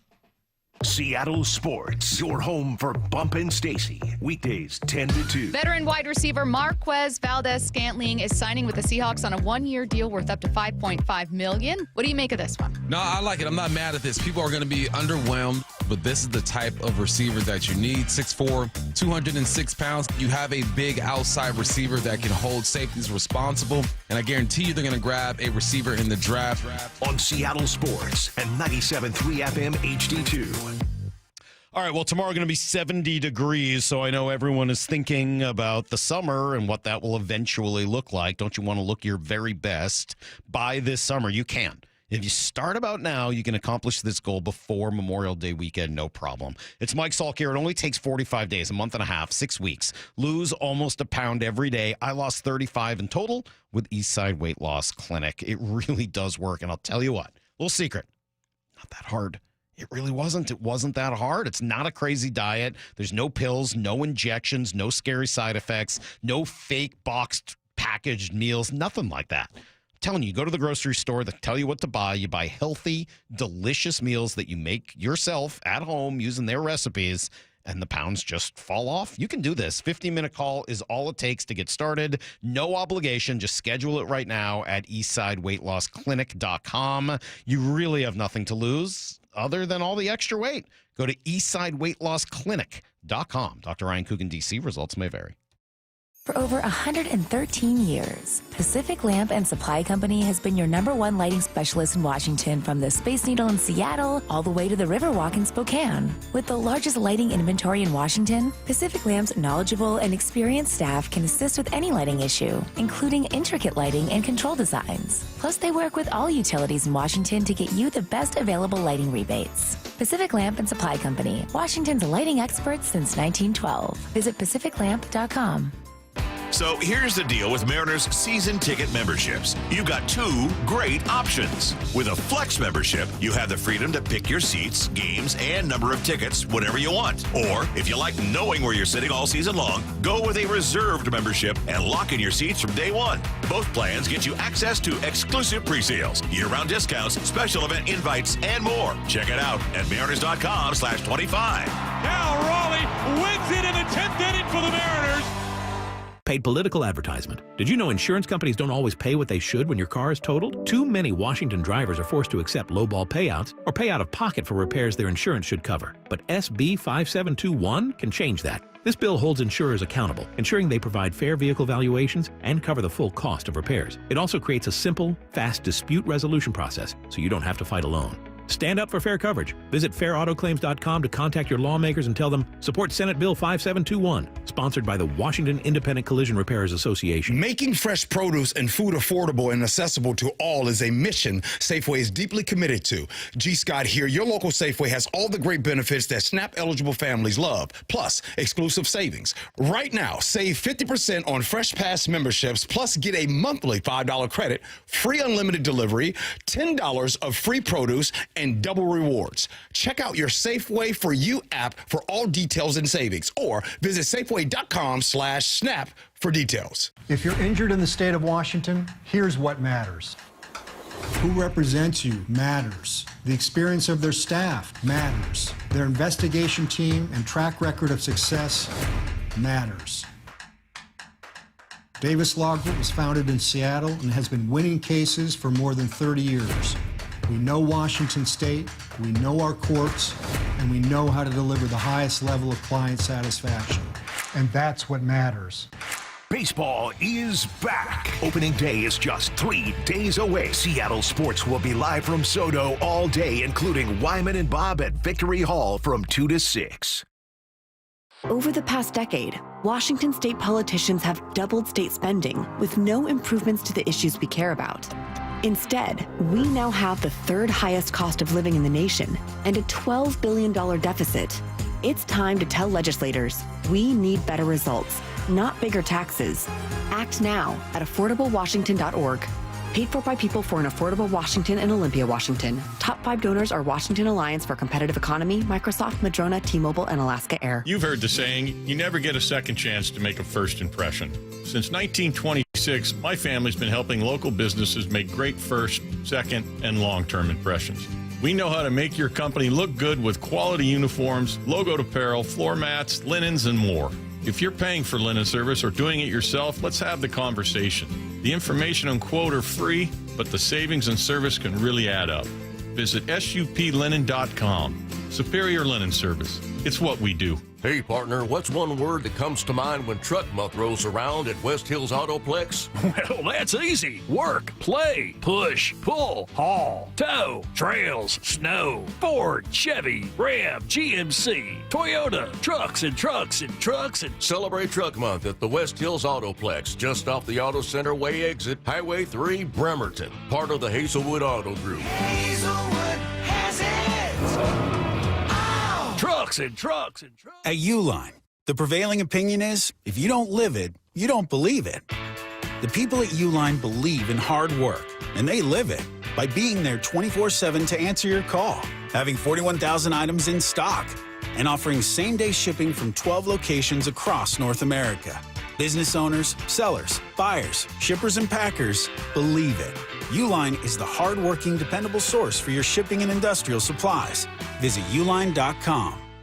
From the Quantum Fiber Studio, This is Brock and Salk weekdays 6 to 10. on Seattle Sports, 97.3 FM HD2. All right, Lyle learns culture. Coming up in 15 minutes, he watched Dazed and Confused We'll get his review, and generally it comes with some questions as well as Lyle learns a little bit about our youth, our childhood, or in this case, even the years before we were born, since it harkens back to a simpler time in the mid-1970s. So we'll do that coming up here in about 15 minutes. Some baseball conversation, some football conversation. Let's do a little bit of football because it's been such a big baseball day. And I don't know, Brock, this was Ben Solak, who, again, is with ESPN, and he said he didn't like the Seahawks offseason, and this is what he wrote about it. They downgraded at quarterback and also shipped impactful receiver DK Metcalf. If Darnold retains his level of play from Minnesota to Seattle, the drop-off from Geno to him won't be too damaging, but it's likely that Darnold won't match his 2024 output. The Seahawks have also not addressed their offensive line, electing to spend big money on aging edge rusher DeMarcus Lawrence, who's coming off a foot injury. I don't see the vision. I don't know whether I fully see the vision either, but I don't agree with almost anything he says here. Mm-hmm. They didn't spend big money on DeMarcus Lawrence. They spent small money on him. He's not really an aging edge rusher. He is a guy who sets an edge on early downs and is much more valuable against the run than he is against the run, the pass. Mm-hmm. I understand the idea that there could be a downgrade from Geno Smith to Sam Darnold, but the age and the money and the draft picks and everything else, the flexibility that I thought we've talked about and that you heard from Field Yates more than makes up for that. And then the question I was going to ask you is, what do you think is more likely? That's a one-hit wonder for him, one good year, this many seasons into his career, or that he figured something out last year? Mm-hmm. Well, a couple things there. I think from a production standpoint, his line about, more than likely there's going to be a dip in production from Minnesota, there will be. That's probably true. He's not going to throw 35 touchdowns here next year, or whatever that number was. Is pretty darn close to that last year in Minnesota.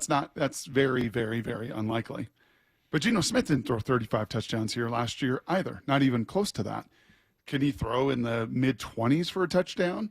Can the interceptions be around a single digit? Is it possible that he throws 25 touchdowns and 10 interceptions, 11 interceptions? Yeah, I think that's very possible. Is that return on investment better, for Sam Darnold doing that than it would be for a 35-year-old Geno Smith doing that? Yes, I think it would. Because that would kind of start to, like in that puzzle analogy we used earlier, you just kind of start to put, the outside pieces of that puzzle together. Yep. Which is what you're hoping to do here at that quarterback position. That Geno Smith puzzle has been largely completed. It had been largely completed. And, for a certain price, you were willing to pay for that puzzle. Like, at a certain price, at $30 million, $35 million, kind of the Sam Darnold's contract, I think they'd have been pretty comfortable doing that because it would not have prevented them from drafting a quarterback in this draft or keeping them viable for the following season to keep those options open and all on the board. But to say, this is some dramatic production step back from a Geno to a Sam Darnold, I don't know if I see that coming in 2025. Yeah, I think that's kind of where I'm at. Now, your question of, does the light bulb finally go on? Does that light bulb stay on for the rest of their career? I'm just saying, Not which is more likely? That it was a one-hit wonder or that something clicked? I think he would tell you, and people would also tell you, and this is an important part of this, context to this, is it was the last 3 years. Even Sam said that to us at the tail end of that Carolina season when he went 4-2 and got them on the verge of the playoffs playing some pretty smart football. It kind of started there, went to San Francisco, and when Brock Purdy was kind of rehabbing that offseason, people were like, my gosh, this would be pretty good. Sam could take us to a Super Bowl, right? See, there are a lot of things to like about Sam Darnold. He throws it better than Brock does in many ways. Now, does he get it out? Does he have a routine? Does he do all those things that he learned from Brock Purdy, in his words? Maybe not, and some growth there. And then last season, so if this were just an 8-game Rob Johnson in Buffalo or whatever it was before he got paid. I don't even think it was 8 games. I think it was 3 or 4 games for Rob Johnson, and the same for, what was the guy in Miami? Scott Mitchell. The one good name that came up, I said, is there anybody who had a full good season and then kind of was never good again? Matt Castle was probably the best text that came in. A little different because, I don't know, kind of was a no-name nothing who hadn't even played in college, who got thrust into a weird situation, had some success, and then never really replicated it. Nick Foles, Josh Freeman, not like this. I wouldn't say it was like this. It feels a little unique to see someone do what he did last year and then completely go back to being not a good quarterback after that. Not impossible, but that feels less likely to me than him kind of figuring it out. Let me ask you this, because you weren't here on Friday. Maybe you noticed, Brock, on Thursday, the last of the potential impact interior offensive linemen. Lucas Patrick? No, he signed somewhere else too. I guess even before that, the guy from Chicago, Campbell, Tevin Jenkins, excuse me, not the '90s singer, but not Nev Campbell, not Nev or Tevin Campbell, who was like an R&B singer in the '90s. Not Nev Campbell, no, Tevin Jenkins. Tevin Jenkins, yeah, he decided no, I'm not coming here. So what's going on, man? Did we ever even see that contract terms come out? I don't know. I don't think I've ever seen. Can I ask this question? And I'm not going to just sit here and complain about the offensive lineman signing elsewhere or all the excuses or any of it. Mm-hmm. Is it possible they don't want to sign here? Is it possible it has nothing to do with the Seahawks? That they've offered pretty good money because they know they've got to fix this? I'm trying to use my head. Again, it's just same thing we talked about earlier. My brain tells me that John Schneider's a smart guy who knows he's got a problem with the interior of the offensive line, who has said he knows he's got a problem there that he's got to fix, who offered a bunch of money, certainly, to Fries, who knows that this is an issue and that there were some players out there that would fix the problem. Is it possible that he offered total... There's a bridge there. Would help the problem. Yeah, there's a bridge there. There's that they're not crossing over. Brady said it after the Will Fries, like, buckle up. Buckle up. He's basically texting and tweeting you. I understand all of that. Buckle up. They have money allotted for Will Fries. I know. They believed in Will Fries. All of their analysis, all of their people believed in Will Fries. Yeah, I refuse to believe that none of these other guys, of the 9 that signed, none of them could have helped them. I just don't believe that. Sorry. So I'm trying to give them the benefit of the doubt because I know John's a smart guy and I know he knows this is a problem. Is it possible that given the years of challenges they've had on the offensive line and what John has said about their challenges to develop offensive linemen and pay them once they have some success here, that offensive linemen are saying, yeah, no. Okay, I don't want to go do that. My mind goes in two places. So I'm going to take this conversation, Salk, two ways. Okay, that's an oldie but a goodie for you P1s out there from the beginning. I'm going to take this two ways. Number one, no. The fact that Tevin and Lucas and those guys all come out and visit, and if there was an offer on the table, a similar offer, a little more, who knows? If there was money there to be had, they would be Seattle Seahawks. Like in Tomlinson, go through the years of veteran guys that they have been able to sign. This is not a Mariner Stadium issue with free agents. I really don't believe that. Okay. If the money was right, they could have gotten that done. I think very clearly the other side of this bridge is they don't want to Band-Aid it. They want to fix it. And in their mind, to fix this issue is going to be with talent that they believe in, not Band-Aids, not beat up old guys, not doing Laken Tomlinson again, not doing the veteran guy that's going to get you a 68 PFF grade and be in the bottom third of guards. We're going to try to fix this. And we believe that 2 or 3 guys in this draft can come in and start right away at left guard. We believe that maybe somebody in the 3rd, 4th, 5th round, and, you know, like an Abe Lucas was in the 3rd round, can come in and compete with Christian Haynes and Almeida and Bradford, and may the best man win. And they're going to be unbelievably motivated because they may not be in this league or get a chance to start anywhere else. So I would say as we sit here 31 days away from the draft, they weren't about to throw money at a Band-Aid. They want to throw money at steel and cable and what's the stuff you put inside steel? Rebar? Rebar. Yeah, they want to construct and to fix this thing, Salk. Not to put a little foam in an issue, but to put rebar on this issue. Can I get a little love for that? That was pretty good. You were pretty surprised that I got rebar. Not really. No. Yes, you were. I believed in you. No, you didn't. No, when it comes to hunting you elements, shouldn't have. When it comes to hunting tools, I don't believe in you. Right. No, I'm much more of a builder. By the way, I was also thinking, you want to get to some baseball? I do. I was thinking if Rowdy Tellez hits bombs and he goes kind of Vogelback, right? Wasn't he an all-star for crying out loud? And Tellez goes Vogelback on us in the first half here. Mike Ford hits 9, 10, 12, 15 bombs. I'm thinking, seriously, not a full-size compound bow. I'm thinking Rowdy Tellez play, like a miniature compound bow night.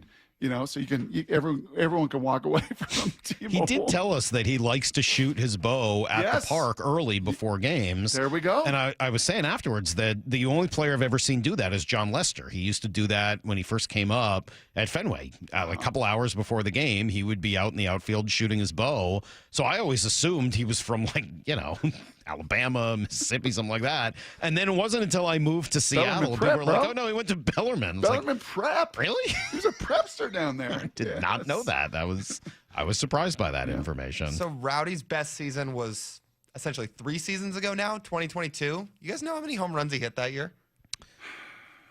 31. 16. 35. Wow. Woo. He's got it in him. Yeah? Uh-huh. That was in Toronto? It was in Milwaukee. In Milwaukee. Uh-huh. Yeah, I mean, he's kind of an interesting player. I don't know, man. I mean, I think I could walk you through a scenario where their best lineup has him coming off the bench as a bat, right? We've sort of talked about this earlier. If and when Ben Williamson does come up to play third, and then you can move, Polanco to first and Luke Raley. Sorry, they kind of remind me of each other. They move Luke Raley to left, and then you can take Randy Arozarena and move him to DH, and then Rowdy becomes a pretty good bat off the bench. Like, I could start writing you a scenario. They have squeezed some juice out of those grapes, big grapes. Yeah. Seriously. Vogelback, we had some fun with that dude. Mike Ford hit some bombs. Had some kind of fun with this kind of a guy. Sustainable? Probably not. Yeah. Pencil him in every day? Probably not. But a guy that can pleasantly surprise you and just got kind of a jovial way about him. Yeah. And I'll come back to what I said earlier, and I'll say this over and over and over again. And with him hitting a bunch of home runs and looking really good here over the last couple of days, there is no offensive problem in Seattle when Julio is hot. None. When Julio hits, we do not have an offensive problem here in Seattle. The Mariners do not have an issue hitting when Julio is on fire. They just don't. I mean, I'll wait for your time. Is that because of Julio, or is that because he elevates everybody else? Yes, both. It's both of those things. But all of the offensive problems that the Mariners have had in the last couple of years disappear when Julio's hot. They just do. He's that kind of a player. Dan Wilson really likes what he's seeing right now. He's been, I think, has had a really good spring, and from day one, has really committed to using the whole field at the plate, and we've seen a lot of great hits from him. Yesterday, that was just an outstanding homer. But really, his use of right field, we've seen a lot of hard hit line drives to right field, and when he gets out in front of it, he'll pull it and he'll pull it a long way. But he has the ability to leave at any part of the ballpark, and when it comes off his barrel, it's usually 110 plus. It's a guy that hits the ball hard, and we're really excited to see where Julio goes this year. I know he's in for a big one. Was it Cal or Julio that we were sitting with last month who said at every at bat you get one, maybe 1.5? It was Julio. Was it Julio? Well, he was saying it's really hard. Yes, this is really hard. And then Salk, I mean, if he is going like that, you know what happens, right? Teams realize the same thing you just said, right? The Mariners go as Julio goes. So we're not going to give Julio much of anything, and we're going to make him try to chase. And does he have then the patience if he's getting 1 to 1.5 pitches in a bat? Not spring training in the 8th inning where you get to feast on, somebody that's not going to be in the big leagues.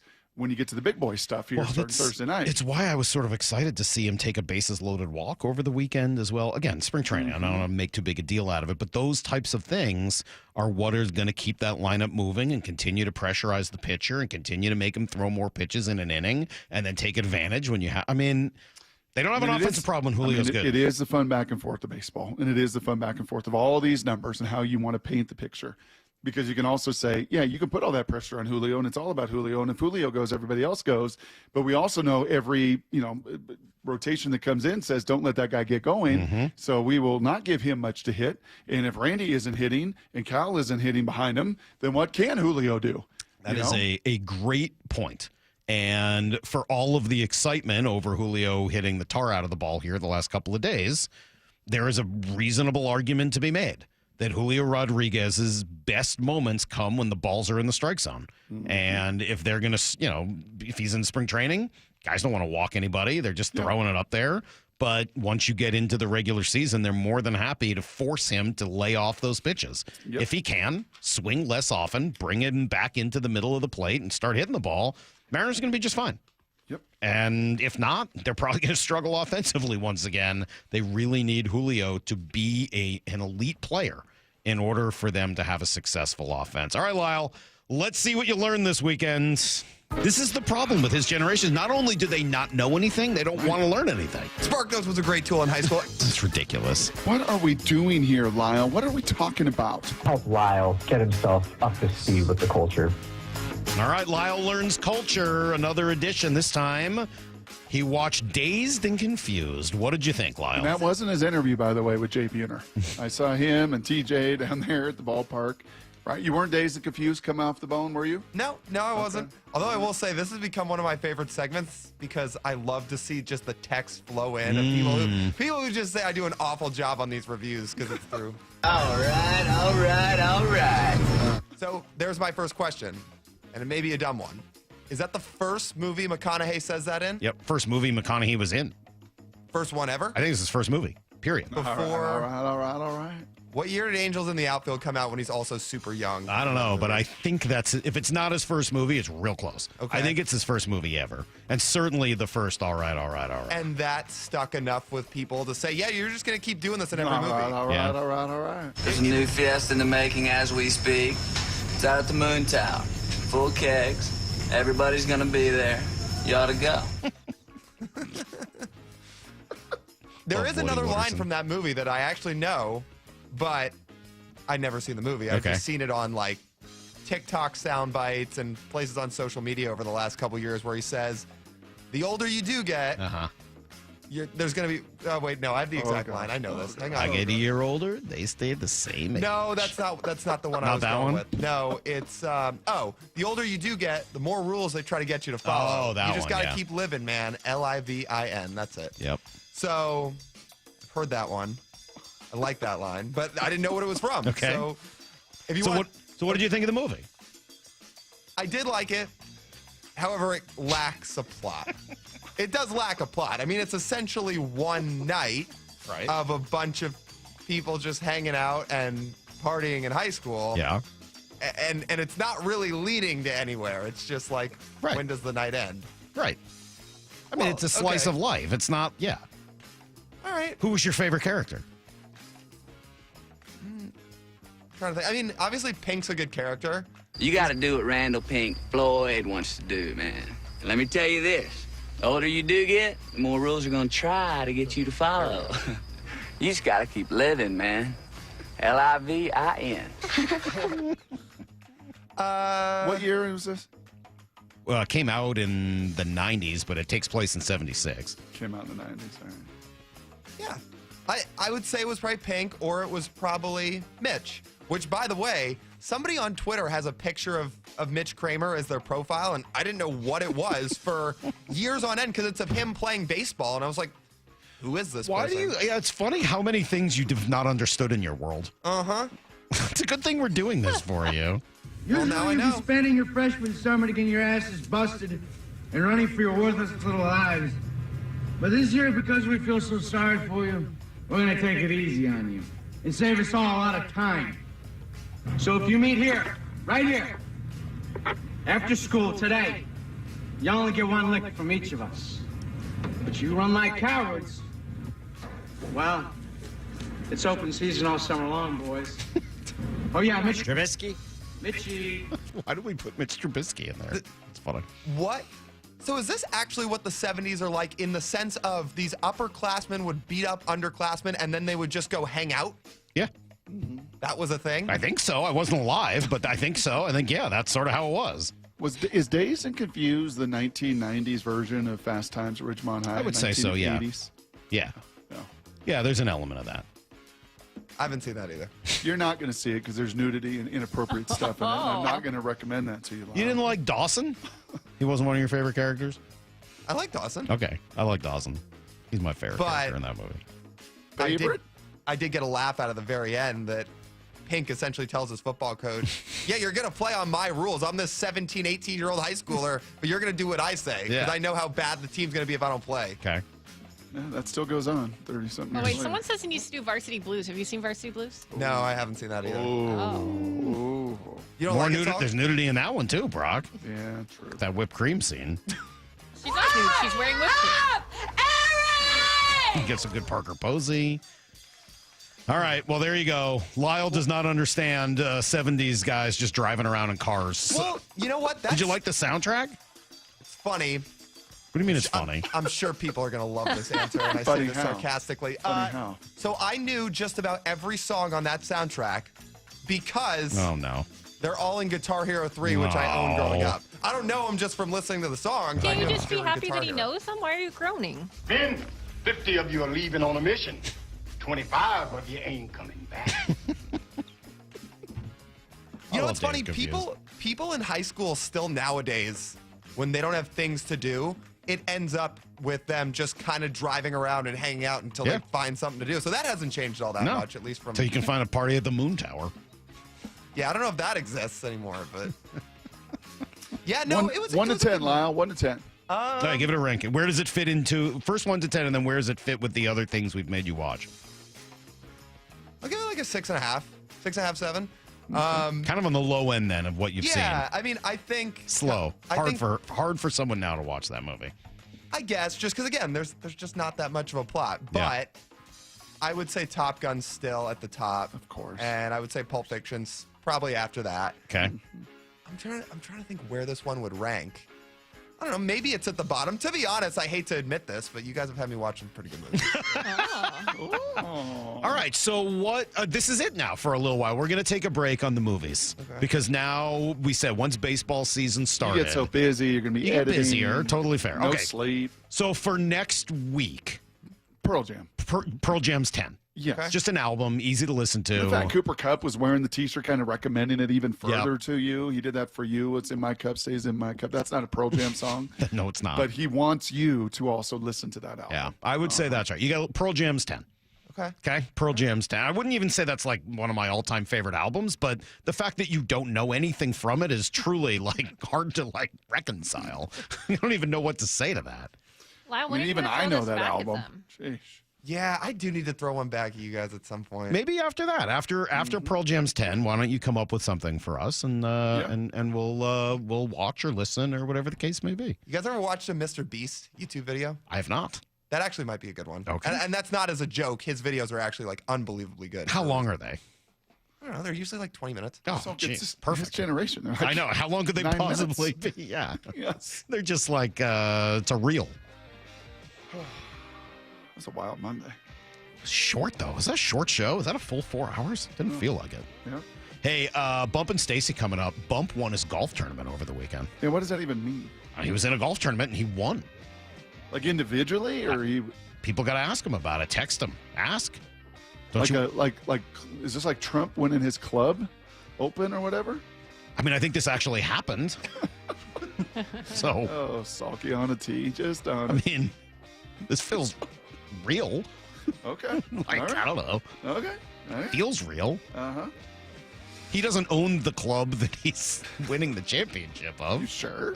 Out there in Monroe, you Pretty sure. You I mean, sure? he owns it figuratively now. Uh-huh. I don't know if he owns it like, outright. Salk's been golfing with them. Says he's pretty good. He's good. I'm psyched that he won a tournament. I want to hear more about it. So that's coming up. Stick around for Bump and Stacy. We'll catch you guys tomorrow morning at 6 a.m. And guess what, Brock? The hay barn. See everybody.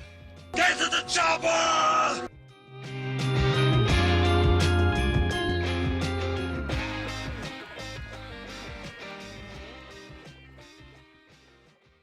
For Down Territory, going inside the game with former Cougs and Seahawks wide receiver Michael Bumpus. What do you love about the Uchenna Nwosu signing? I just love that he gave the team a team-friendly deal. And let's not forget, when he's healthy, my man had 10 sacks, right? He played over 900 snaps for the Seahawks that year. He was healthy, only 12 games after that. But when he is healthy, he's volleying on the edge. You can run some stunts with him and DeMarcus or whoever else is in there. This is a great signing. You need his leadership, his intensity. It's going to be nice. For Down Territory, every day at 11:15 and 1:15 on Bump and Stacy. I've always said, the car sales in the 1980s and 1990s, earned the rep that we have today.